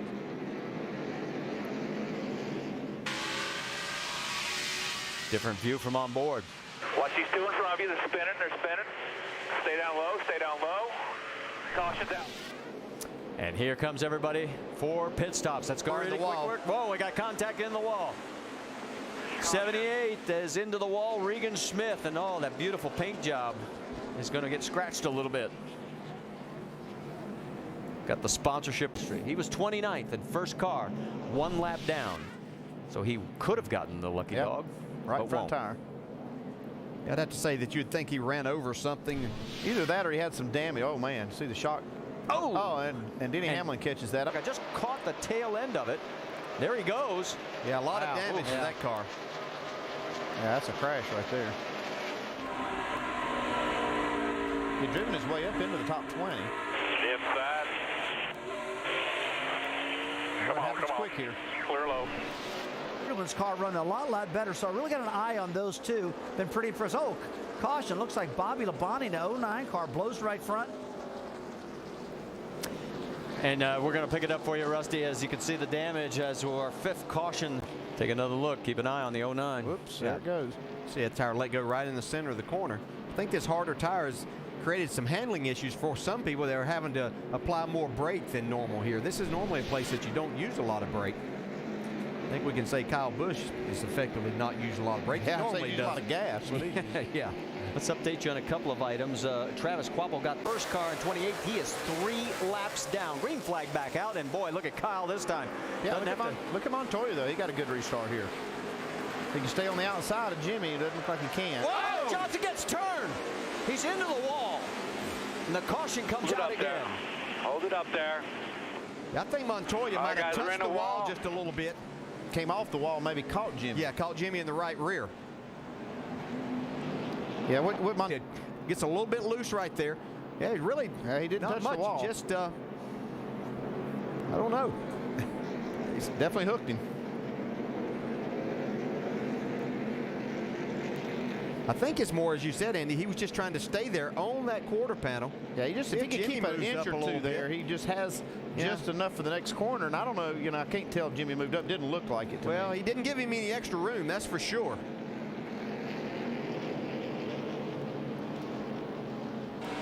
Let's look from this view. They come out of the corner. That's pretty self-explanatory. I mean, Montoya definitely just hooked him in the right rear. Yeah, he did. Yeah, Jimmy Johnson wasn't giving him more room there as we saw that shot coming. Was that view from down low. Jimmy's only one top 10 in the last 6 races of this season. 15th, and here we go. The final lap. It will be his 19th win in his 210th start, his 3rd win of 2010, his 4th Bristol win. What a weekend. You heard him say it. What a weekend. You're about to see history. The first man ever to sweep all 3 Touring Series. Oh, yeah. Kyle Busch. About running the high side, he's trying to run down low. Kind of forced down there right now. Casey Kane's not going to give up that top lane. Here comes Juan Pablo Montoya. Smoke. Big smoke. Oh, that's Denny Hamlin.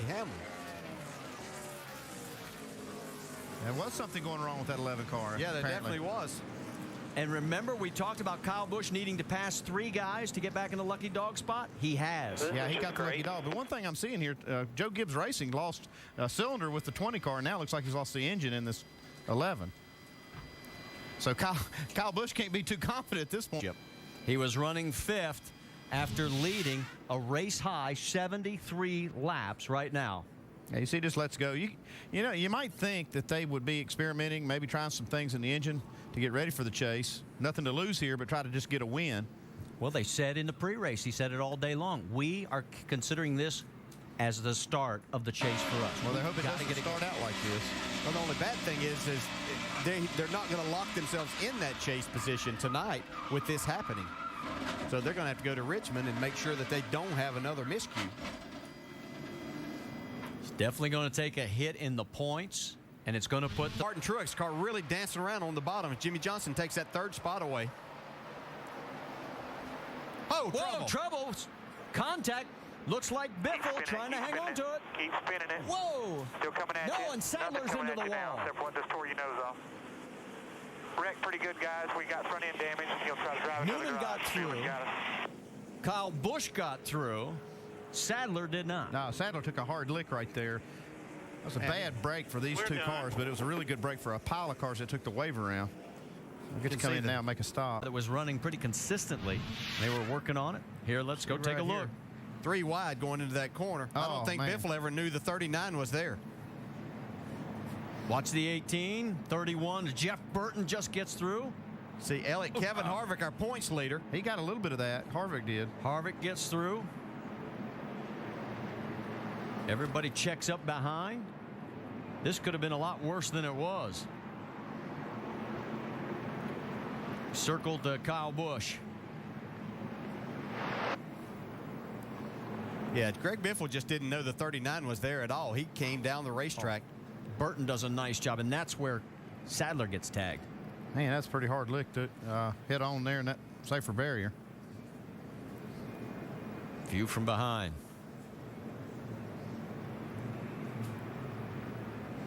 Tough break for Greg Biffle because he had been doing so well lately on board with the 88. You can see how all this takes place. He's down on the bottom side. Stay low. Come on low. Come on low. Come Gas on low. it up and gets All through clear. there. Good job. All clear.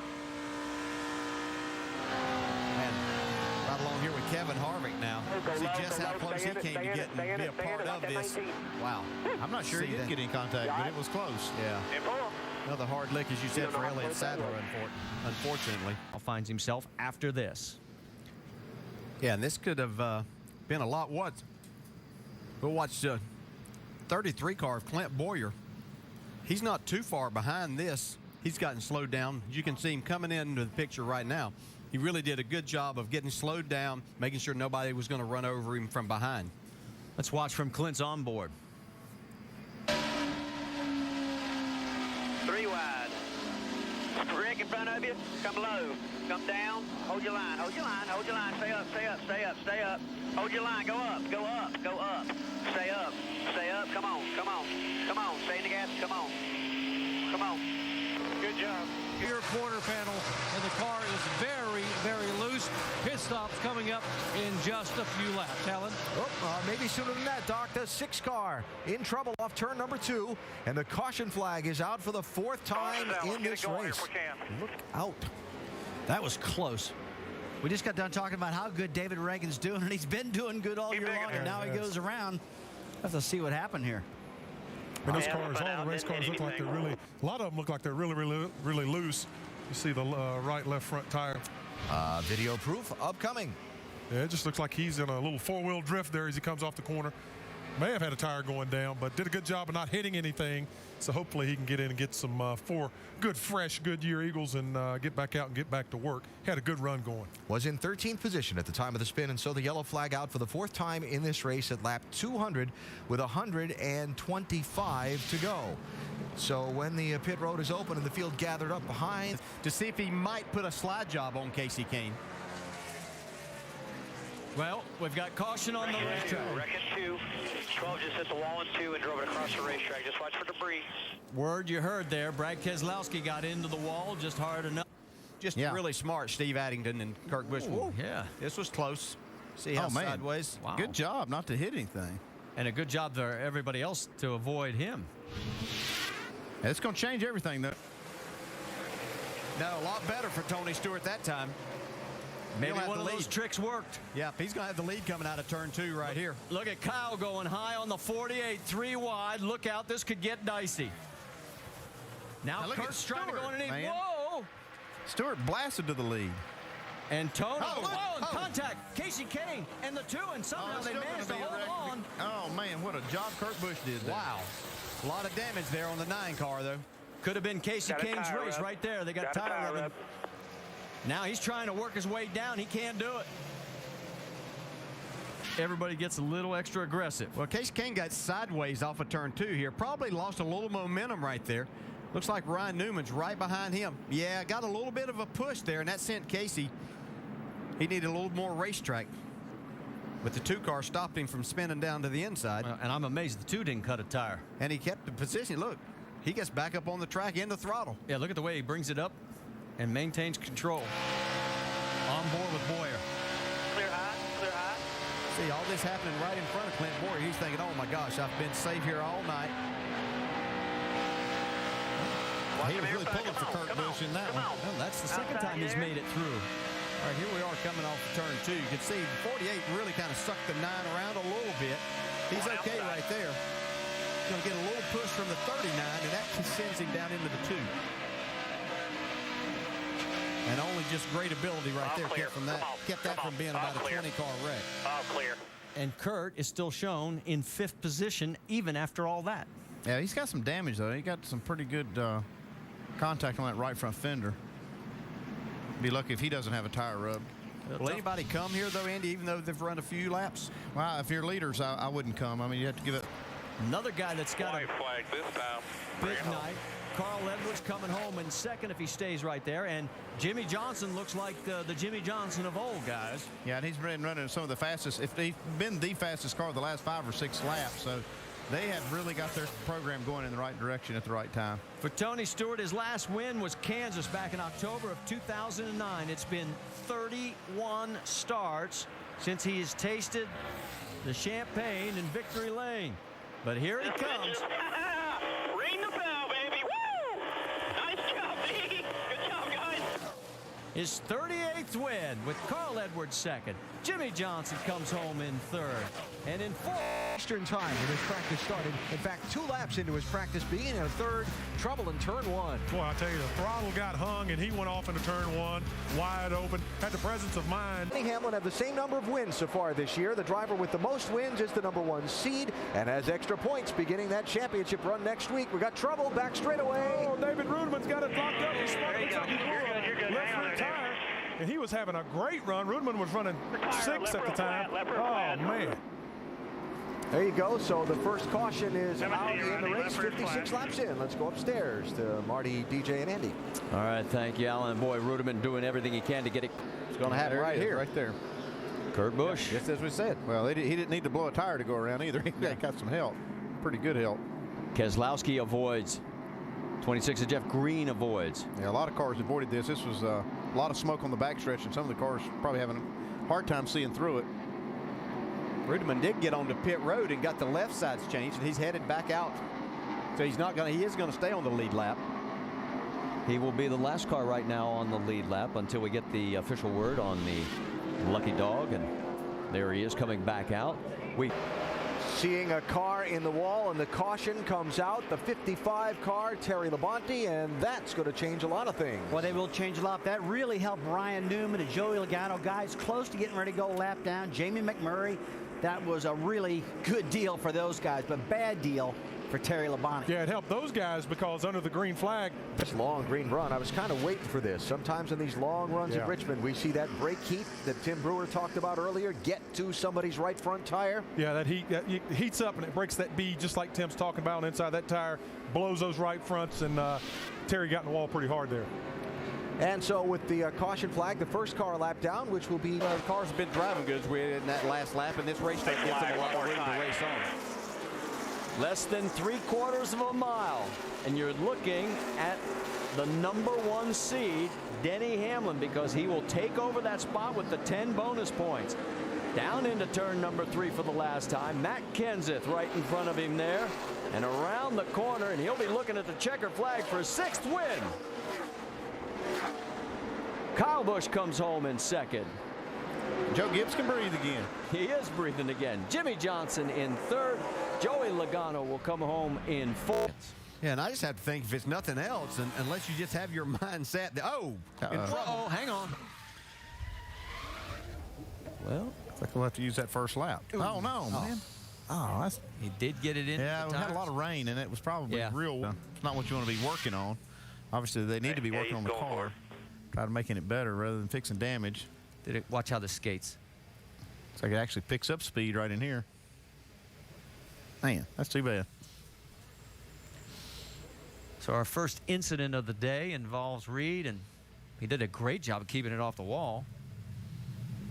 Only problem is there's the tires.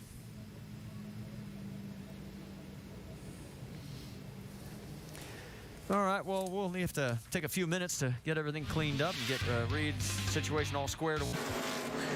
Montoya's always wanted to race pretty hard, but you can see he does give that spot away. When a guy runs you down from about a half a straightaway back. Whoa! We have contact on the wall, the 82 of Scott Speed, and he has not been feeling well. In fact, Eric Almirola took care of final practice for him yesterday. He had some kind of virus. Yeah, see some places on his top left. What happened? Oh, we got help. It's like Bobby Labonte may have helped him around just a little bit. He got that damage as the car went by him then. It's like he might have got just into the right door and around into the inside wall. So a tough break for Scott, and there you see he is out of the car. He's okay.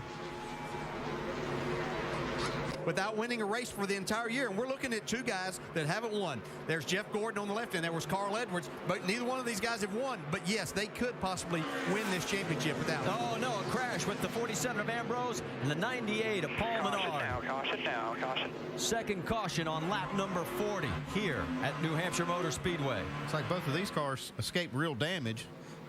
Just spun out there, maybe some contact. Rose diving in the corner.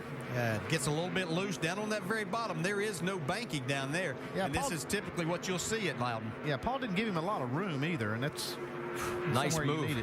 Nice move by Mark Martin to avoid this. Watch this from on board. Quick, let's go up high. And of course, Ambrose coming off his best finish on an oval just last week at Richmond, where he came home in 5th. He's going to have a lot of work cut out for him now.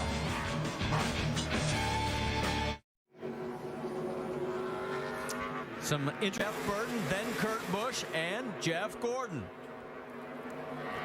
Ryan Newman has got himself up to the 8th spot. Oh, whoa, look out, getting sideways. Hamlin's turn. They're wrecking behind us, they wreck. And Hamlin somehow does not get hit.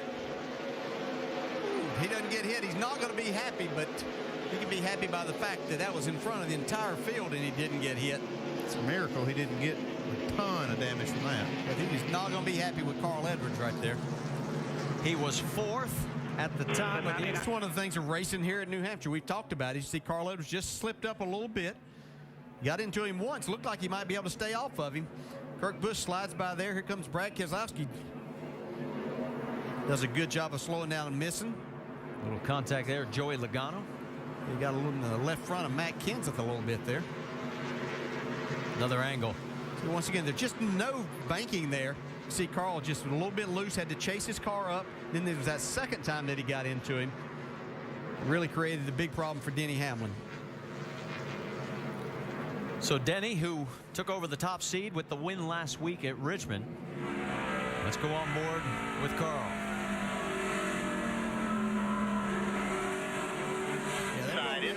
Inside. With that second bump.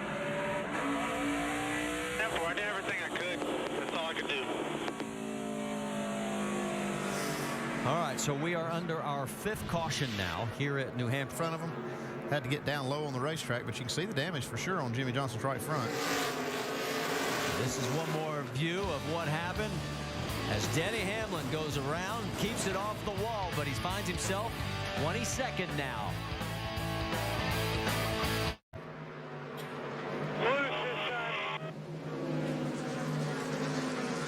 That was the 31. Didn't give him much room there. No, he didn't. Jeff didn't give him enough room.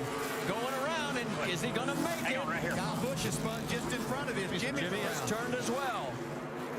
Kyle Busch. Caution's out, bud. Watch the chaos in front of you here. Chaos is a good word for it. And Kyle is not happy. Yeah, I think somebody might have got into the left rear. As you can see, a lot of damage. I think that they got into Kyle as he slowed down to avoid that. And Kurt's not going to be thrilled either. Here we go. Down into turn 1 here. See, Kurt gets in there pretty hard, but he's down pretty far. See, Jeff comes down just a little bit. That creates a little bit of contact. There's not much Kurt can do right there. Yeah, I think Jimmy Johnson got into the 18, and that sent both of them spinning. Still, it amazes me how well these guys can handle those cars in those situations and stay out of these, big wrecks. Yeah, this could have been a multi-car chaos. In there, you can see synchronized. You're right. I mean, look at all that. Look at it. Quick reaction time. Carl Edwards just sneaked through there. Harvick almost gets into Edwards as he comes back up. Looks like Casey Kane got in the back of Kyle just a little bit. That's how Kyle got more damage on the rear. See, down there where Kurt Busch went in, that's not where the 2 degrees start. There's not even 2 degrees of banking there.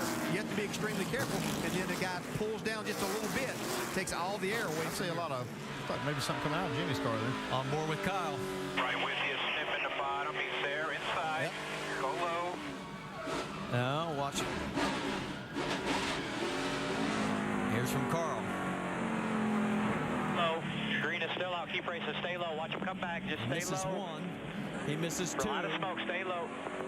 You go. Outside is covered. Yellow's out. You okay? And we're going to follow Jimmy here. As you can see, he's down inside, but Kyle has to go down to try to miss it. He sees it happening, and that gets Jimmy into him, or they just come together. You can't say that was anybody's fault there between those two. How about from on board with Dale Jr.? We'll get a good view here. See Jimmy go to the inside. Low, go low, low, low, low. Kyle sees his brother spin. He's trying to miss that. High. All clear. Good job. If you can follow all of that, good luck. We went from low, low, low to high, high, high. That's good hard racing. Loudon, New Hampshire. Well, it is amazing, though. Look at this. Wow, Look at that. Montoya just, we could have had 10 cars literally scrapped, and it looks like everybody's going to at least be able to continue racing. I mean, this could have been a big mess. Let's check in with Jamie. I thought he was going to drive down pit road. That's Matt Kenseth on the high side. Then the 12 of Keselowski. And Kurt Busch is tucked up right under. Oh, and Keselowski gets into the 17 of Kenseth.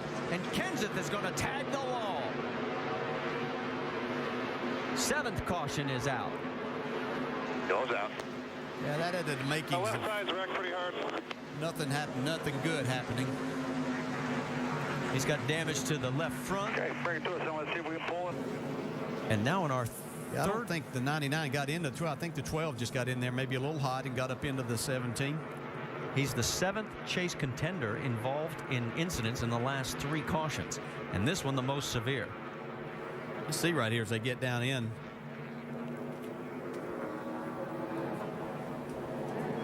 Yeah, you can see Brad Keselowski in the 12 just have to chase his car up the racetrack a little bit, right into the left rear of Matt Kenseth. We're here in the 14 car is going to stay out this time. There's another look at it. We'll tell you Regan Smith is going to get the free pass. That'll give us 25 cars back on the lead lap. And a very tough break for Matt Kenseth. Last 50 laps in 11 of the last 13 events here. And we've got 60 to go. So the odds are we are going to have at least one more.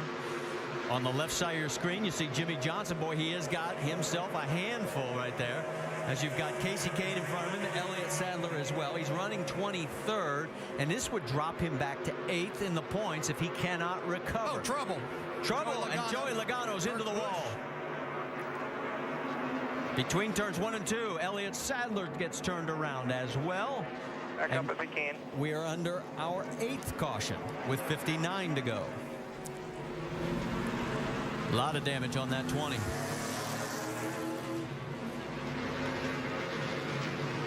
Logano was away from our pit box. They can at least get a plan while they're running. Just bring it to pit road to the pit box first. See what happened here. Let's see that Kurt Busch gets loose once again. Same spot. One.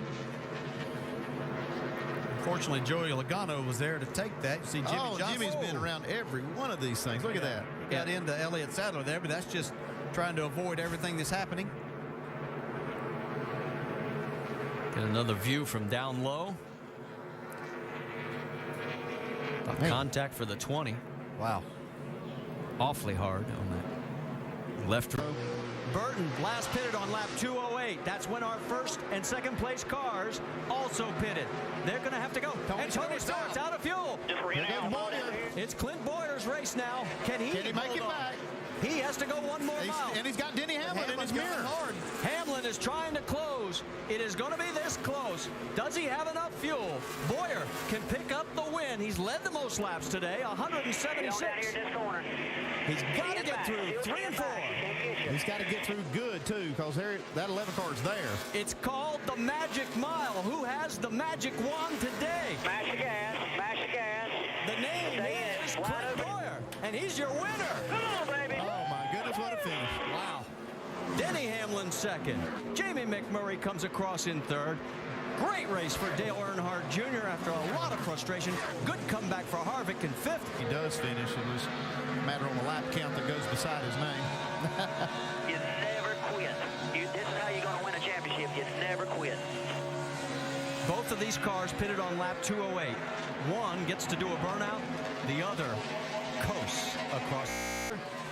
That is for 6. Kirk been up beside Jimmy trying to make a pass on him, but wasn't able to do that. Looks like Jimmy's car's coming around to him now. Oh, pretty close here. Look, watch out. That's a wreck. Watch out. Newman gets into the double O, and Ruderman has heavy damage on the right rear quarter. Second caution of the day is out. And a tough break for Rudiman because he had a good race car going. He was 18th at the time.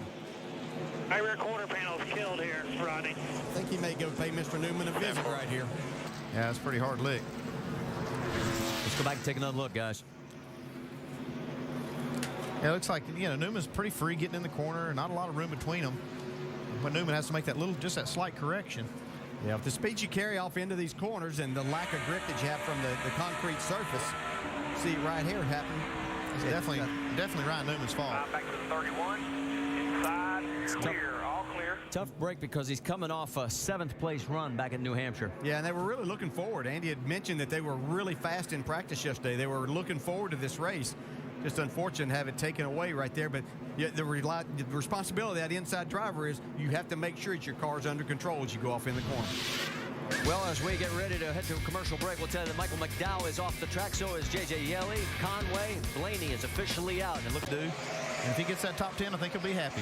And he's going to keep the points lead if everything stays the same with the white flag out. One more mile to go for Jimmy Johnson. It will be his 53rd win in his 319th start. Down the back straightaway for the final time. Jimmy Johnson, 25th last week. But the drive for 5 is back alive because as he comes out of turn number 4, Jimmy Johnson's going to win chase race number 2. Second place, Jeff Burton. Nice work, brother. Nice work. Maximum points today, buddy. The most laps led. Win the race. Good job. Yeah, man. Thanks, guys. Let's enjoy this. Take a deep breath. Absorb it. Come back to it. Fall off sooner than they wish. The speed is there, but guys, they have 1 hour to get this up. And guys, we have a spin on the track. Let's go back upstairs to Marty. Thank you, Jamie. It is Mark Martin, and it's not the first spin that we've seen today. In the earlier practice session, Greg Biffle sent it around, ended up in about the same spot. And with all this wind, it's probably gusting right in that area. Man, that thing just jumps out from under him. Yeah, and the thing is, he's put down the quickest lap in practice so far. It looked like you could tell he really powered up, and this wall coming out of 4 really comes at you in a hurry. Sometimes you have to snatch it away a little bit in the car. You know, how much more is that clean air getting out front going to be? Whoa, baby. Oh, he's around. Yeah, Watch him. Boy, he's trying to drive Liz this thing. haven't hit anything yet. Well, that's 3. Wow. And 3 great drivers. Didn't touch anything. If you look at Greg Biffle, Mark Martin, now Jimmy. You haven't wrecked the car. Yeah, right, that's the thing. And he did a great job here. You can see he gets up a little too high, up into that gray, which doesn't have any room. You can see it get away from him. This would have been easy right there to just stood on the brakes and probably backed it into the wall. But Jimmy did a great job of staying in the throttle, getting himself down here where kind of out of harm's way. That was the quickest way to the garage right there. Well, and of course, we're grateful Jimmy didn't wipe out the ESPN logo on the grass. Yeah, that groove's not quite ready for that. I mean, you'll see that tomorrow. Groove will come in nice and they can run up high like that, but it's a little bit dirty up there now. Kurt Busch had plenty of clearance. Let's go on board with Jimmy. Watch the hands. Oh, this ought to be good. Well, listen, standing in the throttle. I don't think he got up to the red Haven't hit anything yet. Got quiet when he got in the grass. Didn't touch anything. We mentioned Greg Biffle's situation from last practice. Here we go. Deja vu. Yeah, what's amazing, neither one of them hit anything there. You got to be pretty good not to get into the wall at that point in time. Tore up the grass a little bit, no harm. Yeah, well, both of them made some work for the paint. Day, and that's the deepest that anyone's ever won in 9 prior races here at Kansas, and that was done by Tony Stewart. Well, he's extremely aggressive. I saw him make a couple of really tight moves right there on the 83. Cautious David Rudiman spins it around. Look out, can everybody get through? All right, David, get it going. It hit square on the rear end, but the 18 just run right over us. Well, you hear David, or the spotter, talking about Kyle Busch. He was 11th at the time, and there's some damage. I'm looking for some damage. I don't see any obvious damage on the front of Kyle Busch's car.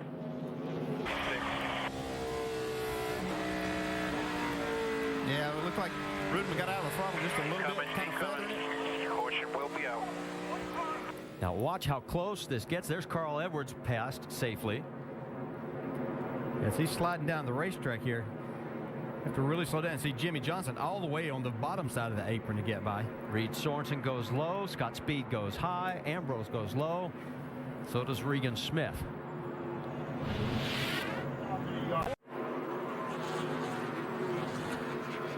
Under our third caution here at Kansas Speedway, the 00 of David Rudiman, contact with the 18 of Kyle Busch. And if you remember earlier in the race, Kyle tapped the back of Rudiman. Is this payback? Take a look. It sure looks like turn 2 right here.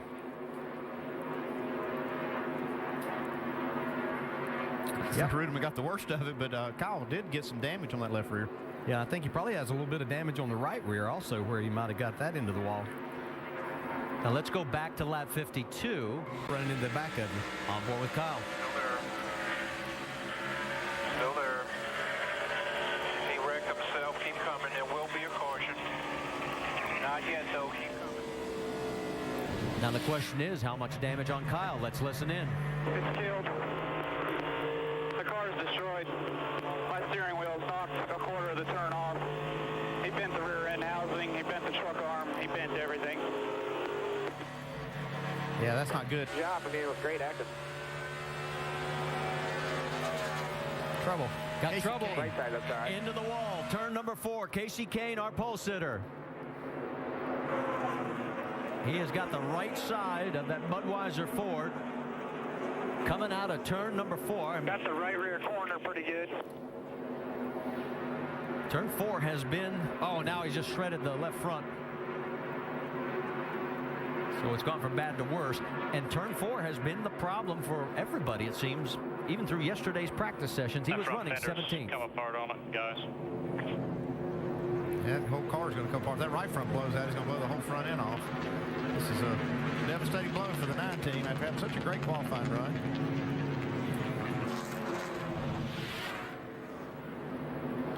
Yeah, just same thing. Just got sideways up. Front tire blew out then. Had it locked up. That's where it went flat. See, he's just going across those seams and he's trying to stay powered up, but as he got to the top seam there. Brad Keselowski does a nice job getting under it. Also Dale Earnhardt Jr. Yeah, Kyle Busch was back in that too. Clear. All clear. Stay low. Stay low. All clear. All clear. No caution. We'll see how close it was for Junior. 43. That's 43 there. Spin in front of you. Go low. Go low. Go low. One inside. One inside. Caution is out. Let's get an update from Jamie Little. For Greg Biffle. Here it comes. White flag right here, buddy. One more time. Hit your mark. It is Ford, followed by 4 Chevrolets, then 3 more Fords, and 2 more Chevrolets in the top 10. They have dominated between those 2 marks. For Biffle, he is looking for his 16th Cup win in his 287th start. He is one of those guys that has won at Kansas before. And it looks like he's going to do it again as he comes out of turn number 4. The winner of chase race number 3, Greg Biffle, his 7th chase win. Second place looks like it's going to be Jimmy Johnson, but here's the best battle as Gordon and Edwards going for the stripe. Who's going to get the spot? It'll be Jeff Gordon taking home 5th place. Now the battle for 10th. Allmendinger again having a great run. Yeah, he made a great pass there coming out of turn 4 on Jamie McMurray to get that 10th spot. Denny Ham. You try, but there's just not a lot of, leeway if you're running that high. And right there, oh yeah, you can see that wiggle then. Man, yeah, no, see, just didn't have enough room to catch it. That's the only problem with running up there. I mean, you can find some speed, but there's just no room for error. Then Kansas last week. Whoa, no, look out. Reed Sorensen has got it turned around. I think he got it stopped. He doesn't want to drive it back because the tires will be flat, flat spotted and they'll blow out and tear up the car. They don't want to do that. Kept it off there. Boy, he's really lucky he didn't hit anything. A lot of runoff area still. Yeah, there's a lot, but you see just the angle. Still going fast right there. Got it locked down though. See one of the tires blowing out there. Yeah. Yeah, the problem he's talking about not driving it back, that means they'll have to load this car up. We only have a little over 10 minutes left in this session. These guys aren't going to get very many runs. You're basically going to have the on in there, but I guess he knows how low. He knew where Kyle was going to the apron. Here we go. Caution's out. Back or down. Caution's out. We got a problem out on the Marcus racetrack. Ambrose. Marcus Ambrose. Looks like that right front is down. Take it easy. Don't tear the fenders off. You got some flat tires there. So here on lap number 54. See right there, just gets, oh man, just snapped around on him.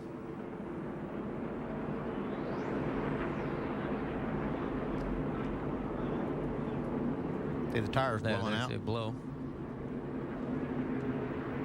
Well, he was able to keep it off the wall, and he hasn't. Had a lug nut issue. We talked so much about the great stops that have been made, and it definitely wasn't one that the 48 was proud of. You see, Chad Knaus came down off the box, talked to his team, gave him a pretty good blistering on the radio. Chris Ambrose got it turned around a little bit. Yeah, look at the damage on the right rear. Oh, it's shredding now. Yeah, it's the second spin for him today. Go back and see where we are here. Oh, yeah. Almost the same spot. Yeah, he's been fighting that thing all day. I'm not sure if that right rear tire went flat before, or if that was a situation that came from a result of the spin. Well, Marcus right now 32nd position. He is 1 lap down as this caution came out. Down 4 wheels below the line. Oh, Montoya sideways. 15th. I thought maybe Gordon would have been one of those cars to maybe try 2 tires to get some of that. Oh, look out, trouble here. First big crash of the day. David Reagan and Kurt Busch, and another chase driver in trouble.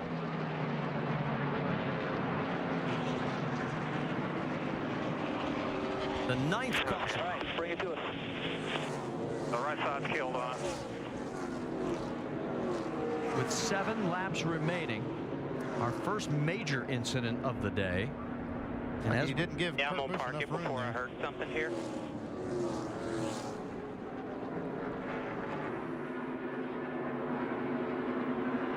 I'm not sure that David Reagan knew that he was quite up that far. Like I say, you'll catch a break early in the race on that, and drivers will usually let you in line, but it's now getting down to less than 10 to go. Yeah, and that's where it's up to the driver, because the spotters are up on the roof here. They really don't have a good angle there, so you as a driver have to know that car is up there and coming. Yeah, Kurt Busch just had too much of a run there. Hang on right here.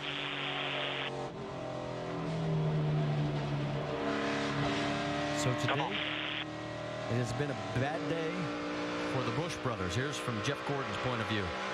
Tire stacking up this way. Watch it, right. Get down, get down, get down, get down. Get up. Caution is out. Oh, yeah. There's David Reagan climbing out. On the slow side, but it seems to be okay. David Reagan's been released from the care center, and we are back to green flag racing. And look at Kansas smoking in the back.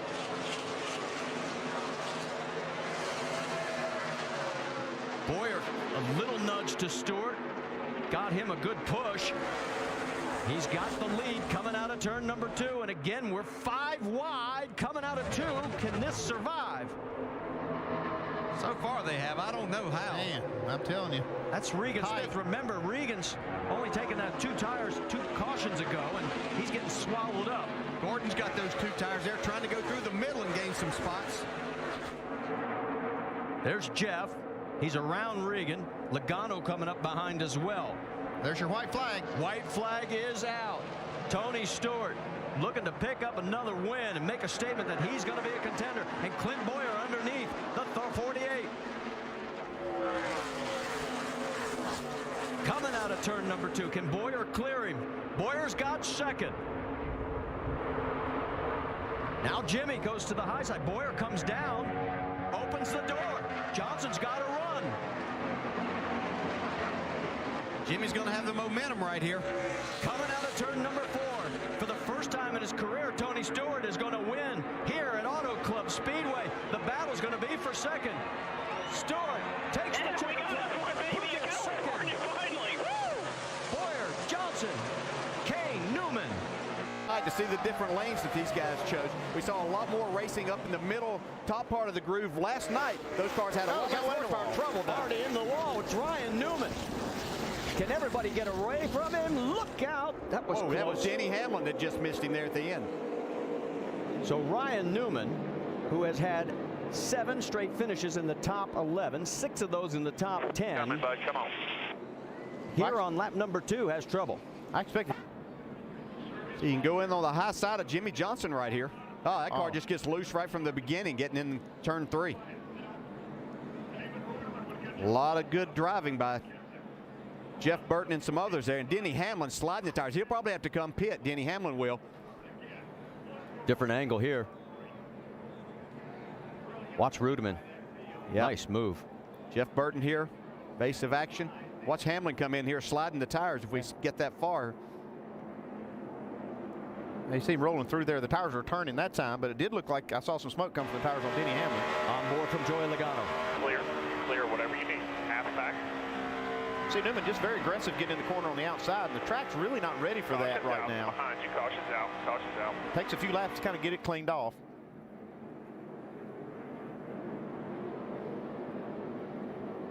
Well, David Rudeman did a good job to miss him too.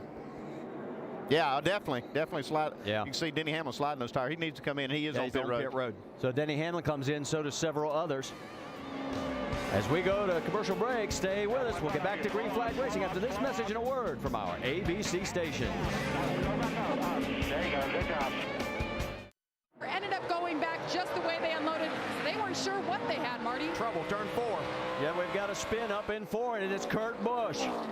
The man who's trying to make history with the sweep. Look out. Jamie McMurray just gets by. Like he's lucky enough not to make contact. See any damage. He scraped the wall yesterday. And he will come down pit road. Coming to you on pit road.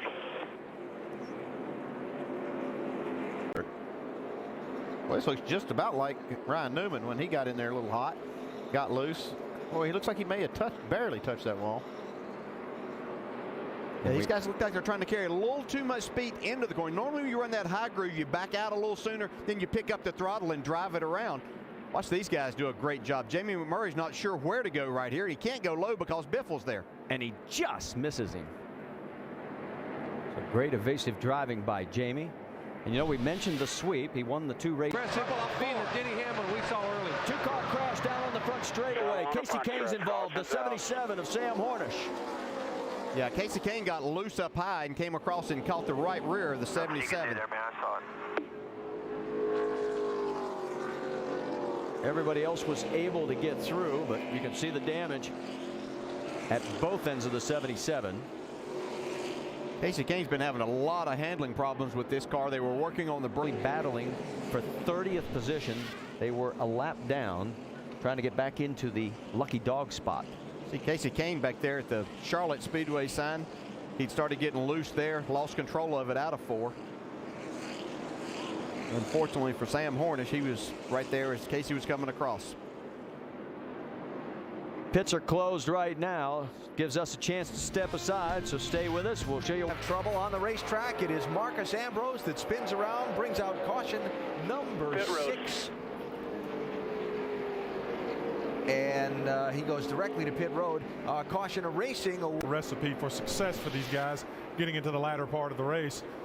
See the 47 car coming off the corner there. He's with another car. It looks like he just got sucked around being on the bottom there. It looks like it was right underneath Reed Sorensen, the Red Bull car, and just kind of lost it right there. And look how Jimmy Johnson avoids the accident, gets through there nice and clean, no problem with him.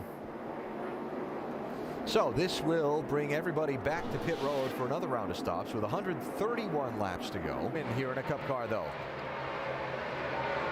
Got a car out of control in the grass off of turn 4. It is the 7 car of Robbie Gordon. Looks like by the damage on the right side of the car, he got into the outside wall before the grass, which is the usual pattern here. And caution is out in this race once again. What do you got there? Hit anything? 7th time yellow's been out. Pretty hard though. Looks like he gets out of throttle, gets loose again. Yep. Loses all the air up against the 83 car, spins and did a good job holding it down. Digs it up, packs that radiator full of grass and stuff. That's been really tough in these splitters this week here at Charlotte. By the way, Robbie Gordon in a very tight fight for 35th in owner points with that 7 car. Of course, the top 35 in owner points guaranteed a starting spot in the next race. So very crucial to be a part of the big show. Guaranteed spot in the big show every week. All right. Yes. Look, that 11 car has come to life right here. Looks like he's a little quicker than those 2 leaders. The thing that's... Oh, look out! 31, Jeff Burton is loose. Is he going to keep it off the wall? Look out, everybody. Caution's out, way to hang on. Scattering, and looks like he's going to keep it in one piece. I'm not believing that. Wow. Looked like he was going to total that. Look, he can't even see. Yeah, there's no way he could see out of the cockpit of that car right now. Of the night now. Let's go back and see what happened to Jeff. Oh, he cut right across in front of Clint Boyer.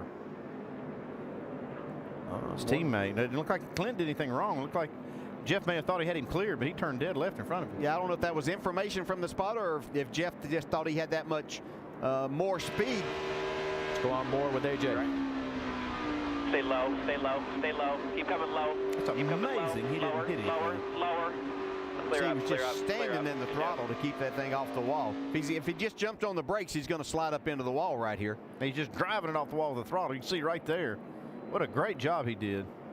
And from this point on, he couldn't see a thing. Well, that's the byproduct of standing in the throttle to keep it off the wall. White flag this time, man. No pressure. White flag. No pressure, the key words there, with 1.5 miles to go for Jamie McMurray. He started 27th while this battle for second continues. McMurray, this could be the biggest comeback from the worst starting position in the fall race ever here at Charlotte. What a job by this one team. And you are clear. Congratulations, dude. Jamie McMurray's your winner, and Kyle holds off Jimmy for second place. Denny Hamlin comes home fourth. Greg Biffle. Speed. These two are going at it a little bit. You know, Marcos Ambrose qualified second yesterday as we've got Dale Earnhardt Jr. in the 88 car around in turn 1 and 2. Guys, I was 15 laps. He's going to start 28th. This is, I think, what you were talking about, Jeff, going down into turn 1. I mean, the car just, it's like it never hooked up, Larry. It just went down there and round he went. But he did the same thing down in 3 and 4, but he was able to catch it down there right in front of the 29 and the 47, and they both passed him down the front straightaway. Then he got to 1, and again, the car just never hooked. Glorious for when you get up out of the groove, you pick up a lot of rubber on your hot tires, and it will take a lap or 2 to get them cleaned off. I think Jeff's spot on. That's exactly what happened to him.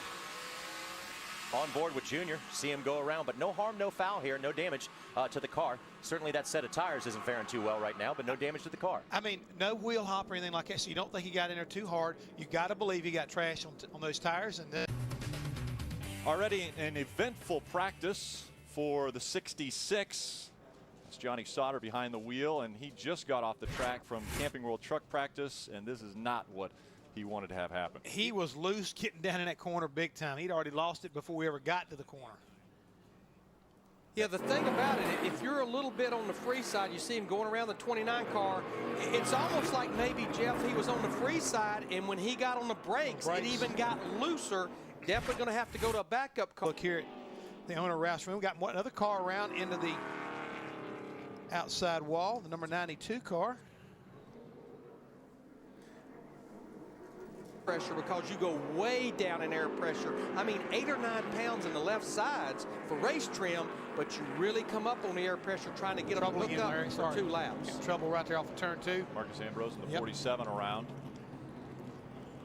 The corner, one of those deals, guys, like we talked about, a little tight in the center, a little bit loose off for Marcos Ambrose. But just to add to what you guys were talking about, I spoke to both of these guys here this morning, and they understand why. There, when you can get that left front on the curb on the exit. Caution on the track. We got a car into the wall. One. Yeah, the 38 car looks like he may have blown a tire. And Travis Quabble right front. You can see the damage there. Coming out of turn number 4, so our could have run over something. Most of the time, too much brake heat is going to melt the bead on that right front and blow it out. Yeah, right there you see it. That is the weak link in the system. Now the brakes are so good, they make so much heat that the tire really becomes a weak link in that system. And actually, the initial contact back. Johnson, did you notice a little smoke, maybe a little tire rub between the 48 and the 47? The 48's right front, and The left rear of the 47. And it is the 47 that's got a tire. And he's going around. Can he keep it off the wall? Barely. Third caution's out. Left rear damage. Here's where he's going to hit that curb. Yeah, you can see he gets on the curb right there. Has to get out of the throttle. That allows Jeff Gordon to go by. See right here, Jimmy gets into the left rear just a little bit. May have just knocked the valve stem out. Right there. And that's the net result. Remember, no inner liners when we're running on the short track.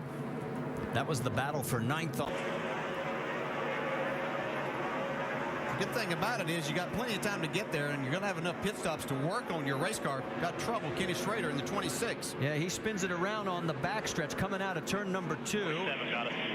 Elliott Sadler, and you heard somebody say Sadler's trying to back up Joe Nemechek, and he's doing it with his bumper. Yeah, Schrader can't get his car. The caution when he had a tire go down. Let's go back and show you what happened. 547 may have gotten in the back of Kenny. Oh, that looked like Casey Mears. Yeah, it was kind of a stack up, really. Yeah. And Kenny got the worst of it, that's for sure. And then there you see Elliott and Joe Nemechek come in. And that cost him severely. He's back in 26th. And he restarted 29th. And as far as Tony Stewart, he restarted 33rd. He is back up to 31st after his speeding penalty. And you saw the puff of smoke.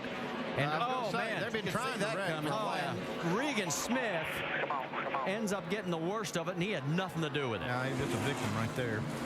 And Regan is coming off some great runs for that team.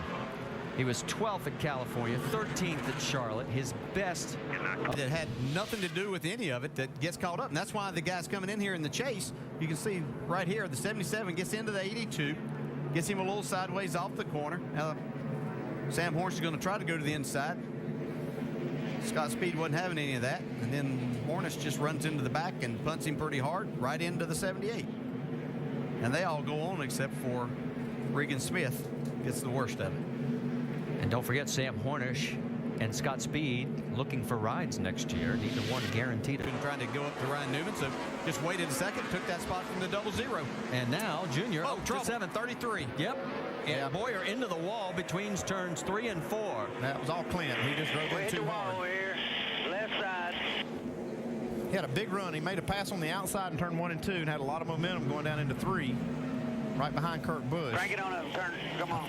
I think he was getting ready to hit the. Right there, looks like he just locked those rear wheels up. That's a shame too, because he had a car that was really coming on the outside. He said he made a pass. Yeah, you hear it wheel hopping right there. Hang on to it. Hang on to it. All right. We hit the wall here. So we talked about that happens most of the time. Just you get that transition from the asphalt. Junior in our Gillette Pro Glide profile. Started 28th and is now 6th. And oh, a spin with the 98 of Paul Menard. And we have another caution out. Number 8. The 87 here. They're clear. They're clear. Caution's out. The 9. That's his teammate. Oops. Yeah, that won't work. Teammates racing each other hard today. Of course, Paul will be going over to Richard Childress Racing next year. There's another view. We saw 18 and the 20 get together earlier, and then we see this. We saw Jimmy and blocks down that position. Oh, trouble. Martin got hit again. Mark has turned it around. He's into the front stretch wall. And there is damage on the number 5. Yeah, Mark, I think, was just trying to make a pass there. Got cut down on and got. Well, to give you an idea, guys, as we take another look at this. Kind of stacked up right there. Yeah, Mark was trying to go around. He was getting held up by the 26 a little, and A.J. Allmendinger got into Mark and turned him around. I don't think anything intentional, just racing at Martinsville. As we mentioned, it's our 9th caution. If you're wondering, last October we had 15, the most ever back in 07, 21. Kyle Busch was second. Dale Jr. pitted on lap 211. 0-0 around. David Ruderman, and he stuffs it on the inside wall of turn number 4. And that's just what Steve Letarte was talking about. He's seen this before.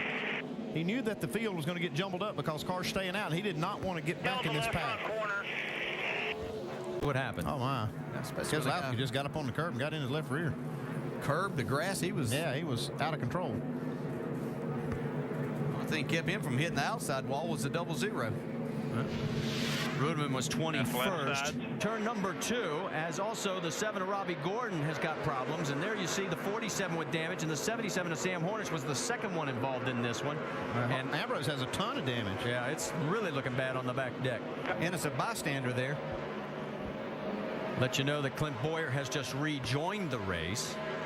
He is 113 laps behind.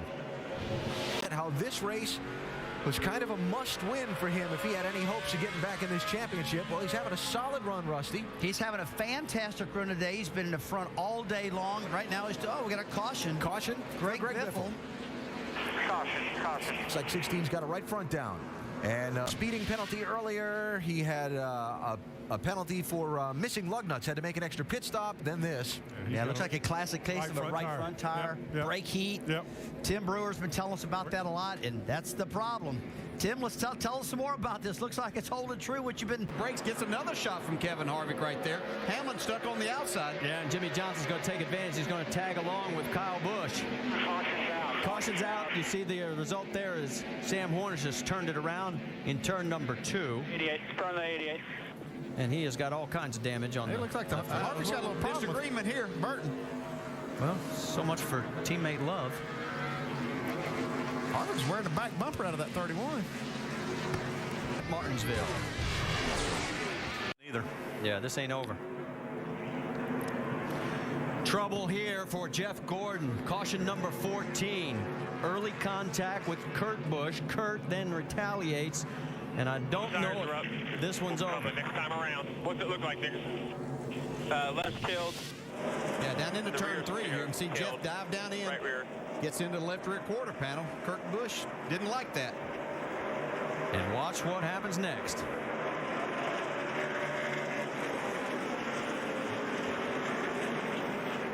Jeff Gordon from the onboard. I'm sure Kirk feels like that he didn't have enough up there. He's getting in there. He'll come back and give us a shot. Cross us over. Try to and over at us. Yep. Okay. Jeff Gordon is finished in the top 5. Let's go quickly to Mike. 5th and 6th. How about 3 wide as Kenny Schrader still smoking? He gets tapped from the 34 Tony Raines. And Raines looks like he has a flat on the left rear. Sure does. Going to need to try to get the pit road. He's got a few more cars to go by here. Don't know that he'll get there this time. A couple more coming. He's got to make another lap. That's Clint Boyer going if he can. No, he's going to turn it around and bang the wall. Turn it around if you can. NASCAR is now throwing the caution. Hang tight. It's number 15. So everybody will slow it down one more time. And as we head for commercial break, here's what happened to Tony. He just had nothing left, and it turned on him. If we had about 15 more laps, he might have had Mark Martin all over him, but he's going to have just one more lap to go. And white flag. For Denny Hamlin, he is looking for his 15th career win. Down the backstretch for the last time. He's going to pull the points championship to within 6. Here he comes through the final corner. You're back, baby. And he is back as he wins race number 6 of the. And we're able to run him down as he gets crazy up front again. Well, and they just picked up 2 seconds on the pack, and here's the reason why. Whoa. Look out. Uh-oh, there goes going across. That's Allmendinger sideways, but it looks like if he can keep it down. Get a caution. Again, he's off the wall. Still nothing. And the first caution of the race is out. Crammed from behind by somebody. Yeah, he got help. So AJ Red Bull cars got together. Scott Speed got him and AJ. Looks like it might have been Keselowski that got into the back of AJ. Plenty of room at that section of the track. And the only damage is to the rear of the car, as you see right there. Here's the angle from behind. See the 12? Yeah, 12 gets into the 43. We'll step aside for just a moment. Here is our first caution fly. Hamlin in regards to that lucky dog position. Hamlin has said nothing. It's the quietest I've ever heard him on the radio. His spotter doing all the work as he works his way through this traffic. Mike Ford, the crew chief, hasn't said anything. Now we've got a problem, Marty. Jeff Burton has got tagged from behind, turned into the wall. So far, it looks like he is the only victim. A hard hit for Jeff Burton. Yeah. Now there's flames shooting out of the right side as the oil line. Our caution here, second of the day with 54 laps remaining. The window net's down. Jeff is climbing out. Go back and show you what happened. Watch the 31. Yeah, it looked like just a little bit too much help from Junior. It was lucky that wasn't a big wreck right there. Dale's damage on the right side of his car.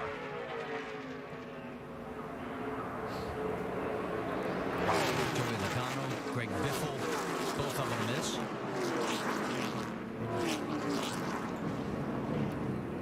How about from Denny Hamlin's point of view?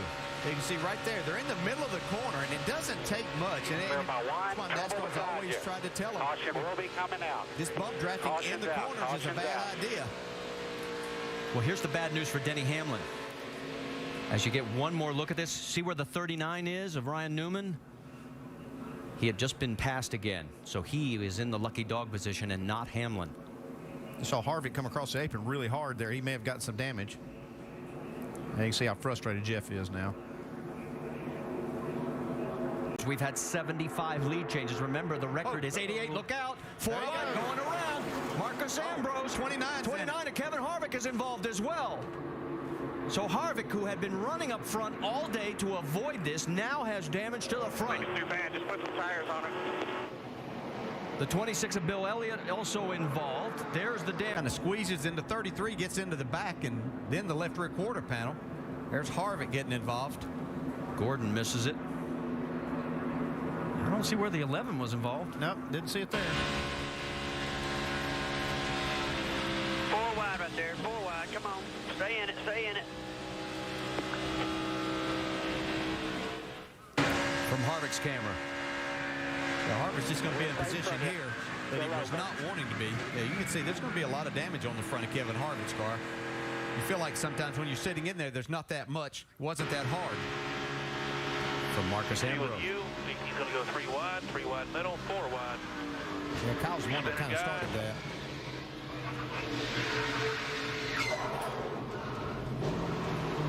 All right, get a stop. You can see Kyle Busch goes right down to the bottom. He's not doing anything wrong. It's just that the 42 really doesn't know that he needs to give Marcus Ambrose some more room. That's where things get started, and Clint Boyer couldn't stay off the rear bumper of Marcus Ambrose. See Jeff Gordon just sliding by. You see the 11 car right back in the back of that. I don't see him involved at all in this. Ah, there he is coming through. Yeah, I don't know. Well, we'll wait for official word from NASCAR. See Bill Elliott hit the wall hard down on the inside. All the way to the bottom. One's on your bumper. Trouble in front of you. Trouble in front of you. Stay on the track. Stay on the track. And we've just gotten official word from NASCAR. Yes, Denny Hamlin will get the lucky dog. Boyer, is he going to help his teammate here? No, he's not thinking about that. He's thinking about winning the race. He's got a fast car on his bumper. Truex and Logano making a run here. Yeah, and they're trying to work the... Oh, look out! That hole closed up quick. Man, Truex makes a nice save. He got pinched. White flag. White flag is out. 2.6 miles to go. Oh, trouble. Trouble, the big one. On the dinger, on his lid. Side over side, end over end. Kevin Harvick's going to win this race. Yeah, that's... The race is official because the white flag was displayed, and Kevin Harvick was in the race lead. He was at the he was in the lead at the start-finish line, but did he continue to have that? We're waiting for NASCAR to give us official at the camera results and also the timing lines. And it's good to see A.J. Allmendinger getting out of that damaged 43. So he's ahead right here. So it's a matter of when this caution is displayed. And see the trouble here. And there. Right there, you see Kevin Harvick just behind Clint Boyer. Boy, that was close. And the yellow comes out right at that point, and that's how Clint Boyer wins this race by a nose. And let's go back and see what happened that actually ended this race. But Jimmy Johnson got out of shape first there, but saves it. And right behind him, everybody starts getting together. Looks like Tony Stewart forces Allmendinger upside down. Boy, and that, thank goodness, the safer barriers on that inside wall. Yeah, and we've seen in the past that when something happens behind the leaders that NASCAR's let these guys race back, but obviously this was in an area they would have been racing back to, so they had to throw the caution. Him from 1 week ago. Last lap at Talladega. The white flag waving. They were 4 and 5 wide. Gets upside down. Car bounces upside down, and then, I mean, hits that wall there hard. The great thing about Talladega Super Speedway, Grant Litch and those people down there, safer barrier. You're out. The last 2 days, we just heard so many drivers complain about vibrations. Caution as Martin Truex is on the infield grass right in front of the start-finish line. And so our 4th caution flag of the day comes out here on lap number 132. He was running 16th at the time. Dig. Truex. Yeah, this started way back up in the middle. You can see him get really loose. Man, hit the little wall, contact with the wall there. And down through the grass. No problems in the grass other than you have to be careful not to mess up the splitter in that. Okay. You'll be able to see. Caution, Martin Truex. Yeah, he hit the wall earlier. He'd been running right at the tail end of the pack. Come this time, or we got tires gonna come apart. Come on, so you gonna tell her to fend up. There you can see the damage. You're gonna stay on the lead lap. I'm not sure. Yeah, tire just let go. It's a good thing he was really close to the wall there, so he didn't get a ton of damage. So Martin becomes our 5th caution of the day here. We've run 17 side by side. Logano giving credit for leading that lap. Biffles led the most today, 109. We've had 11 different leaders, and 19 lead chases. Whoa, and into turn 1. Kyle Busch is involved. David Reagan may have a piece of that as well. So the man who almost won this race last year has trouble here on lap number 159. Andy Lowley in the 71 there. He was running 15th. It compounded itself. Here we go. Looks like he may have got tapped. Can't tell who that was. I think the 6 of David Reagan. I'm not sure if he got tapped or if Kyle just got loose getting down into the corner. I just wondered if it was the 9 of Eric Almirola. Yeah, I'm thinking it might have been the 9 that tapped him. Yeah, I can say. That's what it looks like when There's you get no tapped. doubt that he got hit right there. Yes, that's exactly what you have. Kept it off the wall. Hold your brake. That's unreal. He saved that car like that. He has made it to pit road. They said we sped to keep from going a lap down. You heard it there. They're going to hold him 1 lap. Yeah, they actually changed right sides first. Now they're changing the left.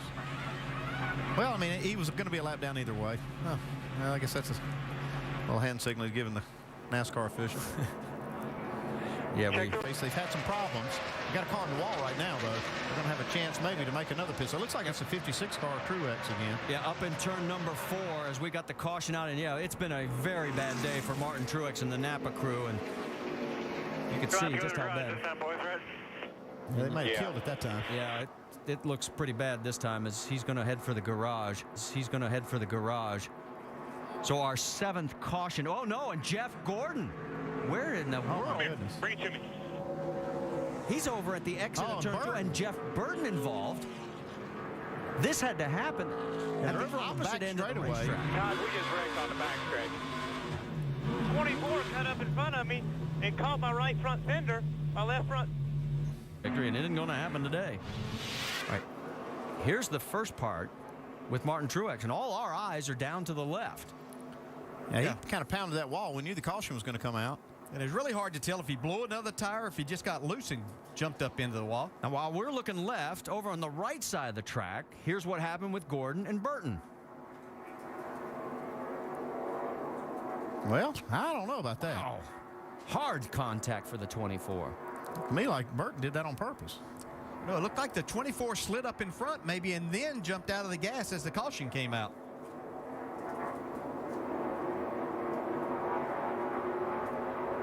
That's a pretty good lick, too. I don't know if maybe they made a little contact earlier. Not happy at all. And they're going to go and talk it out here. Oh, and this is... Well, we've got a fight breaking out. Yeah, Jeff's not happy. Jeff Gordon not happy with what happened there. Officials stepping in between, but this is far from over. I mean, there weren't even words exchanged. This was in your face. I saw that coming because there was an ambulance behind Jeff Gordon's car for him to get in. He walked over there to the other one that they had for Jeff Burton. I can take a look at this again. You can see right here, Jeff Gordon, well, he'd gone up in front. I'm telling you, that's a hard lick Jeff Gordon took, too. It looked like the caution was already out. Just not sure if something didn't happen a little earlier that kind of provoked Jeff Burton. Yeah, you'd have to. There's the race leader with now 7 laps going. We got a caution, too. Patrick Carpentier. So got a left rear flat. Get around the leader here. Let's go. Fire it up. That is our 9th caution of the day. He gets it refired. And Hamlin's 1.8 second lead is wiped out. Boy, just what Denny Hamlin did not want to see. They had this race well in hand. Right now, the lap times were really close between. He was running 22nd. They just lost it. I think maybe that tire came down, went down right there. Great job by Casey Mears to keep from getting into him as well. Yeah, that left rear was down.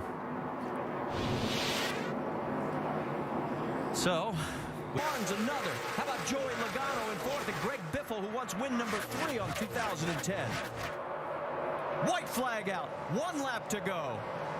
Right now, it's Hamlin out front. Harvick's in the 6th position. Jimmy Johnson's all the way back in 10th. The points are going to change. Coming down the backstretch. The last time Jimmy Johnson was not the point leader following race number 7 in the chase was 2005. And we've only got 2 corners to negotiate. And Denny Hamlin is going to make a statement saying, if the drive for 5 is alive, you're going to have to come through me. Look at this, going to the stripe. Woof. 5 cars in that mix. Jimmy Johnson just barely beat Paul Menard back to the... Now we got another set of tracks where someone has gone off through the grass. Let's take a look and see if, in fact, it was Andy Lally. Yes. The good news is, contrary to the young gentleman in the Nationwide Series, he did not overcorrect that car and was able to save it. Didn't save it, but it didn't hit anything.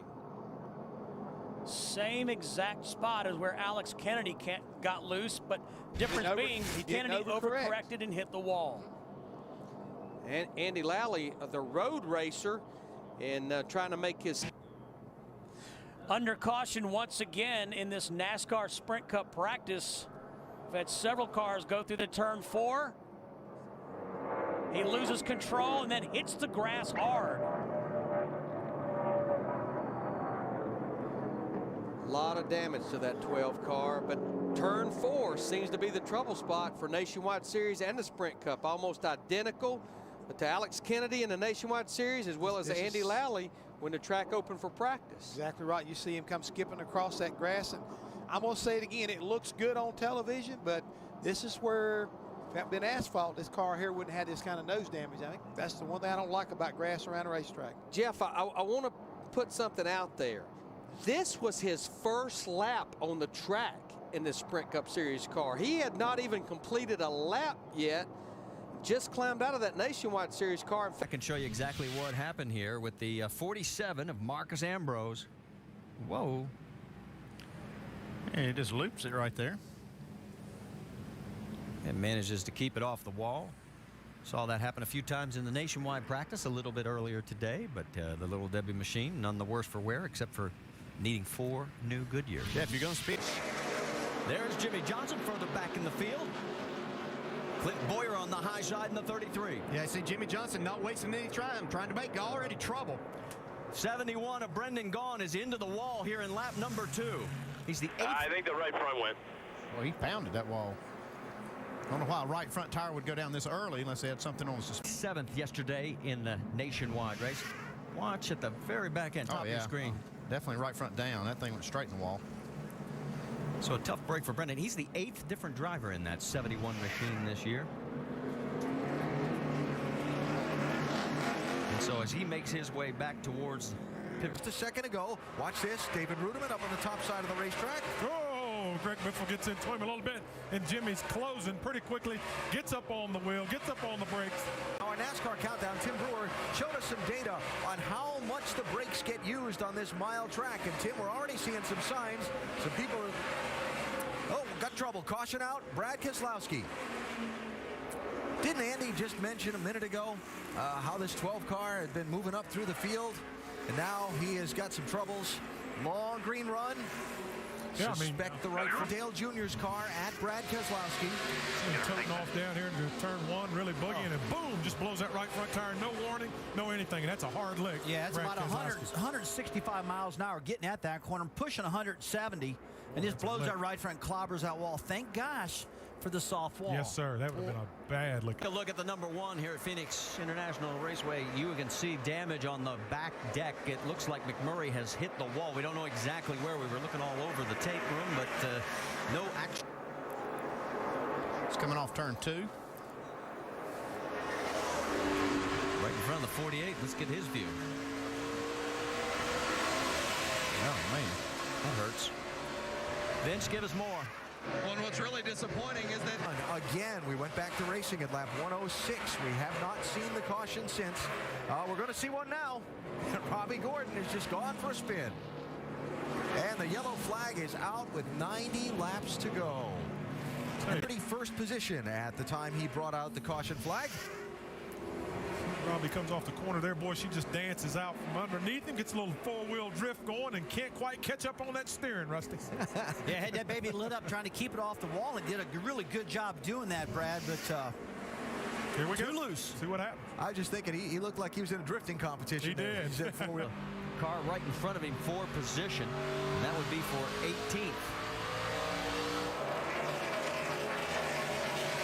On a spin, the 38 goes around as Travis Kvapil, and the yellow is flying again with now 79 laps to go. Caution is out, so you're fine. Our 5th caution. Way to save it. Hey, let's get some tires. Some probably could, some not. I'll make it back. Let's show you the back end. You can see he's already into the spin. Yeah, it just looked like as he got down trying to roll the center of the corner and pick the throttle up, got away from him, but nice job of saving. And Travis was running in the 36th position. He was 3 laps. Newman's 3rd. Logano is in 4th. In the final lap here goes Jeff Burton around. And the big question is, can Jimmy Johnson make it on fuel? He's kept Kevin Harvick behind him also, watching the battle. Carl Edwards down in the field. Bud. You only got 3/4 of a lap. Let him go if you need to. There it is. 42's out of gas in front of you on the bottom. You heard it. Montoya has run out of fuel, but here comes Carl Edwards. He's done it. He swept the weekend. And now, who rises? That's the difference between 1st and 2nd. Carl Edwards has it by about a half a second over Casey Kane. And we got trouble in the wall, and it's David Rudiman. And during the commercial break, he hit it earlier, so this is his 2nd time. Right rear getting in. Caution is out. You can see he has got the right rear down, the damage, the a left lot of side. debris down the front straightaway. All right, let's go back. See, down into 3, that's where the tire lets go. Gets really loose. He hit the wall earlier and damaged that right side, but his car was fast after that. Yeah, he was running in the 11th position. There's the left tire coming apart. Oh, my. Quarter panels off of it. All right, now let's go back to the first incident. Watch what happens with Kurt Busch, because we couldn't figure this one out. Well, this is down in 1 and 2. You see Rudiman get loose down in there. See, Kurt Busch, in trying to slow down, got on the brakes a little hard and actually got loose and couldn't get slowed down before he ran into the back of the 00 of David Rudiman. And then here's what happened in between those two incidents. It's been an eventful day for Yeah, Dave and it could have been that left rear tire that blew on Ruderman just now that caused that last one. So he's got the car in Smith. I think his teammate Kyle Busch put him in that situation there for a moment. Denny's on the low side of the track trying to get underneath Biffle. Oh, trouble, and it involves Hamlin. The championship points leader goes around, and can he save it? Caution is out. He keeps it off the wall. We're going to need 4 tires. Come on around. That's a lot of damage to that right front fender. The very thing he did not want to. It's just going to take some time. All right, let's go back, take a look at it again. See, as they come up out of turn 2 here, see Hamlin gets a run. I don't see Biffle turning left. I mean, he might have come just a little bit, but Denny was going up into him there also. Always looks a little different, I promise you, from the driver's seat. It's exactly what does happen. You think you're giving them enough room, but that right there showed that's just an accident, really. Yeah, you see Biffle's not, he doesn't want to pull up in the outside lane because he's got Paul Menard trying to occupy that space. Yeah, he was really trying not to create a situation on the high side there, giving Paul Menard room. On board with Denny. Still 2 wide, 3 wide, 3 wide.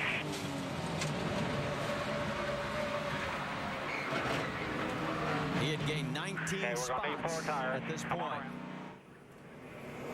Let's give you one more view from Greg Biffle. Back on you, in the middle. Caution out. Whatever you guys did, you had to change him back. Yeah, we just made a minor adjustment. He said, I've got no race car here. I'm hanging on.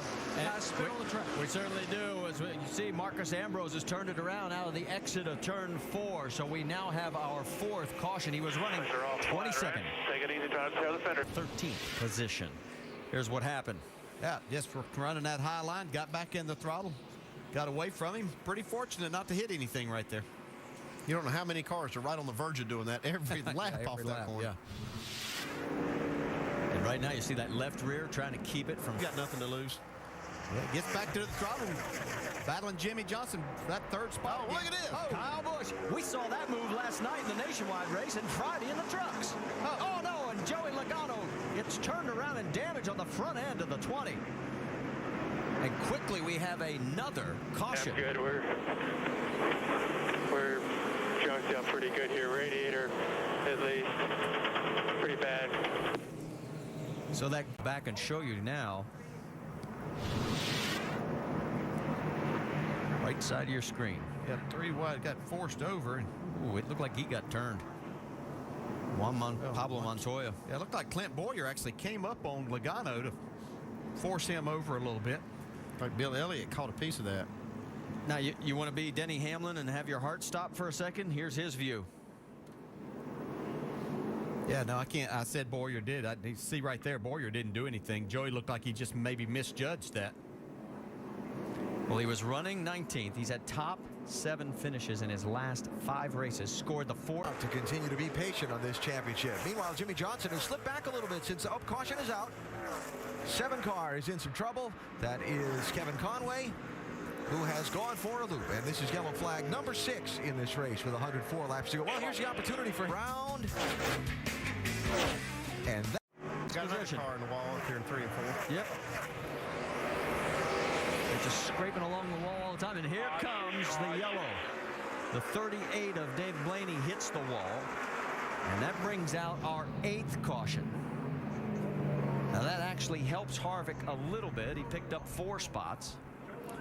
Yeah, he might even let him come in and get tires again right here since he's at the back. Continued. There you see Harvick racing Kyle Busch for position after they've made their stops.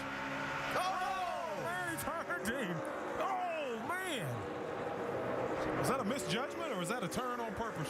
Rusty, what do you think? Well, it looked like Kevin was trying to dart back underneath him. He had a big run and just didn't quite clear him. It looked like a racing accident to me, but boy, it's They awful. bumped earlier, though. Remember, they had some... Makes you Bring wonder. the car to pit road. He did. He slid right up. Thought he had him cleared. Kevin gets below him, and woo! I'd say it was incidental, but Kyle's probably not going to feel that way. And NASCAR telling Kyle Busch to pull the car over and stop on the racetrack. Get out of the race car, bud. So the fire crews can go attend to that. Comes the fire truck. He's coming to your left. Bud, you got to get out of it. You got to get out of it, man. You got to get out of it. That hadn't pitted yet in this exchange of stops. Rusty, what do you see there?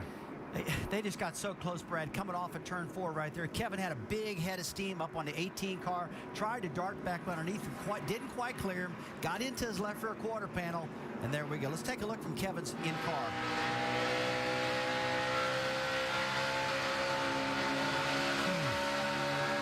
What you get? Don't give us your loop. Done told you earlier.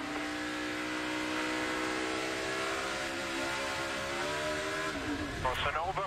Oh, man, he just spun us. If he was coming back to protect his position, it's like Kyle was probably coming back down the racetrack just a second.